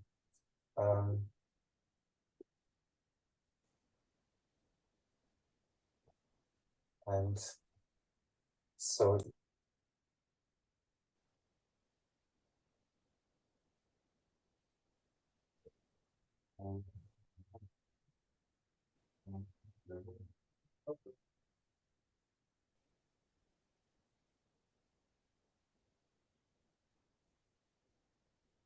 Monica, the sound's gone again. Oh.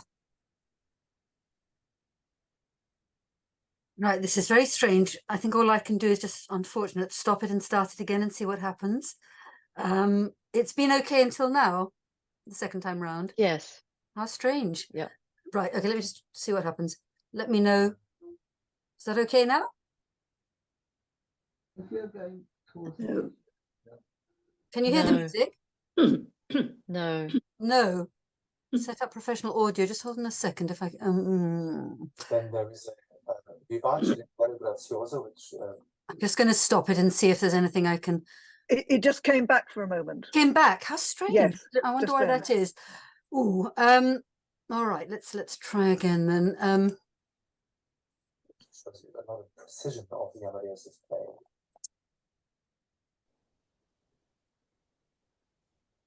Is it playing now? Is that okay? No. Not at all? It's quite soft at the moment. No, we can't hear any music. Can't hear anything at all. Oh, no, I'm just going to think on my feet here. I wonder. You know what I think I better do, because we're going to, it's not obviously not satisfactory and it's also taking extra time. Maybe what I'll need to do is send everybody signed up to attend it's an MP4, I think, recording, which you can then listen to in your own time. I'll try one more time, but if that doesn't work, I think that's what I'm going to have to do, and we'll move on to Alison. I am sorry about this. It's very mysterious why it should suddenly not work. I have no idea. Let me try one more time. Okay. The Presto Spirituoso at the end of the fourth movement.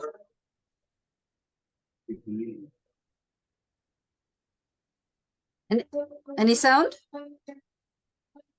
Is that working? Not really. About 3 words. There's no music. No music. That's really weird. It is very weird. Does anybody have any idea why on earth that should be? As I say, I tested it before, and how come, well, we have the sound and then suddenly it stops? Maybe it's the same as with image, that sometimes it goes to another site and then one can't see the image. So maybe the same happens with a music, whatever he used. It's odd because he's actually recorded the whole thing. Yes, in no, one exactly. And as I say, I listened through, obviously, to check that it was all right. All right, one last time, okay, and then I'm going to give up and I'll send everybody the recording. I'm really sorry about that.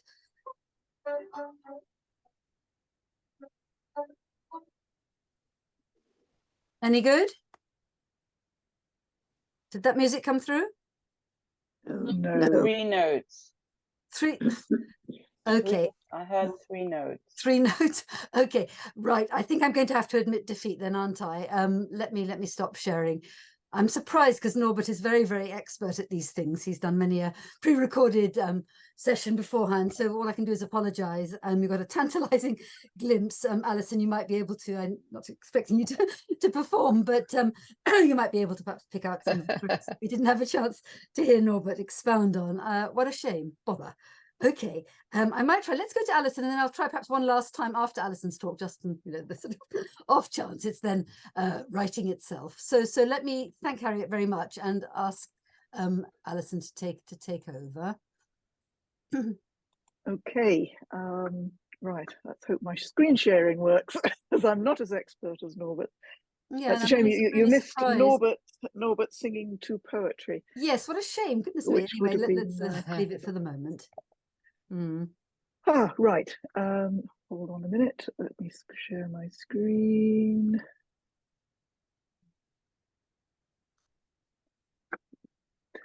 Share. Okay, hold on a second. I've got to do slideshow, play from start. So that's intentionally black. Okay, looks fine. Okay, right. Okay, so now I have a nice picture of Dartington Hall.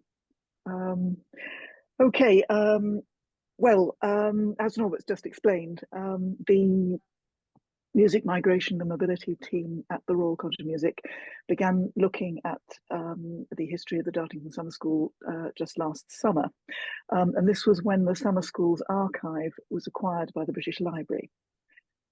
So this is the archive which had been curated for many years by Harriet's father, Jeremy Wilson. And he'd been involved with the summer school, as many of you know, since its earliest years when it was housed at Bryanston School, and he was a sixth form pupil there. As often happens, it takes a while for an institution to realise the importance of its history, and early papers often disappear. And in this case, I gather that quite a bit was lost in a clear out of the East Wing attic at Dartington in the 1980s. So history owes a lot to Jeremy Wilson's concerted efforts in the years after that to reconstruct the summer school's archive, assembling a complete set of programmes and a considerable amount of correspondence and other papers, including a lot of material from key figures like William Glock and John Amos. He also preserved and documented, which is tremendously helpful, a rich collection of photographs, many by Catherine Scudamore and Charles Davis, some of which you've already seen in Harriet's presentation. And I'd like to record Our very warm thanks to Harriet herself, who's generously shared a lot of her own work on the summer school history. So that really got us off to a fantastic start when we started looking at this. So very many thanks to Harriet. As Norbert has mentioned, we were lucky to have on our team the digital humanities specialist, Sarah Whitfield, as this allowed us to start building detailed data sets of the really enormous variety of music that was being performed at the summer school.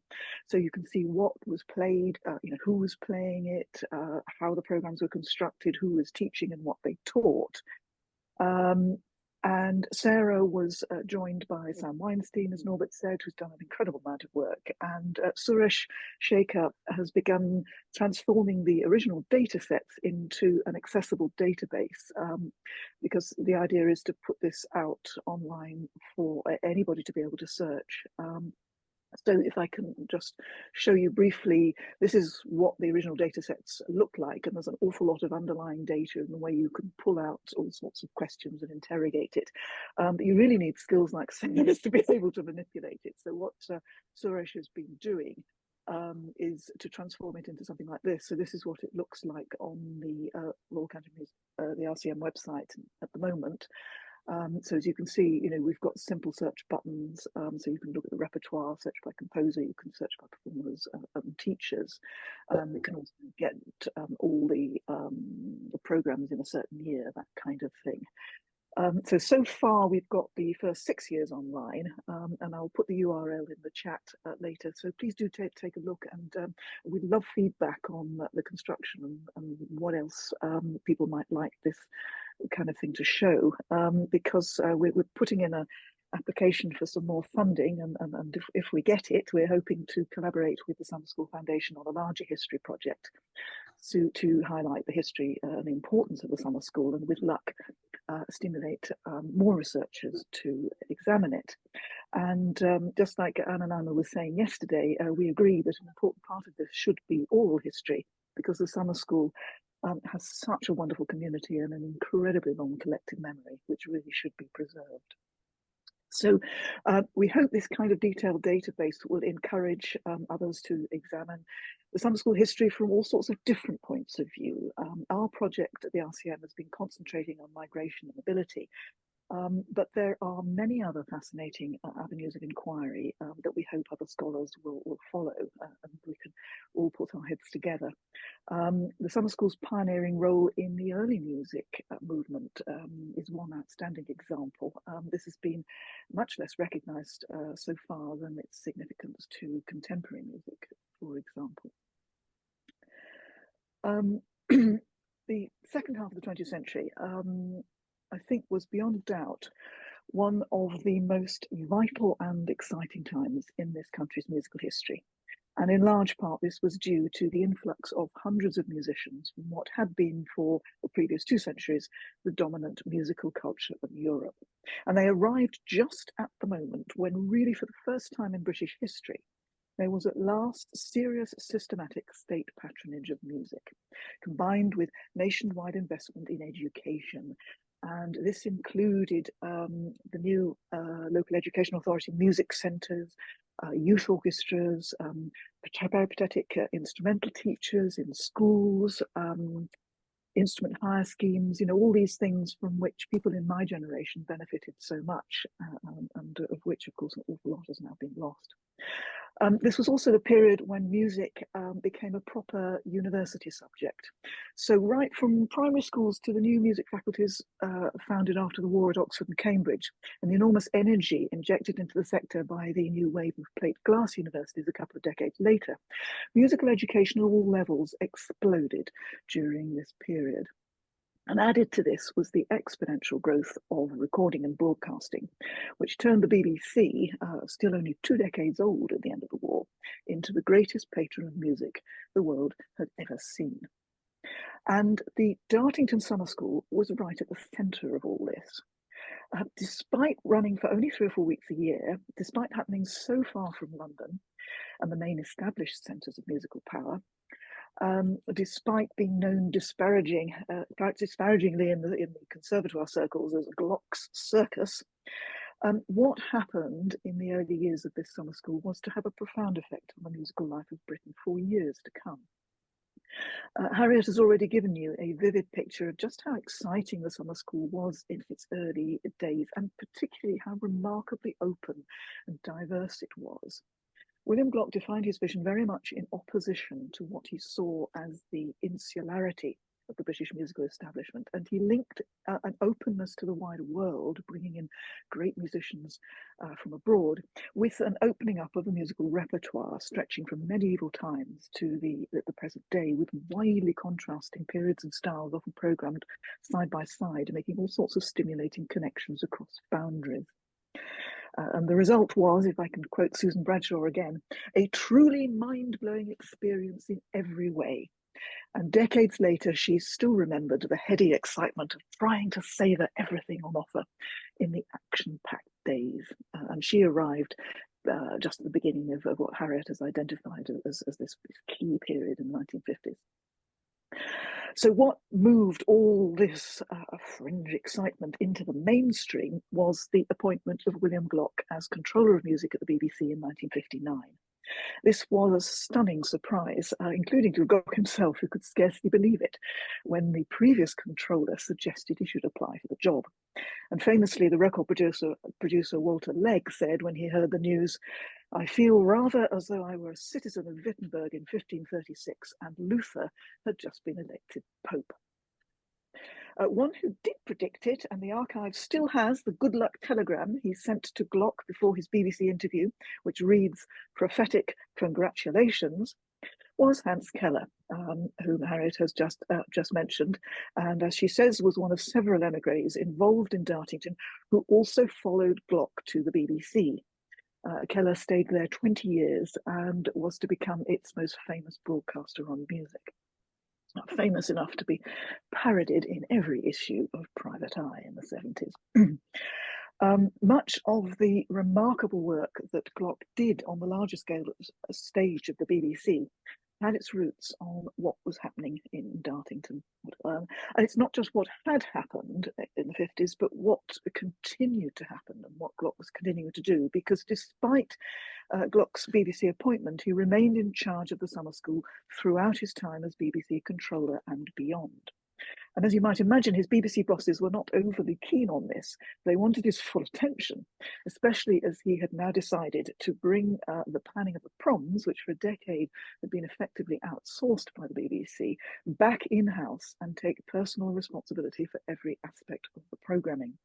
And since the proms and the summer school coincide, this was not easy to do, but Glock managed it for a dozen years.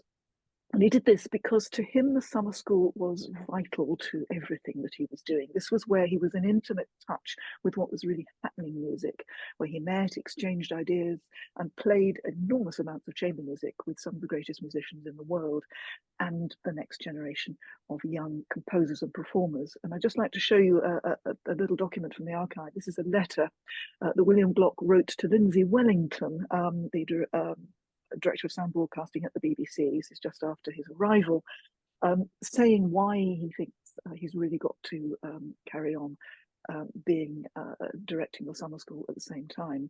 And just for those of you who can't read it, it says, "So far as the larger question is concerned, i.e. whether my continued association with the summer school would benefit BBC music, I can only say yes, with a capital Y. First of all, I believe it's good for the public relations that a controller of music should be actively involved with an institution that's quite famous for its standards and for its progressive policy." That says something.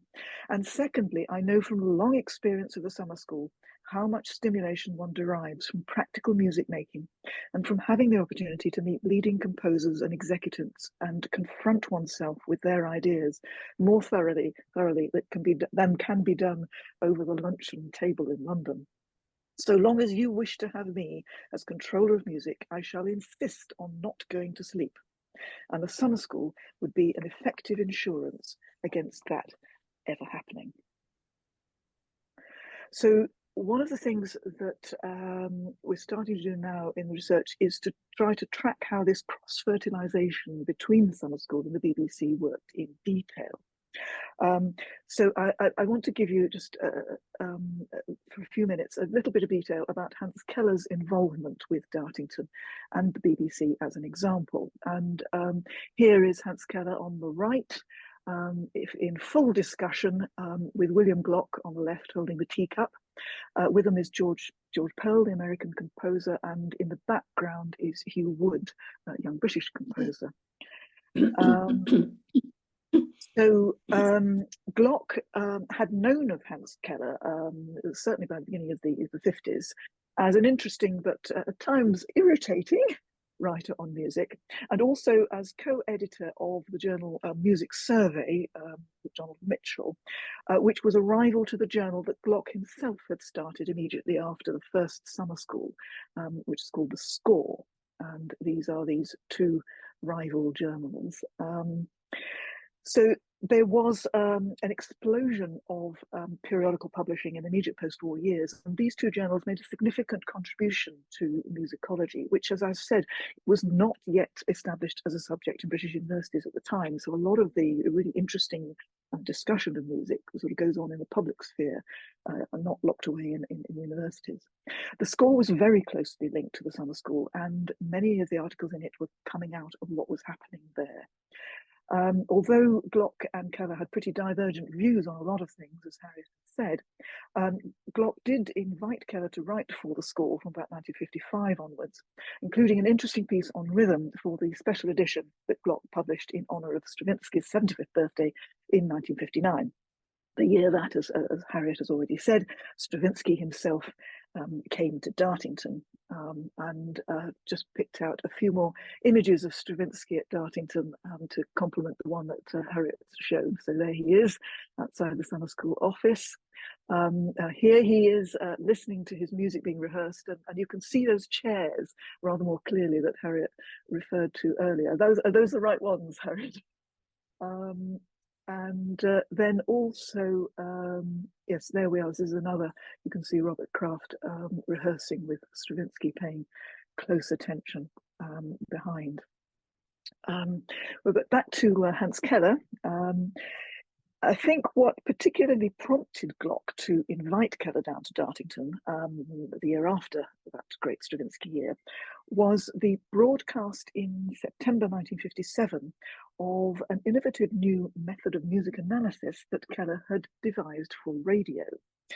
Called functional analysis. It consisted of a specially composed score that aimed to show in purely musical terms, that is, without a word being spoken, the fundamental unity behind the contrasting themes and movements of a single musical work. And Keller composed several of these analytical scores for broadcast, the first of which analysed Mozart's D minor quartet K421.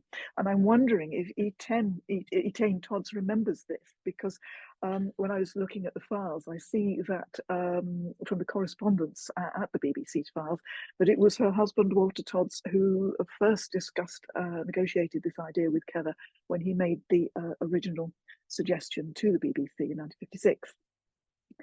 The idea of analysing music in sound alone was something new and attracted quite a bit of attention among musicians, and a reasonably positive initial reaction from third programme listeners as well. Now, Glock immediately published the score of that first analysis in his journal, The Score, and there it is. And he invited Keller to come and teach at Dartington the next year. And he also commissioned a new analysis, especially for the summer school. Now, to play it, he asked the 3 string teachers at Dartington Hall to get hold of a fourth, so that they could form a quartet to play the analysis and also illustrate Keller's lectures at the summer school. And this was the beginning of the Dartington String Quartet. And you've already seen this picture of Keller with them a couple of years later. You know, that they went on to have a long and well-regarded international career. Keller coached them for 10 years. Peter Carter told me it was an absolutely crucial influence on them, especially for the way that he taught them, for example, to play Schoenberg, which not that many British ensembles were doing at the time. So that got them a lot of dates, and also with the BBC. So as well as presenting his new method of analysis, the main course that Keller taught at Dartington in that first year, and this was his suggestion, and Glock was very open to letting him do what he wanted, was on the interpretation of Haydn's quartets. And I'll just share his first draft of his proposal to Glock for this course, as it's written in his characteristically polemical terms. And I'll just read a little bit of this, a couple of excerpts. The crisis of chamber music, which started in the 19th century with the quasi-orchestral textures, especially of string quartet finales, has become a matter of life and death. The development of instrumental technique, the climax of instrumental specialization, the resultant ever-widening cleft between amateur and professional, the increasing influence of the concert hall, radio, and last but worst, the gramophone, have pushed a string quartet out of the chamber onto the platform or recording studio, and hence almost out of characteristic existence. Conversely, the radio and gramophone occupy the places in the chamber previously reserved for music stands. Composers, all but the greatest, have forgotten what the string quartet, once the sublimest form, sounds like, and so have the players. And he goes on to say that most of Haydn's masterpieces for string quartet are virtually unknown nowadays, even though they're the greatest music he wrote and have never been surpassed as string quartet. So this was a real mission, and something that, I mean, the neglect of an awful lot of Haydn was something that was very a mission for Glock as well. And he played a lot of piano trios with the Dartington Trio and members of the Amadeus and various people in the summer school. So they really had shared this mission. So I can't stress enough really how much the summer school did for string quartet playing in Britain in the post-war years. So, you know, standards were set from the start by the young Amadeus, as we've already heard from Harriet. I just wanted to share this lovely picture, which is the Amadeus being coached themselves by George Enescu, the great Romanian composer and violinist and teacher. And the Amadeus was soon joined by other great quartets from all over the world. Harriet has already mentioned the Vague Quartet. So they were bringing complete cycles of Bartók. And here is William Glock with the Juilliard Quartet from America. They came in 1955. And then after that, you know, new British quartets begin to emerge. So by the 70s, you have lots of performances by the Lindsays, the Chilingirians. They were regulars for the 70s. The Endelians follow at the beginning of the 80s. And all these quartets were coached by Hans Keller, who taught every year at the summer school for the rest of his life. And here's Keller in 1959, which is the year that he joined the BBC just a few months after Glock. Now, although, as I said, he'd already started broadcasting as a freelance before Glock went to the BBC, after Glock arrived, he applied for a full-time post in its music division, and he was the first of a wave of new staff who joined in the wake of Glock's appointment. His first post was music talks producer, and even after he moved on from that to head chamber music, talks remained a central part of his BBC work, and he commissioned many of the young composers and instrumentalists he knew from Dartington to speak on the radio, and he was keen for listeners to hear musicians themselves speak, rather than critics and academics, and he went to great lengths to help them get their ideas across. And his work in charge of chamber music also led very naturally from what he was doing at Dartington, and he was able to do a great deal to broaden public awareness and understanding of the great string quartet repertoire. Later, he moved from chamber music to orchestral music, and he ended his BBC career in charge of new music, while also chairing the group that planned the concerts for the European Broadcasting Union. So his stage kind of gets bigger and bigger. And interestingly, in his EBU work, one of the things he introduced Europe-wide was a string quartet series and then a string quartet competition. And just add the little nugget that that competition had a special Haydn round. And Levon Chilingirian has described this. It sounds very scary. Keller supplied the quartets with a list of, right, these are the 45 great Haydn quartets. You will be given one of them in the second round, and I'm not telling you which one, and you're going to have to rehearse it in front of the judges. And what he's trying to do is, he said that, these great quartets should be known, all of them, by every quartet in the same way that pianists know Bach's 48. So that, in a way brings things full circle right back to his very first course at Dartington, which was in 1958. So he came every year from 58 to 1985, and with him came his wife, the German emigre artist, Leina Schiffrin, and her sketchbooks, which she just drew all the time, and they're another wonderful visual record of a quarter century of summer school life. So at the Royal College of Music Museum, we have got an enormous collection of Leina Schiffrin's drawings of musicians, about 1,300 of them. So I thought I'd just finish this by showing you some of her work, and particularly some of her drawings made at Dartington. Leina Schiffrin's biographer, Ines Schlenker, unfortunately is unable to be present today. So I'd like to take the opportunity to recommend her wonderful book, Leina Schiffrin, Capturing Time, to anyone who'd like to find out more about Leina Schiffrin. And if you're passing the RCM in London, do pop in, because there's a permanent exhibition of some of her work in the Lavery Gallery there. It's also online, and again, I'll put a link in the chat. So here she is, Leina Schiffrin, drawing at the Edinburgh Festival, which is where she and Hans Keller first got together in 1947. That's the first Edinburgh Festival, just at the time when Arthur Schnabel, as Harriet said, was coming up with the idea for the summer school. She had arrived in Britain just before the war as a young Jewish refugee and enrolled in the Slade School of Fine Art, which was then evacuated to Oxford for the duration. And she spent a remarkably happy few years there, renting a ramshackle little studio just behind the Ashmolean, where she drew and painted and hosted a wide circle of friends who included many writers and musicians, as well as artists. And here are a few examples of her early work. This lithograph entitled Flight won the first prize at the Slade in 1941, and you can see clearly the influence of one of her favourite artists, Kathy Kollwitz. Lithography was taught by Harold Jones, and this was Schiffrin's favourite class at the Slade. This is another of her early lithographs. It's a portrait of Iris Murdoch as a young student. Here are a couple of her oils from the time.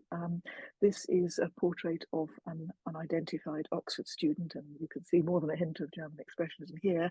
And this is a portrait of her father, painted in Oxford after he and her mother also managed to flee Dusseldorf and be reunited with their daughter.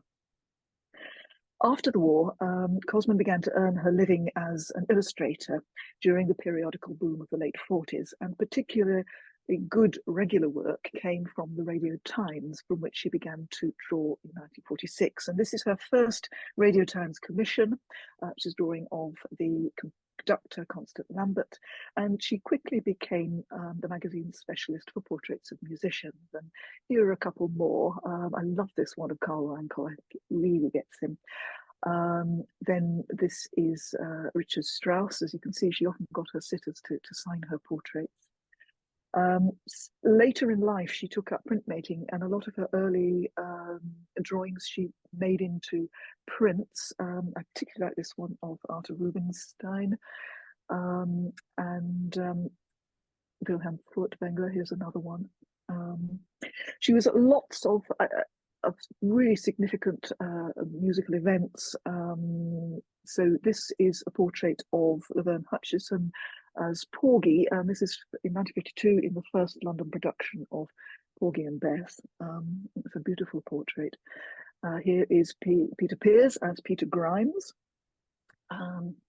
She also travelled. Here she is at the Salzburg Festival, to which she and Keller went every year.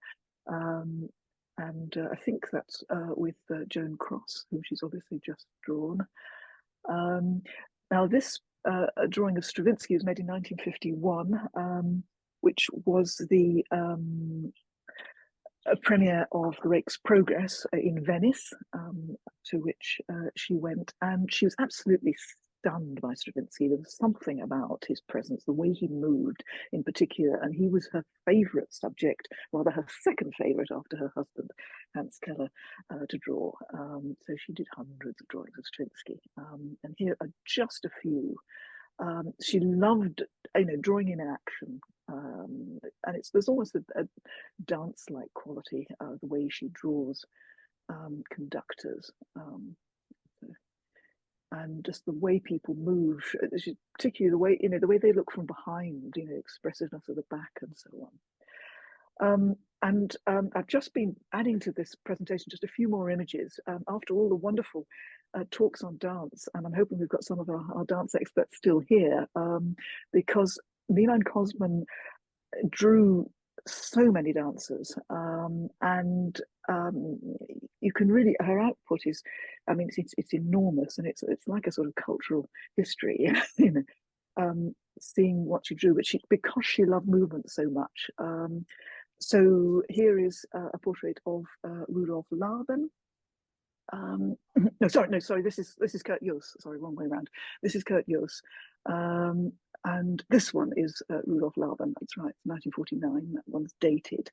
And I just found a little sketch from a performance of the Green Table, and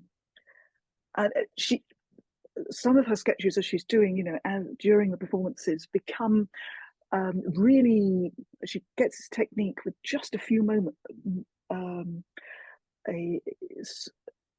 sweeps of the pencil where she really gets the shape of the body and the movement. These are the Si brothers, Javanese dancers, Ado and Leong Si. I don't know whether I'm pronouncing it correctly. I know they came to Dartington. But again, she was very interested in different kinds of dance because it makes the body move in different ways. Here are Ram Gopal and Uday Shankar. And here we have Lakshmi Vishwanathan. Then here we have an unidentified Indonesian dancer. I love this one just for the rapid shape. Apparently she sketched not looking at the paper at all. She was just looking at what she was drawing. And here we have a Chinese dancer holding herself in quite a different way. Spanish flamenco dancers. Here she's sort of doing lots of studies of the arms. And she also made prints of some of these drawings. So this is a print based on the drawing that you saw earlier. Here's another one of Japanese no dancers. Anyway, back to musicians at Dartington. Here is Milan on the right there, and with her husband Hans Keller, with at Dartington with Peter Maxwell Davies and Harrison Birtwistle, and this is the late 70s, so just before Peter Maxwell Davies took over from Gluck as director of the summer school. And a few more of her drawings. This is one of Peter Maxwell Davies. This is Aaron Copland, so this would be her first visit in 1958 because he was teaching composition that year. Here, of course, we have the Amadeus Quartet, and here's the Chilingirian Quartet, and here's the Lindsay Quartet, and here we have Rudolf Kolisch of the Kolisch Quartet coaching the Lindsay Quartet. Lionel Tertis here on the left, and I think this is Norman Delmar. And she also drew not just the musicians performing and rehearsing, but just general scenes around, people talking, people listening, people relaxing, reading, groups on the terrace. She's always liked drawing concert audiences. She does this in some of her Radio Times drawings for the proms. Lots of pictures of the audience. This is, so you can see, one of Hans Keller's classes towards the end of their time, 1984. There, and again, people milling around and on the lawn. And yes, that I think is Hans Keller talking to a group of students. Looks like an informal lecture, and a few watercolors pop up in the sketchbooks. Little drawings of the scene around, and that's the one that Monica has used. I think I've run out of time now, so I will stop here, and I'm looking forward very much to the discussion to follow. Thank you very much. Lovely, thank you so much, Alison. I have to say, I was very upset when Ines told me she couldn't present about Milan herself, but you've done more than justice and given people, I think, a tantalizing taste of a very wonderful woman who I actually had the pleasure of knowing personally. I remember her sort of almost striding, is the word, to, you know, already at a very advanced age through the streets of Hampstead, and I sometimes still imagine that I can see her. Well, if I could say just one thing to the dance experts, I'll put so there's an enormous, very big collection that is now at the University of Salzburg of Leonard Cosman's drawings of dancers, including sketchbooks. Now, this collection, there's been a lot of work digitizing a lot of it, and they put on Google Arts and Cultures a selection of images which people could look at, and the Cosman Keller Trust is interested in funding more work on this collection, which needs a bit more cataloguing, and so if anybody is interested in exploring Milan Cosman and dance, do get in touch.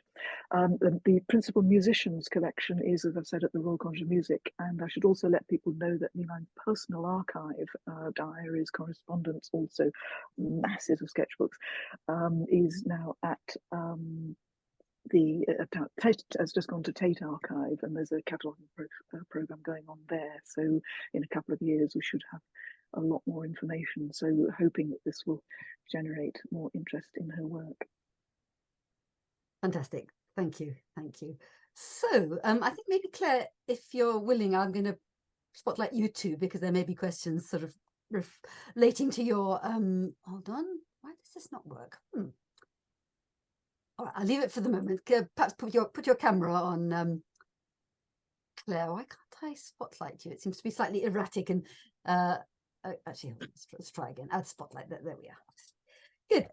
Lovely. So music, a rich array. Goodness me, again with lots of interesting cross connections. Any questions, comments, anything the audience would like to contribute? I was just this is Larraine, by the way. I was just thinking, sorry, I zoned out a bit earlier on in the afternoon. But we're all getting a little weary, aren't we? at the name of Milan Cosman. And I know the name so well, and perhaps Claire, has got somebody to say on this, because I know the name so well, I know the style, I don't know where I know it from. Were her drawings ever in Coton's book on Jooss, or was it because in Richard Buckle's magazine Ballet there were often drawings in there, and I'm just wondering if it was from there that he was yes, she drew for Ballet. Yes, so that's where the connection comes in. So that's really interesting to me, and yeah, that I am very interested in her drawings, because it actually because I'm a historian of the 1950s, that sort of area, 40s, 50s, and that kind of, that sort of that environment is really interesting to me. Very good. I'm just looking to see if there's anything coming through the chat. Rose also sort of remembers Milan striding through Hampstead. I mean, she was diminutive, and yet she had this tremendously forceful, energetic presence. Right.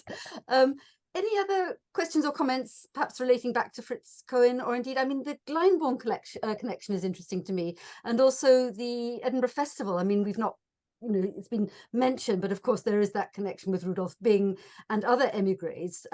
Rudolf Bing having previously been in Glyndebourne and then being one of the movers and shakers behind the Edinburgh Festival. So in other words, the emigre contribution to a much, a whole network of really pioneering ventures in the post-war period is absolutely immense. I mean, Glyndebourne, of course, starts even earlier. Was wanting to speak. I think Etain was wanting to speak. Etain, yes, go ahead. Yep. Alison, you asked whether I remembered the Hans Keller and the Mozart and his influence on the quartets. I don't remember the Mozart that you spoke about, but the quartet was enormously influenced by his functional analysis was the Lindsay Quartet. And they felt they had gained a huge amount, I think, from working with him, as well as it all being very terrifying for them. He was quite a terrifying character. Meline was the one I really loved. I have several of her drawings and her paintings here. And the sequence of Stravinsky conducting is absolutely wonderful, I think. I expect quite a few people have seen that. Does the Wigmore Hall, Alison, still have her work up on the walls? Has that been removed now? Well, yeah, not at the moment. There's, yes, so there was a permanent exhibition there from 2004. And last year they had a refurbishment and they took them down. They said temporarily and put up some photographs instead. But they haven't come back up again yet. And lots of people have been asking. And so if anybody's got any information to tell me, because it would be nice if they didn't just stay in a cupboard. One thing you didn't mention, Alison, which is significant certainly for this conference, is, and I think I've got this right, haven't I, that Hans Keller actually was incarcerated in Dachau. It was Dachau? It was Dachau. No, he wasn't in Dachau. If anybody would like to listen to his experiences in 1938, getting out of Vienna, he was arrested, but he luckily was not sent to Dachau. But he made a broadcast in 1973. He didn't go back to Vienna for 30 years until there was a big European radio conference, and so he and Meline decided to go back, and they kind of sort of went on almost a tour of remembrance to look at the places, where he'd been arrested, where he'd been imprisoned, and so on, how he got out. And he came back, and there was a Radio 4 series at the time, in the 1970s, called The Time of My Life. And he gave a talk for that, and there was a huge reaction to it. He got 300 letters from listeners, and in the archive, he replied to every single one. So that's a fascinating collection. And if you want to listen to that, it's on YouTube. We've put a link on the Cosman Keller Trust website, and I'll put that in the chat as well. Just so do listen to it. It's tremendously moving. Good. Yes, there are quite a few relevant links, incidentally, in the document that was already sent to everybody, but add them by all means to the chat, and then I'll follow this wonderful conference up with a letter giving, sort of just giving all the relevant links again.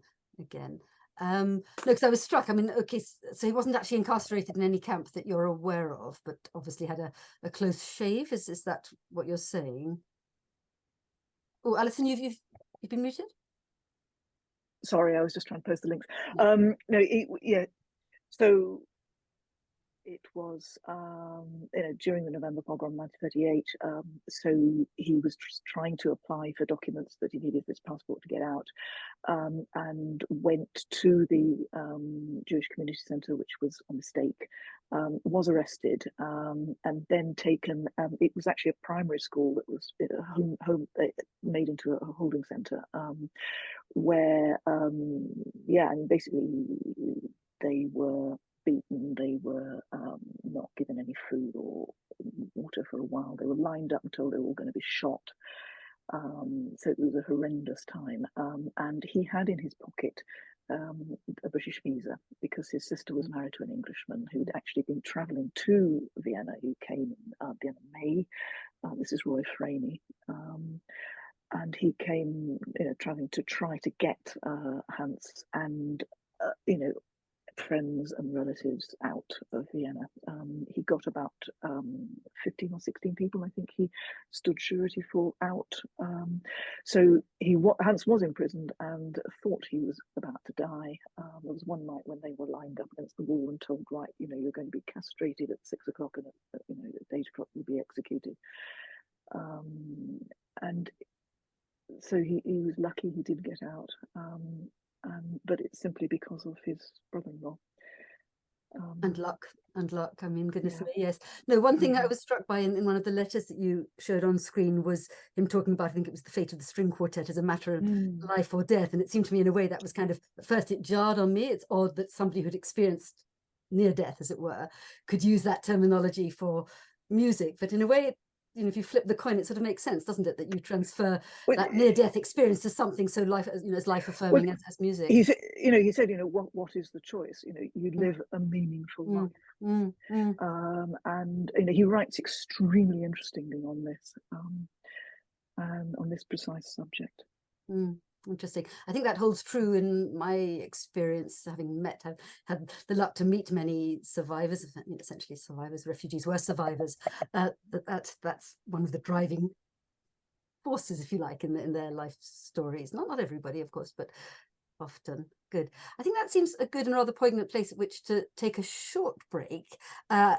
It's been a long day, I'm well aware, but please don't leave us just yet, because let's take 15 minutes break. It's now nearly 4 o'clock. Let's reconvene at 4:15, because we have a lovely and, you know, very personal, there's been sort of personal threads running through this conference, which animates history like nothing else. I'm sure you'll agree, but we're going to have a chance to hear what Etienne, who we've heard from, Gabrielle Fautier, but also Leina Schiffrin, who has been lurking in the sidelines so far. They'll be talking about their first-hand experience of Dartington in the period we've been looking at in our conference. So please don't disappear and come back in 15 minutes. Thank you, everybody. And I'm sorry about Norbert's the technical problems there, but as I say, I'll find a way to send everybody the recording. See you soon.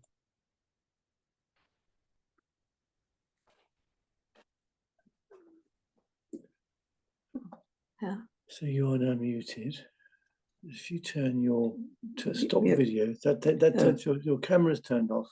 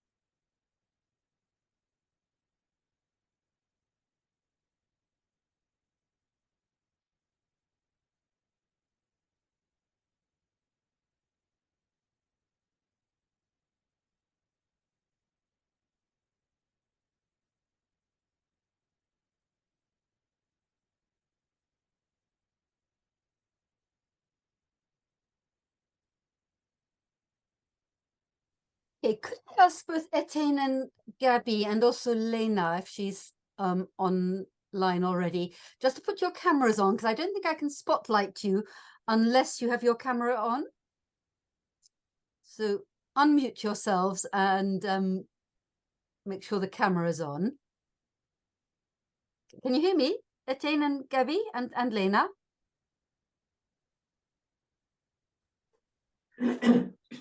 That's it. I think, yes, there we are. No, I was puzzled why I couldn't spotlight you, but it's because the camera was not on. So we've got Etienne and where's Gabrielle?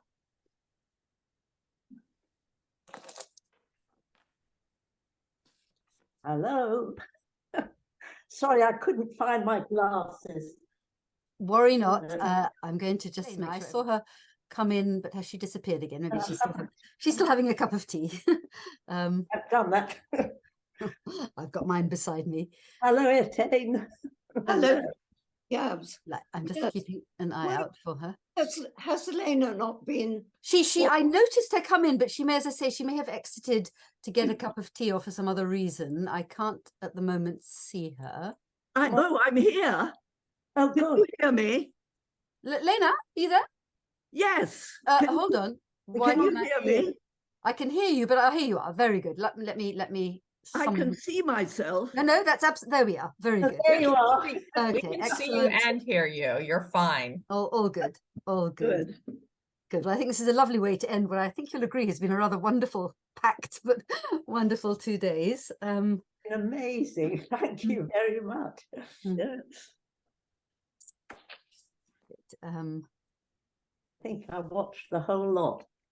Well, it is, technology permitting. Pity about Norbert's presentation, because he's got a lovely voice. He's a professional tenor. And anyway, but I'll make sure that everybody gets sent his presentation.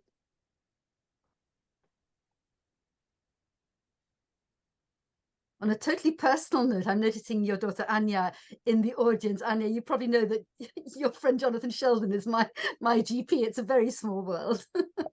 A very small world indeed. And my other daughter lives in Mylene's house. Absolutely, and I was there for the plaque unveiling. I know Philippe's. Philippe, I told him. Philippe actually kindly agreed to be one of the patrons of the Insiders Outsiders project at the very beginning. Oh, so right. I don't know him well, but I've certainly met him more than once.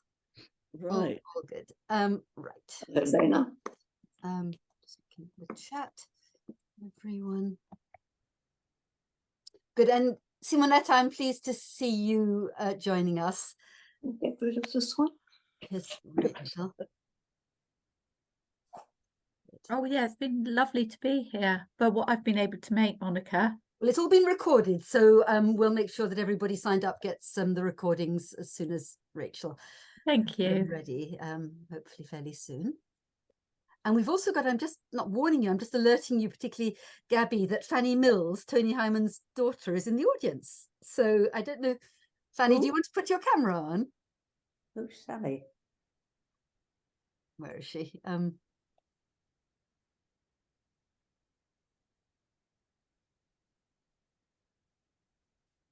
Where's she gone? Sorry, I was on mute. Here I am now.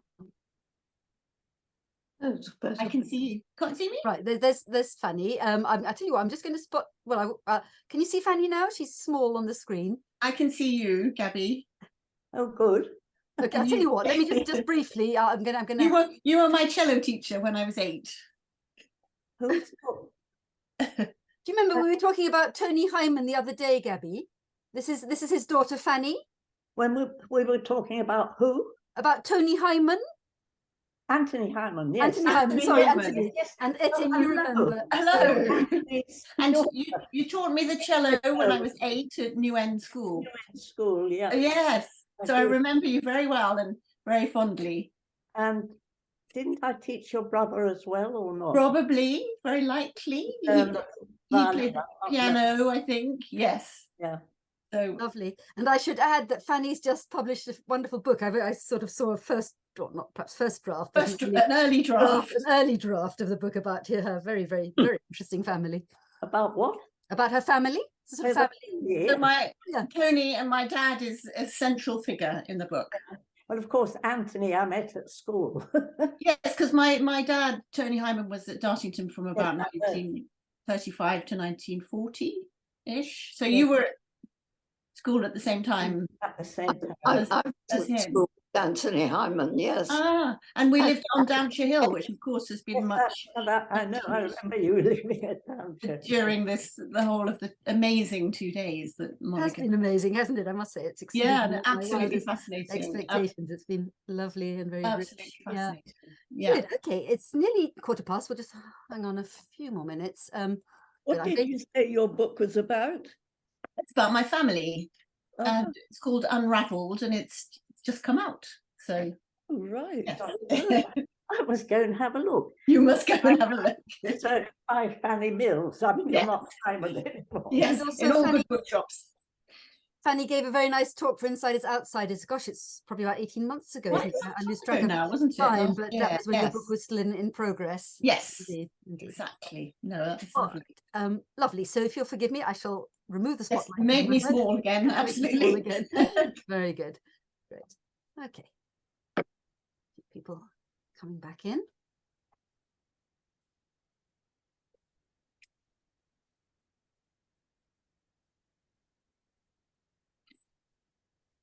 Must look for Fanny Mills's book.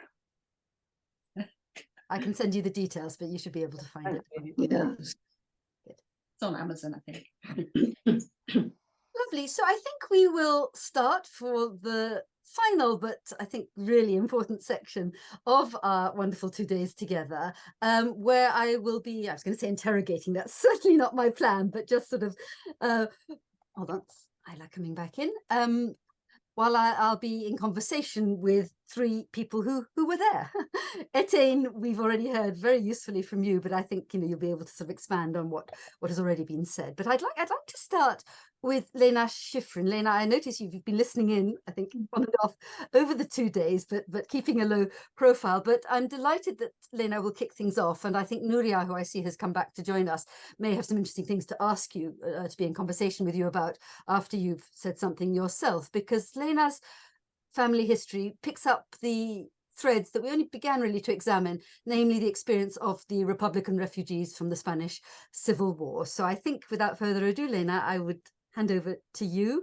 Tell us how your family, your parents came, first of all, to be at Dartington. Oh, well, starting with the Civil War, as you know, Spain, Franco rebelled against the Republic. Spain had been dominated by landed aristocracy and the church. And in 1931, a republic was elected, which immediately started changing the power structure of the economy and the social power structure, and terrifying the landed gentry and the church.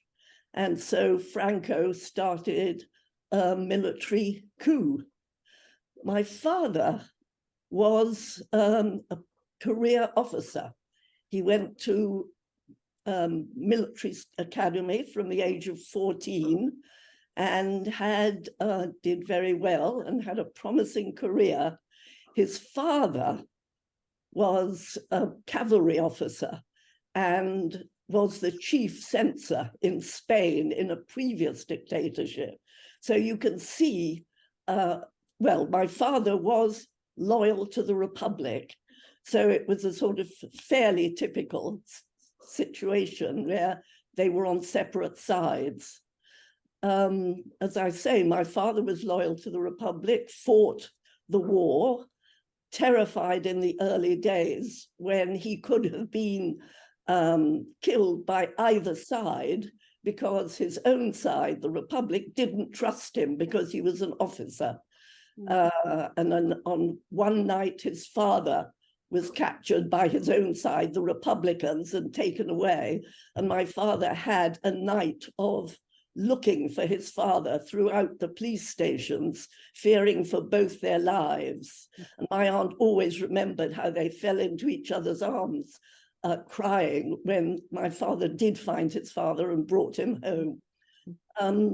Anyway, at the end, he fought the war. At the end of the war, he was told that there was a boat waiting for him that would take him to England. England was really only accepting sort of the upper classes. Other people had to flee to France and Mexico. But anyway, he went, got onto the boat, and later on he would joke about how quick the transition had been. One moment he had been escorted wherever he went by cars, and people were standing up when he came into the theatre. And the next moment he was queuing up for his lunch with a tin can. In London, he was helped and looked after by sympathizers of the Republic. Then a friend of his from the Civil War, Gustavo Duran, who was a blonde, blue-eyed musician, sort of hero of the Civil War, friend of Malraux, friend of Hemingway, in their books, and other books had been written about him. He had been taken down to Dartington by the music critic of the London Times, Jack Cohen. And there he fell in love with the sister of Dorothy's daughter-in-law. Her name was Bonte Romilly. And Bonte and Dorothy, well, Bonte had very funny stories about how Dorothy, a great matchmaker, had inveigled Gustavo into marrying Bonte. I'm sure he was very willing because Bonte was a wonderful person. But anyway, Gustavo invited my father down to be his best man at the wedding. And I have lovely photos of my father giving a toast in the Great Hall. And my father and the Elmhirsts liked each other, and they took pity on him. He had no training for any other career than the military. And Dorothy invited him to teach at the school. So he took an outside degree at Exeter University, a London degree at Exeter University, and became the geography teacher at the school. And we lived in the courtyard for 4 years.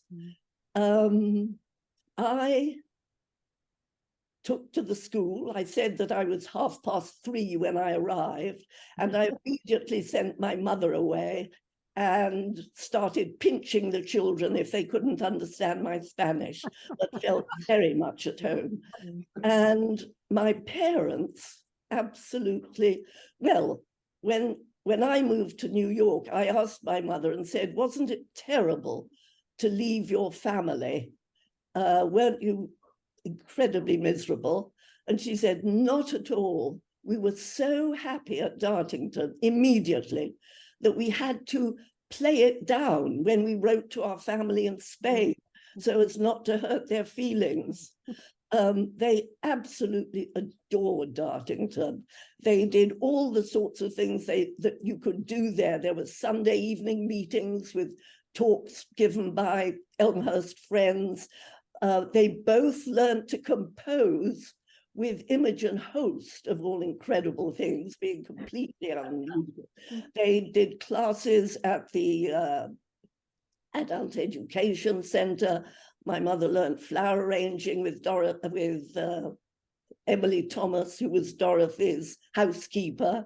They acted in the plays at the Barn Theatre with the playgoers. My father translated a play and produced it in the Barn Theatre. I mean, it was just a typical, really rich Dartington life.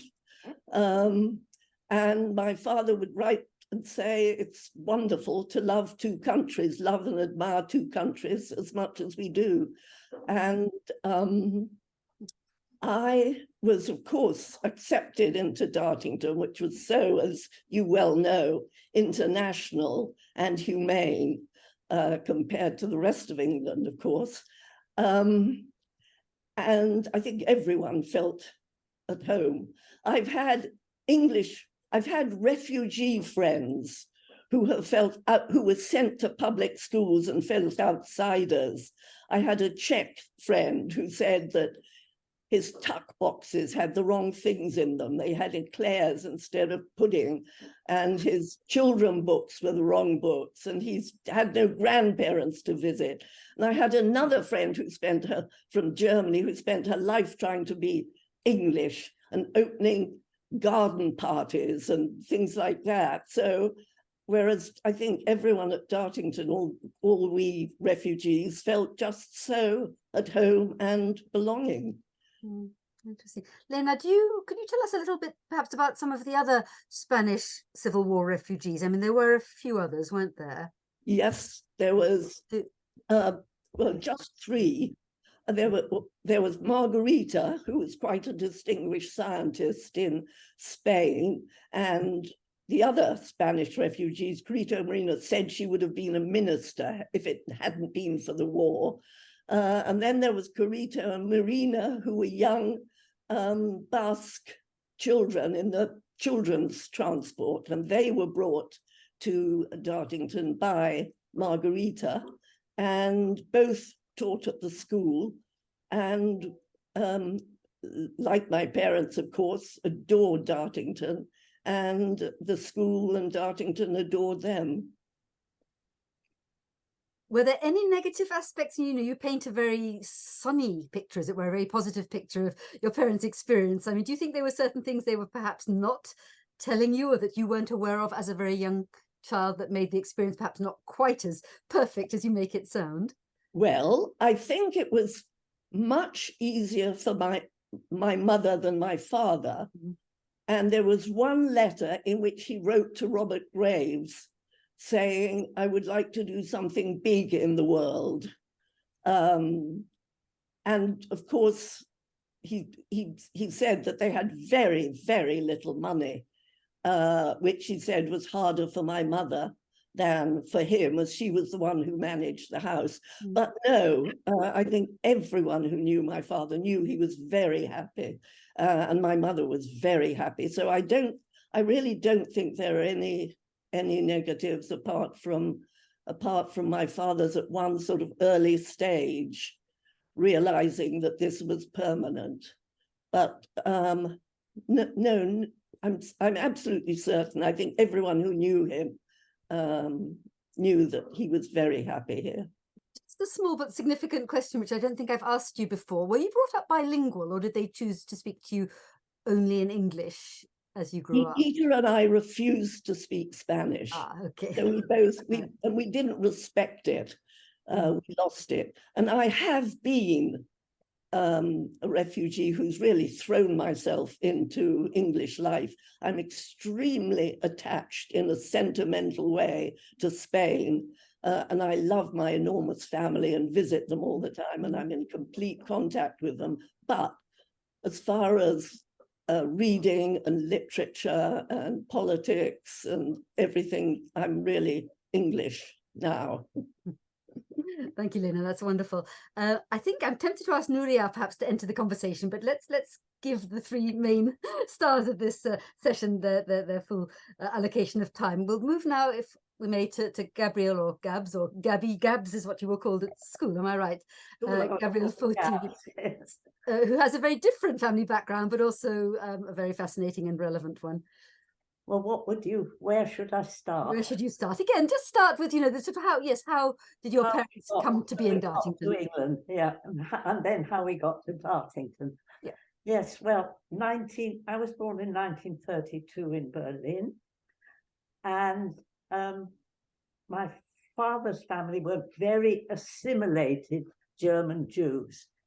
Dad felt very German, and he'd been conscripted into the German army in the First World War and became a dispatch rider, and was horrible.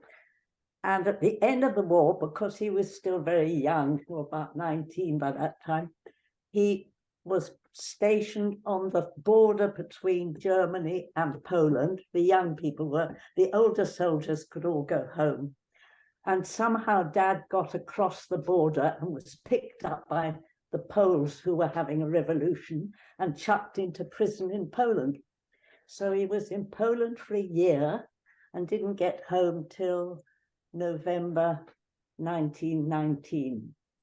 So he knows a little, he knew a little bit of Polish. Anyway, that was Dad. And he married my mother, who was born in Nuremberg, also from a Jewish family, not quite so assimilated as my father's family. But anyway, they met because my mother was a Montessori kindergarten teacher, but her real love was playing the violin, which became very important for getting us out. And Hilda Rosenberg was also a Montessori kindergarten teacher, and they met when there was a special school in Norderney, which was the north coast of Germany, and they were taking children, poor children from Berlin for a summer school there. And Mum and Hilda became friends, and Hilda said, "Why don't you come to Berlin and meet the rest of the family?" So Mum did. And there was this man, Ludwig Rosenberg, and Mum rather fell for him, and they exchanged addresses. And when Mum left, there was another boyfriend waiting for her when she left, and she said, "Oh, hello, I've just met the man I'm going to marry." But you know, nobody else knew that at that time. And a year or two passed, and Mum wrote to Dad, "Do you just collect addresses like other people collect stamps?" And Dad realized he did care about her and rushed to Nuremberg and proposed to her. So they married in 1930 and they lived in Berlin. And of course, Hitler arrived in 1933, and Dad got a letter from someone called Anna Essinger, who had taken a whole Jewish school to England, to a wonderful old house called Bunce Court in Kent. And she wrote to my father, and would he like to come and be a teacher there and bring his wife and child? Dad was a ditherer. He loved his job, teaching the classics at a Französische Gymnasium. But Mum had her feet firmly on the ground, and she said, "Wir haben kein Wahl, wir müssen gehen. We've got no choice, we must go." So we all went off. In March 1934, we came to England. And of course, Anna Essing, I really owe my life to the Quakers and my mum playing the violin. I mean, that's the bit that got us to Dartington. So Anna Essinger, I think it was actually a Jew originally, but she was a Quaker, and it was the Quaker that got her the house.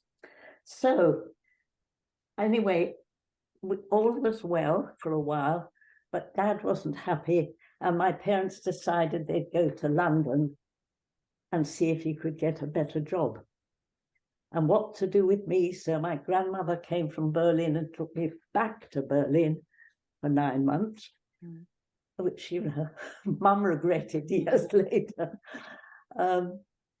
And Mum, they went to London, and Mum earned money while Dad was typing letters all over England to schools to look for a job.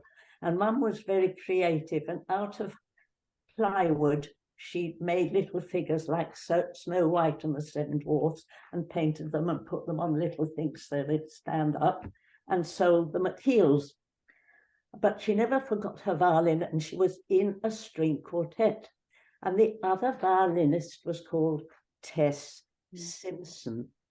And Tess Simpson was also a Quaker, and she was part of an association that helped professional refugees find jobs. And of course, Mum told everyone she met that her husband was looking for a language teaching job. And Tess said to Mum, "Oh, I have a great friend in South Devon in a rather unconventional school, And the French teacher has just walked out, and he's desperate for a French teacher. So Dad was sent down to Dartington for a term's audition, and all the children taking their French exams did brilliantly. And Carrie said to my father, well, wouldn't you like to have this position permanently? And Dad said yes. And he found a flat, you know, in Totnes, there's that old Elizabethan house just below the arch on the left if you're coming up. And that was belonged to an old man called Mr. Kinsman, and he was letting out rooms to people. So Dad got that. Mum came down with a baby she'd just had in a Jewish hospital in the East End of London. That's my brother Michael. And Dad told his mother to bring me back to England. And so that's how I got back. And of course, I was 3. And in September, they put me to the kindergarten at Dartington, which was at Aller Park, a sort of old grey building down the hill, not. And I, of course, cried the whole day because nobody understood me and I didn't understand anybody either. And then there was rest time, and I had rest in a little canvas thing that was put up in the classroom for all the little children. And there was Mary Bride in the other little camp bed next to me. And she was very nice to me.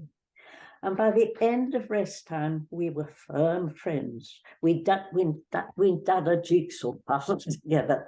Oh, and Mary Bride and I were friends for the rest of her life. Sadly, she died in 2018. Anyway, and the other great moment was in 1946, when at last we became British subjects. And I rushed to school and said, I've been nationalised. And everybody fell about laughing instead of naturalised. Anyway, I think that's enough from me. Lovely. And Gavi, I'm right that your father taught not just French, but actually German and also Latin and Greek? Latin and Greek, yes. He was really a classic scholar. And of course, he was sent to the Isle of Man, where he was very miserable, while my mother was having my youngest brother in Oxford. And Dad, while he was on the Isle of Man, he started writing his own autobiography. And that is, and when my mother died in 1978, all the stuff from the attic came to me, because even the grandmothers were allowed out on the last boats leaving Humboldt. And Dad picked them up, and all they were allowed to take were photo albums and cases full of letters, because of course people didn't have computers or anything. Everything was handwritten letters. And all these things I have put to the Holocaust, the Wiener Holocaust library in London. So that's all there at the moment. It's all been digitized, I think, hasn't it? So it's now easy for people to access. To me, that means, but when I last saw Howard, the chief archivist, I said, does that mean all the stuff you've digitalized, you've now chucked or put in recycling? He said, no, we're keeping it all, don't worry. And he showed me all the old photos I'd given him of the family. You know, my grandfathers were born both in 1865, and my grandmothers were both born in 1876. I mean, they didn't know each other. That's just how it was. I wonder, before handing over to Etienne, and I'm sure lots of people will have questions and things they'd like to ask you, I can just pick up on a few things, Gabby, that you've said. First of all, Bont's Court, it's a fascinating story in its own right. I think you're right that Anna Essinger was in fact Jewish, but very, sort of impressed by Quakerism, as many people were. But there's a wonderful new book, or new-ish book, by Deborah Cadbury called The School That Escaped the Nazis. Exactly. Bring it down a bit. Of course, the Rosenbergs aren't mentioned at all, and nor are people who I know who used to live in Fellows Road. They're not either, because we didn't stay very long. And when she talked about it at the Wiener Library, and she dedicated this book to me. I mean, I bought it, but you know, so that was 2 years ago in July when she talked about it. And she asked me afterwards, why did you leave Bunscourt? I said, I don't know. Maybe there was some terrible argument between him and Anna Essinger. I have no idea. It's quite intriguing because I think a lot of people were very happy there. It was also a rather remarkable establishment. Mum looked after lots of little children, which in this book were not mentioned. And she talks about the lady who looked after little children. But of course, my mother, as a Montessori teacher, looked after lots of little children. No, I think Debbie was rather embarrassed when she realised that she hadn't done her homework quite as carefully as she might. Tell her all about it, actually. Anyway, it's a very good read. Well worth it. I must send her some photos of me, age 2, looking rather sad and solemn. The other person, Gabby, you mentioned is Tess or Esther Simpson, who's another unsung heroine, I would say. And that brings up something, I can't remember who it was, but yesterday somebody mentioned I think it was actually the Society for the Protection of Science and Learning, but its original manifestation, or its original name, was the Academic Assistance Council, founded in 1933 specifically by mostly British-born academics to help their colleagues in Central Europe. A remarkable, wonderful organization that still exists to this day in the form of CARA, the Council for At-Risk Academics. It's a wonderful, again, sort of example of past and present, sort of a continuous thread. And yes, Esther Simpson, I think she was actually of Anglo-Jewish origin, but as you say, probably also interested in Quakerism, but a really, linchpin figure in helping academics and teachers get out of... May I say one more thing about Esther? Of course. Years later, there was a Dr. Horder who lived quite near, and he played piano brilliantly, and I became the cellist in his piano quartet. And I was walking up, it was the other side of Primrose Hill, so I could easily walk there. I met a lady carrying a violin, and it was Tess Simpson. And she asked where I'd gone to school, and I said, Dartington, and she looked at me and said, did you know Dr. Rosenberg? And I said, yes, that was my dad. So we became very friendly. I have a feeling I'll see if I can find it online. I think there's was a radio program about her and her activities in helping refugees. I'll see if I can find it as well. Yeah. And the other thing I just wanted to mention very briefly before turning to Etienne is that Mary Bride, whom obviously was important in your life, her son Peter, I met with in Dartington recently, and he's actually making a film about Dartington as we speak. He was hoping to come to the conference, but he's not well, which is a real shame. But also he's the curator of the really quite substantial art collection that, against all the odds, is still owned and housed at Dartington. So that's a whole other story. I mean, I've known Peter since he was born. I thought you probably had. So I'm trying to find all the letters Mary Bride sent me when she was in America, and then I'll send them all to him. Nice, very, very good. Etienne, over to you. You obviously have a clearer memory, given that you're a little bit older than the other two. Certainly wouldn't guess it by looking at you and listening to you, but you have more vivid first-hand memories of Dartington. I wonder if you'd like to start by telling us again about your very interesting but different family background and how you yourself remember Dartington, particularly during the war years. Yes. Well, my father was a Parsi scientist, a meteorologist. And I was born in Pune in India, now called Pune. And my father was a great devotee of Tagore, of Rabindranath Tagore. And as you know, he was a powerful influence on Leonard Elmhirst, and therefore on the shape that Dartington, that the estate took. So he was keen on my coming to school at a Tagore based place. My mother was English, a school teacher. She trained as a teacher, and she was interested in progressive education.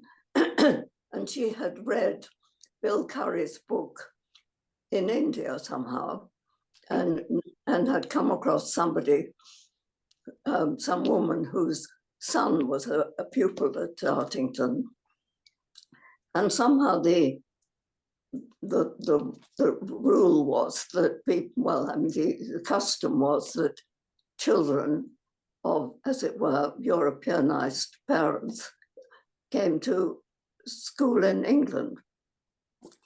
So in 1937, I came to England for the very first, no, not for the first time. I came in just for 6 months when I was 6, and went to a little school in Devon, but came properly in 1937 with my mother then only.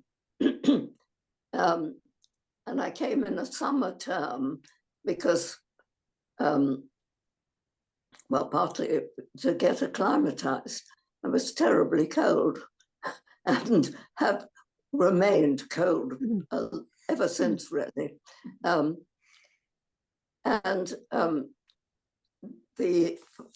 My father was the assistant to the director of the meteorological office in Pune. And you got home leave every 2 years.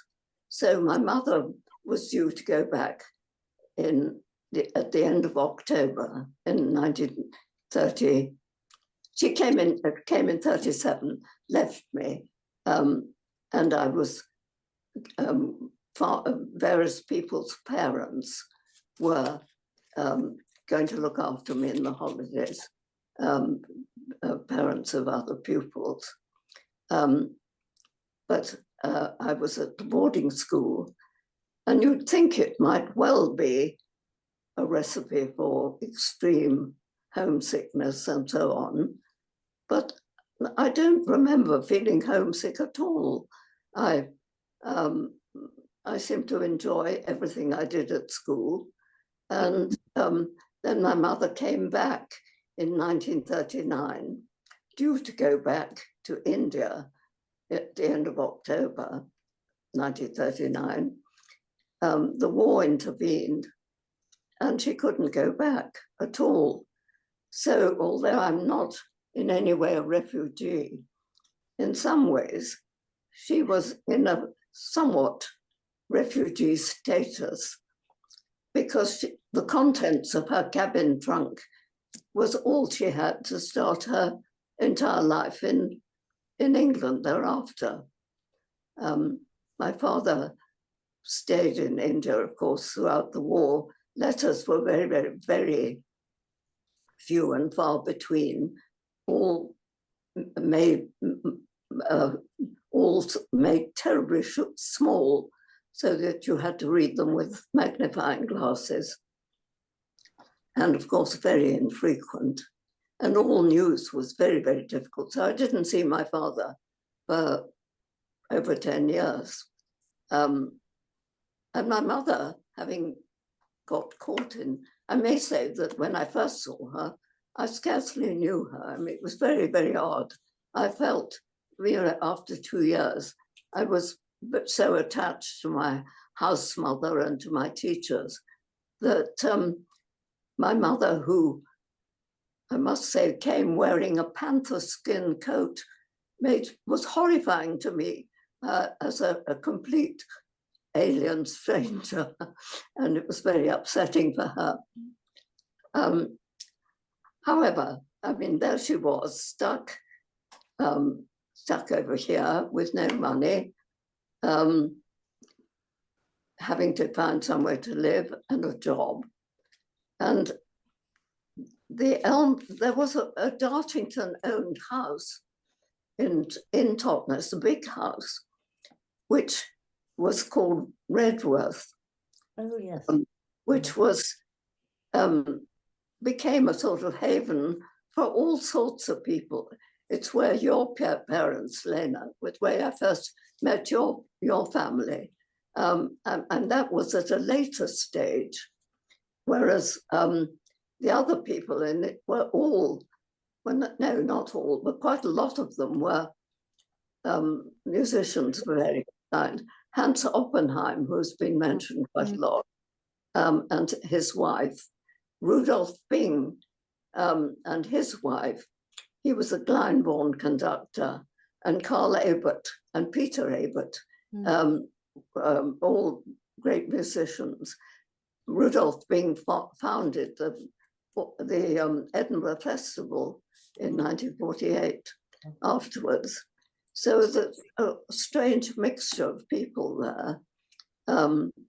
And for a little time, she was looking after the school's, my mother was looking after the horses who belonged to the school in stables there. But then, of course, the school had to get rid of all its horses, a ridiculous luxury. And so in the end, she was employed by Dorothy Elmhirst to look after the 10 of the 20 evacuees that were billeted on the private house at Dartington, on the Elmhirst house. I should say that in 1940, Dartington School had contracted enormously. There was a great, a lot, we were on the south coast expecting invasion. The Jewish boys, were taken away very, very quickly. And a whole lot of boys, in fact, were removed, 70 in one term, which is a terrific loss to the school for Bill Curry, the headmaster. And so the school, what was left of our school, Dartington Hall School, all contracted and went into Foxhole and into the Boston, which meant that all the buildings that had belonged to the junior school became handed over to the London County Council.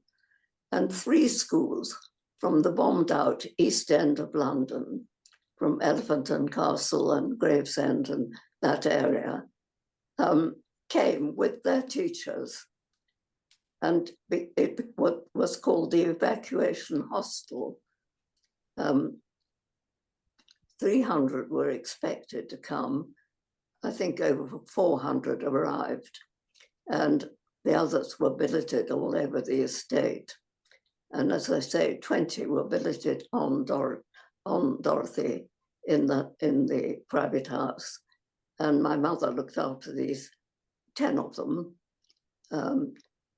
And they were very small. I mean, the ones that I kept up in touch with, because I used to see them in the holidays and often at weekends and at bath time, at bedtimes.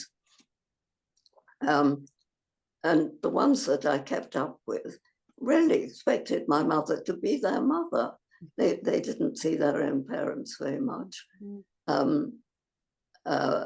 They'd all come from the most horrible bombing situation. The Brazier family that I knew were all in the underground, sheltered for over 3 weeks, apparently. And so for these children, Dartington was a sort of golden vision of what real life ought to be like. And when I kept in touch with these 2 little Brazier twins, it was most extraordinary. In 1945, they all closed up very quickly. And they all went home. We hardly knew what happened. But afterwards, I found out that these twins went back to a bombed out flats in Battersea with with 14 children, not all by Mrs. Brazier, and a really violent father who beat them all regularly. And the NSPCC came round regularly every month, but even so they were beaten. And this little boy, George Brazier, completely closed up. He wouldn't speak. and emerged much later to bringing a huge present for my mother when he was in the army. However, I'm going round about it too long way. But I ought to say that because I'm so much older than both of you, I can remember the pre-war Dartington we've been talking about a bit. And this wonderful, what the Ballets Jooss students looked like, all very beautiful in floating turquoise tunics they all wore, and all speaking many languages, and the women all looked ravishingly beautiful. I did in fact see the green table as when I was 9, the performance. And I must say, even on a 9-year-old, it had a huge impact. Where was it performed, Etienne, physically? Where was it performed? Well, I think it must have been in the Barn Theatre. Yeah, yeah. Or it could have been in the dance school. And I must just say about the dance school, which had this beautiful, delicate sprung floor for the dancers, was after 1940 became the center for the American Army, and was the carefully sprung floor was all tramped over by huge American Army boots. And the American Army, of course, at a later point in the war, gave a huge Christmas dinner to all the residents in the courtyard, because I mean, we were very much aware of the luxuries that the Americans could get every day, and that were completely extraordinary to us. I could go on now about all the people I met from school. Do you want to do it somewhat differently? Well, I'm looking at the time. Give us a little sort of like almost thumbnail sketches of the people you most vividly remember and have kept perhaps kept. Yes, I mean, at school, you see, both your fathers taught me. Rosie, Gab's father, was a dear, sweet, gentle, scholarly, very kind man. Gab, Elena, I don't think I was actually taught by Federico, but I remember him as the air raid warden. He was a terrific charmer, very, very fun, Federico. I mean, everybody loved him. And he was the air raid warden going round, quite a job, you can imagine, at Dartington, to make sure that nobody showed a chink of light anywhere. And then I remember him on VE Day going round equally ferociously to make sure that everybody showed the light in every window that he could find. But Margarita, of course, taught me biology when she'd first come, and when her English was pretty hard to cope with. I learnt my biology with, well, I knew better then than to look for little yellow flowers called dandelions. But I do know that I would surprise everybody by talking about monocotyledons all the time at a later stage. I knew Monica Heller, Monica and Lucas Heller was, their mother was just being spoken about, wasn't she, amongst the dancers. Nandi Heckroth was a pupil, again, a very beautiful girl with wonderful red hair, curly red hair. All the older boys were in love with her. And of course, Marina and Carito. I mean, my first introduction to political consciousness certainly came from their passionate rage and indignation against Franco. And, you know, you couldn't help but share it.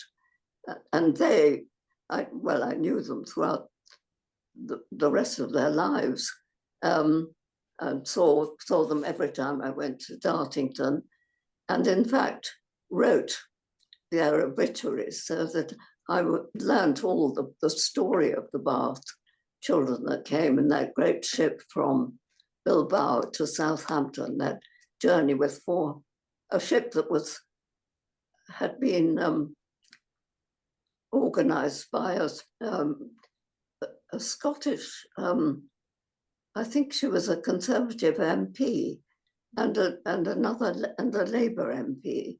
That once they saw Franco's troops coming up to Bilbao, they and the government doing nothing about it at all. They hired this ship, which was supposed to hold 200. They got 400 children on it, no parents, only one or two teachers, senoritas. And they came and were brought to this camp in an old army camp in Southampton, all of them desperately sick in the Bay of Biscay. I mean, the thought of that ship is absolutely revolting. And there they met complete disorganization and had to, the people were just longing for somebody to organize it. Latrines half dug, food not arriving in time. They were living in bell tents, and there was a terrific rainstorm. You know, some colossal storm. So everybody was like, it was like Glastonbury, all charging around in mud. And then finally, the government did take over. And somebody, I think, Leina, you said that they had come through Margarita. They came to Dartington through Margarita, but they'd been on. But Margarita was at that point, I think she was a kind of go-between. She was to do with the Peace Pledge Union and the Quakers. And Carito and Marina were eventually sent to a camp in Colchester, which was organized by the Peace Pledge Union.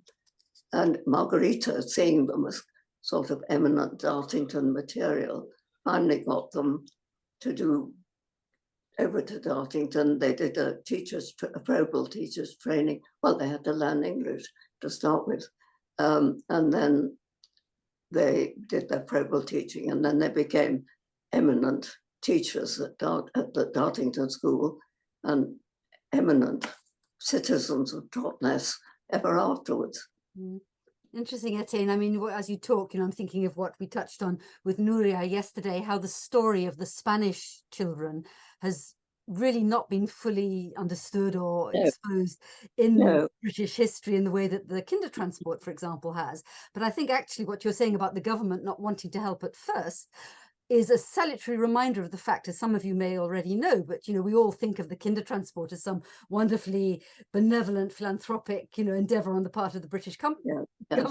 Gabby knows exactly what I'm talking about. It absolutely was not. It was a few dedicated, committed individuals, many of them Quakers, some of them Jewish, a whole mixture of really committed individuals who were determined to help these children, who made it happen. And moreover, again, what's not perhaps sufficiently well known, the people bringing the children in, or the children coming in, had to be guaranteed to the sum of £50, which was quite a lot of money in those days, to guarantee they wouldn't be a burden on the state, if that sounds familiar, so it should. So yes, Nuria, I don't want to force you to say anything at all, but I wonder if you'd like to just sort of step in. I think we probably need to round things up fairly soon, but since you're very much the expert on the Spanish experience, if I can put it that way, I wonder if you'd like to enter the conversation at all. No pressure at all. Or now maybe is the moment if anybody else would like to ask our wonderful three ladies any questions, please do. But Etienne, you wanted to say something in the meantime. Well, could I go back to my experience in the court, living in the courtyard and eating in the the White Hart had my ration book, and so I could have meals in the holidays in the White Hart, which was the communal dining room for various people working on the estate, and for the Elmhirsts, and for their guests. And there were the secretaries, the carpenters, you know, the estate workers, the music students, sometimes the very eminent guests of the Elmhirst, Aldous Huxley, Julian Huxley, even Spender. Even Spender, indeed. And Arthur Whaley and Beryl de Zoot, the people that have been mentioned. And particularly, there was a very famous plastic surgeon called Sir Archibald McIndoo, who had very badly burnt airmen. They were called McIndoo's guinea pigs, and he had them over for rest and recreation between their plastic surgery. And of course, I mean, I was a girl of 14, very shy, to go in and talk to these really badly burnt men, try to be cheerful at breakfast, with their hands and faces completely melted away, it seemed. It was pretty tough, but it was very fascinating. And I must just mention that my star buddy was Oskar Kokoschka, who was also there at one point with his wife and his mother-in-law.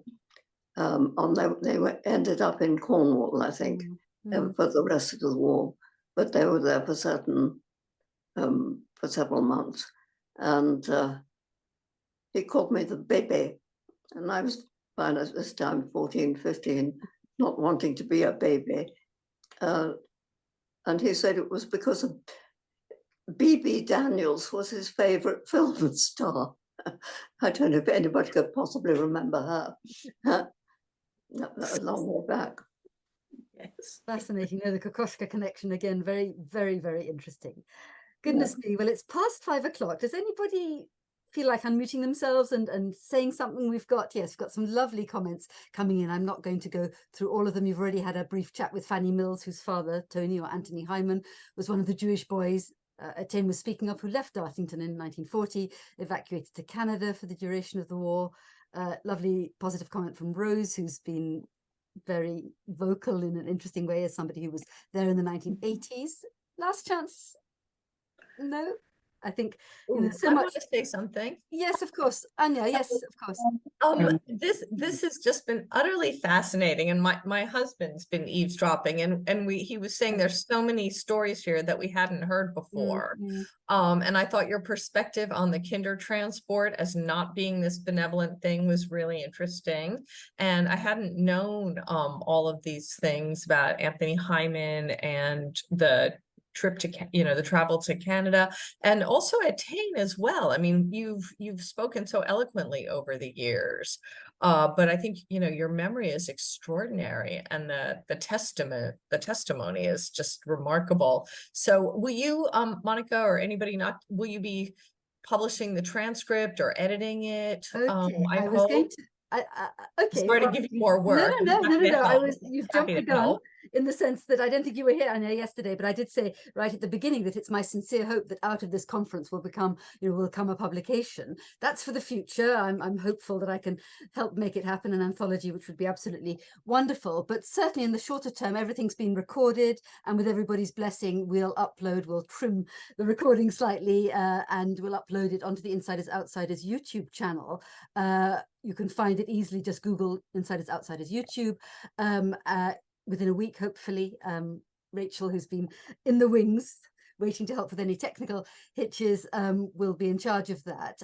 I would also say, apropos the Insiders YouTube channel, Insiders Outsiders YouTube channel, that there are many, we've touched on many things that have already been looked at in the course of my project, and one of them that's come up again and again and again, I'm very aware, as we've all been talking over these last 2 days, how the golden days, you know, the sort of 30s up to 1940, and then it was all cut short, wasn't it? Disrupted, truncated, dispersed because of, but well, obviously the war itself, but also more specifically about, you know, because of the internment of so-called enemy aliens by the good old British government in the spring, summer of 1940. And that's, you know, I can be totally personal here, but both my parents came as young refugees from Nazi Europe, my mother from German-speaking family in Lithuania, my father from Poland. And I grew up with this totally rosy-tinted image of how England had been so wonderful to them. And yes, it was indeed their place of refuge. They'd been lucky, clearly. They did not come on the Kindertransport. They were lucky in many, many ways. And when I first learnt about the 1940 episode, I thought, what? You know, it went so counter to the vision of this country that I'd been brought up in, that it came as a great shock. And I've since then probed much more in a detailed way into that. And if you're interested in pursuing that subject further, not so much the political aspects, but it's obviously a very morally murky episode, but actually the creative responses and activities of the internees in internment, do take a look. We actually have a separate section called Internment 1940 to 41 on the Insiders YouTube channel. Norbert Mein, who sadly we weren't able to hear properly just now, has done a number of really interesting programs, and Alison as well, who we did hear, about music and internment. Simon Parkin, who I think Gabrielle mentioned yesterday, his wonderful book, The Island of Extraordinary Captives, about the Isle of Man, has given various talks. So take a look. I think it's a very, you know,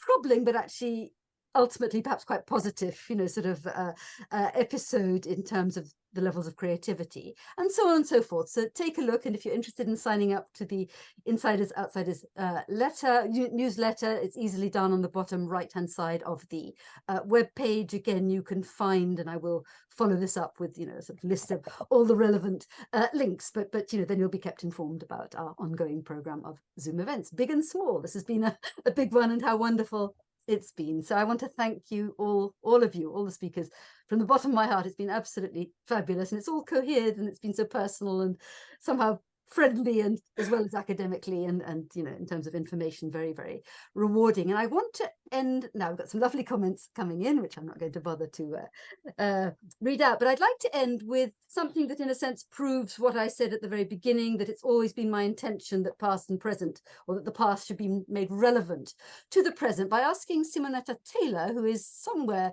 in our audience, and I'm going to spotlight you, if I may. There you are, I found you, to say something. Welcome. I met her for the first time just a few weeks ago, earlier in the summer, but she's based at the Schumacher College, which still exists even in this time of problems, more financial wobbles, as I think somebody called it, rather serious ones, but hopefully Dartington will ride out the storm. But Simonetta is involved with various schemes to work with refugees now, and I'd like to give you, Simonetta, the last word, if I may. Oh, thank you very much, Monica. It's been fascinating to hear the aspects of the symposium that I've been able to listen to. So yeah, I'm the librarian at Schumacher and Dartington, and have overall responsibility for the archive. So it's been amazing to see so many of you who've been using the resources of the archive, and probably getting support from Kevin Mount, who is the archivist.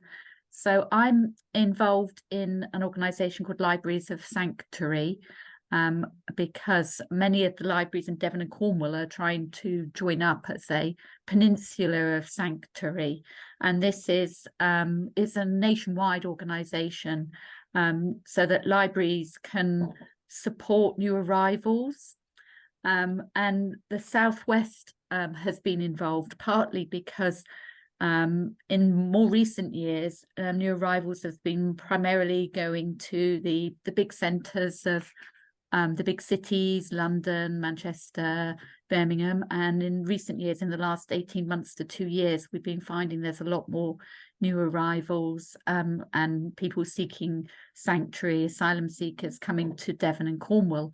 As some of you will know, that very locally to Dartington at Paynton, we have a hotel of male asylum seekers. They've been living there for maybe 18 months, many of them waiting for their asylum claims to be heard by our government and by the authorities. And as I'm part of this organisation, I was looking for volunteers to help me with some library work, because we've had a lot of jobs to do with moving the library back into the old postern.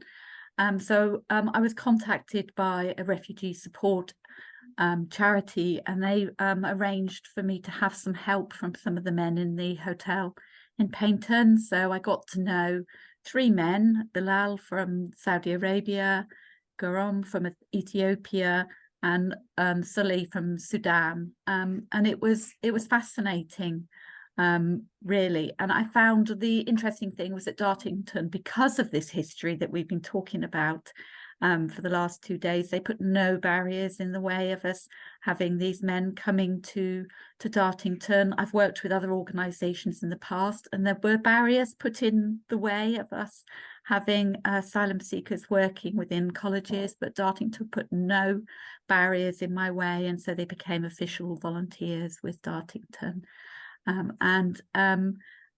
And very much like some of the people that you've all been talking about, extremely talented people. And so it was amazing to learn more about them, their lifestyles, and what they could bring to help me in the library.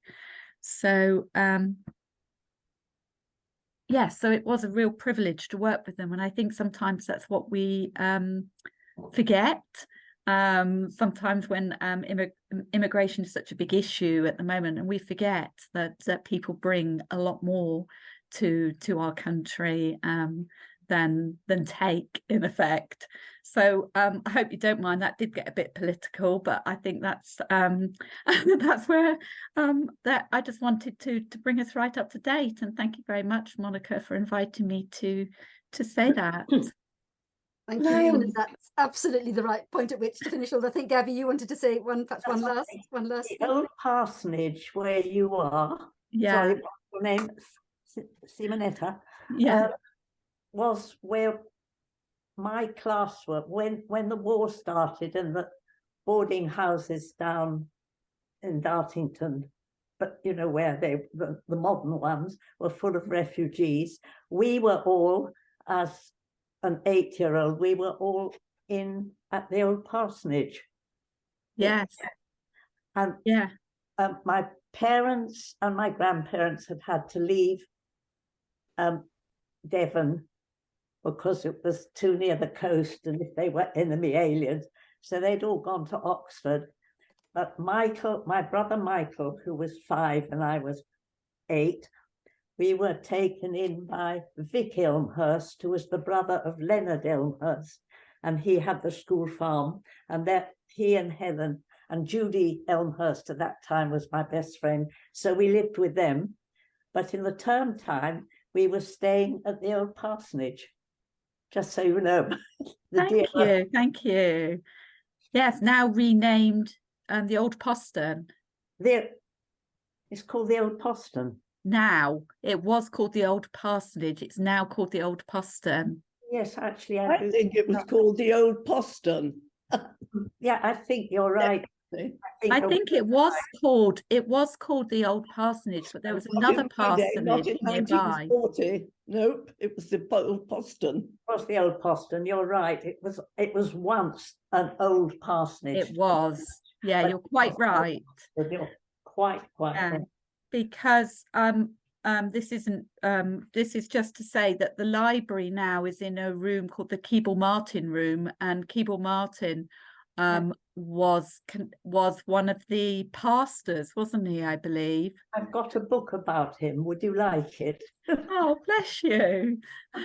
That reminds me, of course, that I've got lots of connecting of people to do. I already know how fruitful this is going to be in terms of people discovering thank you more, making so much, Monica. connections. So I think amazing. Do you know, I said we'll end at approximately 5:15, and it's almost exactly that. What an achievement that is.